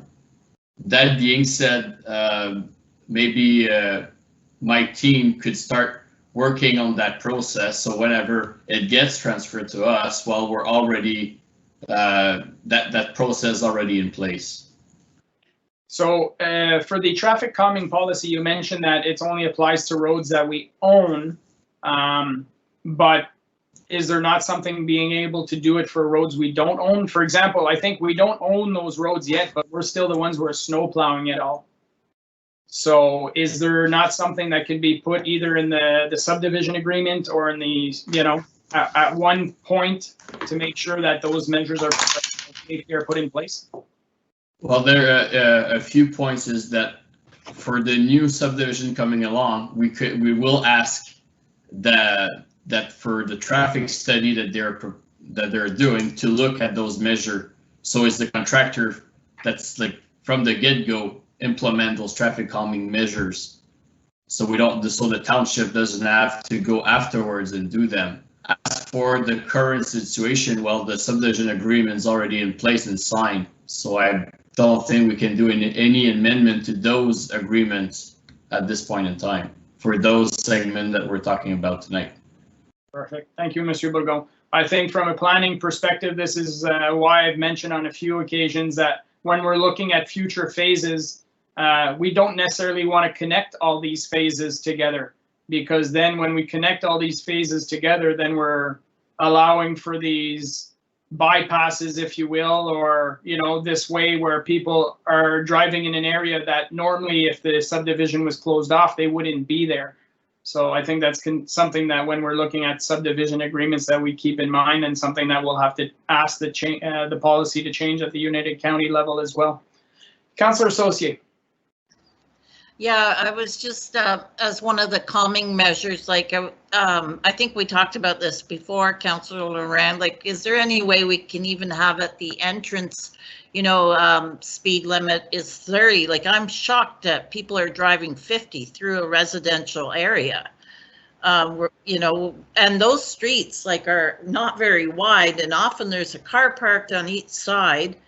And then if you got someone ripping down the middle at 50 through a residential area, so I don't know if that would help at each main entrance having a speed limit posted. Yeah, so just to clarify, the reason they're going at 50 is because that's what the speed limit is. Really, in a residential area? Yes, that's what it's 50 kilometers everywhere. That's why I was asking, I've asked numerous times that we look at a community safety zones where we can lower the speed limits in subdivision areas. But that's the staff's working on that, and they'll come back with as part of the strategic plan at one point in time. So, good. Okay, perfect. Thank you very much, Councillor Laurent, for bringing that up. The next item was myself in regards to the grant. Monsieur Leduc, I saw just before we started the meeting that you sent an email confirming we've heard from the province that they are not recommending our grant application for the sports complex. Is that correct? That's correct, Mr. Mayor. Okay, so if that's the case, then we had talked about, you know, I know that COVID threw us for a complete loop this year. And I'm sure the administration will be bringing something back in regards to how do we, you know, our strategic plan was based on a normal 4-year. We know we've lost almost a year with COVID. I'm sure there's going to be a business plan adjustment or a strategic plan adjustment. But we're going to have to, as a council, have that discussion of what's next when it comes to our rec complex facility. What's the next steps? How do we, you know, move forward? So it's disappointing to hear, but you know, it's honestly, it's not. I'm not surprised. Monsieur Leduc. Yes, Mrs. Guitard and I were planning to bring an updated report to council regarding next steps and something to propose to council for somewhat advancing this project. So that was a September report. So this new element of today now is just complexing the report writing. Okay. Thank you very much, Monsieur Leduc. Good thing there's a few weeks until the next meeting. Conseil Brisson. T'es muté, Conseil Brisson. Oui, je me demandais, vu qu'elle ramène un rapport, je crois pas avoir vu dire, OK, la comparaison, comme dire, OK, 2 glaces, ça rapporte combien de bénéfices, la piscine, combien que ça rapporte ou que combien que ça coûte, comparer, pour qu'on puisse comparer comme le coût de la piscine, le coût d'un gym, le coût d'un auditorium, pour qu'on puisse prendre des décisions, là, ben, c'est quoi qu'on priorise aussi? Ben, c'est ça. Ça, c'est tout un processus. Puis je crois que le conseil, on avait parlé qu'il y aurait un processus pour impliquer le public là-dedans. Évidemment, ça serait une des plus grosses dépenses de la municipalité. I think this should be a public discussion in regards to, especially with what's going on now. We know that there's financial impacts coming down our way. So, Monsieur Leduc. Mon conseil, Monsieur Buxon. c'est en fait le prochain step justement qu'on veut faire, c'est un genre de rendering. Parce que pour consulter le public, pour vous donner des coûts sur quelque chose, il faut que nous, l'administration, on sache ce que le conseil veut dans le projet. Oui. Donc, il faut vous présenter quelque chose, avoir votre directive, est-ce que ça va être inclus ou non, tout ce que vous avez mentionné ou autre chose dans le projet. Donc, on veut vous présenter un certain design ou des designs, dépendamment de ce que vous voulez aller voir. Puis après ça, en tombant de la balle de consultation, en tombant de la balle des rapports financiers ou du plan financier de ce complexe-là, maintenant qu'on sait que le financement ne viendra pas de la province ou du fédéral. Donc, mais avant de donner des réponses, il faut savoir un peu quels sont les éléments, puis ça va nous prendre dans certaines directions face à du design, autant qu'on le fait pour le parc industriel, bien, il faut faire la même chose avec complexe par rapport à pour dessiner quelque chose, pour avoir du feedback du public et du conseil. Donc, on est dans la même position. Puis on passe à venir en septembre pour proposer certaines choses à ce niveau-là. Okay, parfait. Look forward to that report. All right, so the next item 19, public consultations hearing, there is none. So item 20, closed session. Motion to move into closed session at the hour of 10:20 p.m. to address matters pertaining to Section 239 of the Municipal Act 2001, SO 2001, Chapter 25, to consider matters relating to 1. Sale of land in the industrial park, report CS 1020, under Section 2C, a proposed or pending acquisition or disposition land by the municipality or local board. 2. Closed session minutes of the regular council meeting dated June 15, 2020, and minutes of the special council meeting dated July 6, 2020. Need a mover and a seconder, so moved by Councillor Tarnowski, seconded by Conseiller Lorrain. We are now going into closed session. Everybody has about 5 minutes to get there. Thank you very much, everyone. For the members of the public who are watching, members of council are going into a closed session, not open to the public.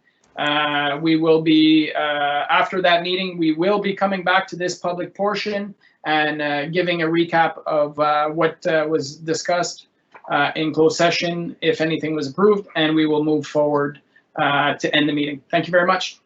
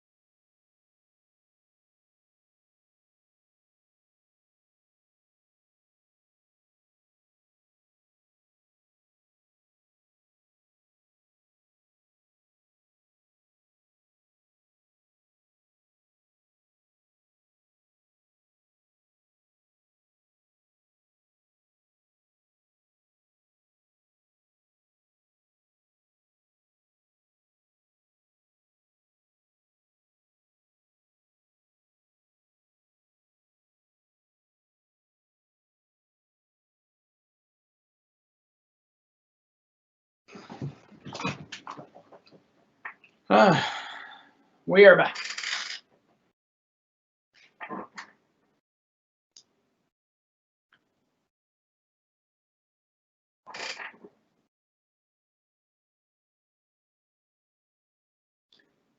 Perfect, Maryse, you can take that off the screen. All members of council have returned, I believe, as well as our clerk.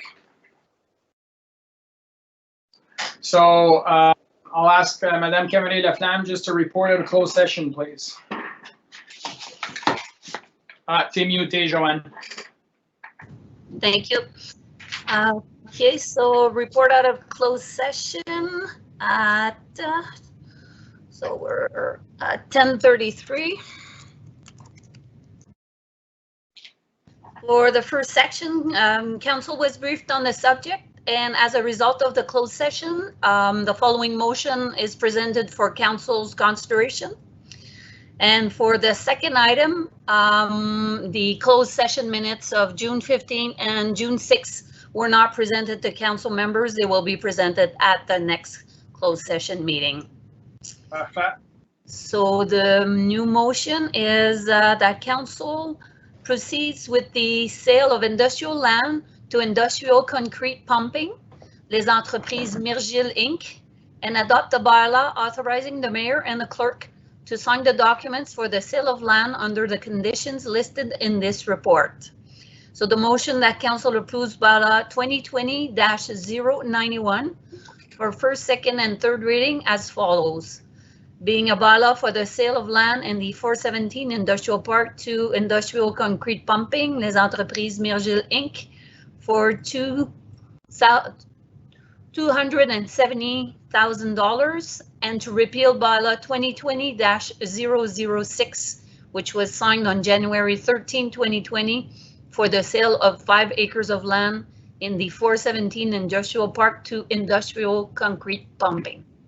Parfait, merci beaucoup. Mover and a seconder, moved by Councillor Tarnowski, seconded by Conseiller Brisson. You guys are okay with that? Tarnowski, oui. André, oui. Perfect. All those in favor? Tarnowski, oui. André, oui. Jamie, yes. Cindy Sosa, yes. Perfect. That is now carried. We'll move on to confirming bylaw, that bylaw 2020-92. 092, yes. Yeah, being a bylaw to confirm the proceedings of the council, the corporation, and township of Russell at a regular council meeting held on August 10, 2020, be read a first, second, and third time and passed. Moved by Councillor Saucier, seconded by Councillor Laurent. You guys okay with that? Yep. Yes, Cindy, yes. Perfect. All those in favor? André, oui. Tarnowski. Did it work? Tarnowski, yes, I'm sorry. André, oui. Jamie, yes. Cindy Sosa, yes. Perfect. Confirming bylaw is approved. Next regular public meeting of council will be held on Tuesday, September 8th, 2020. And we are adjourned at 10:36 p.m. Thank you very much, everyone. Have a great evening and enjoy the rest of the summer. And we'll talk. I'm sure there'll be cause to email each other, talk to each other over the next 3-4 weeks. Have a good night. Have a good night. Thank you, everyone. Parfait. Ouais.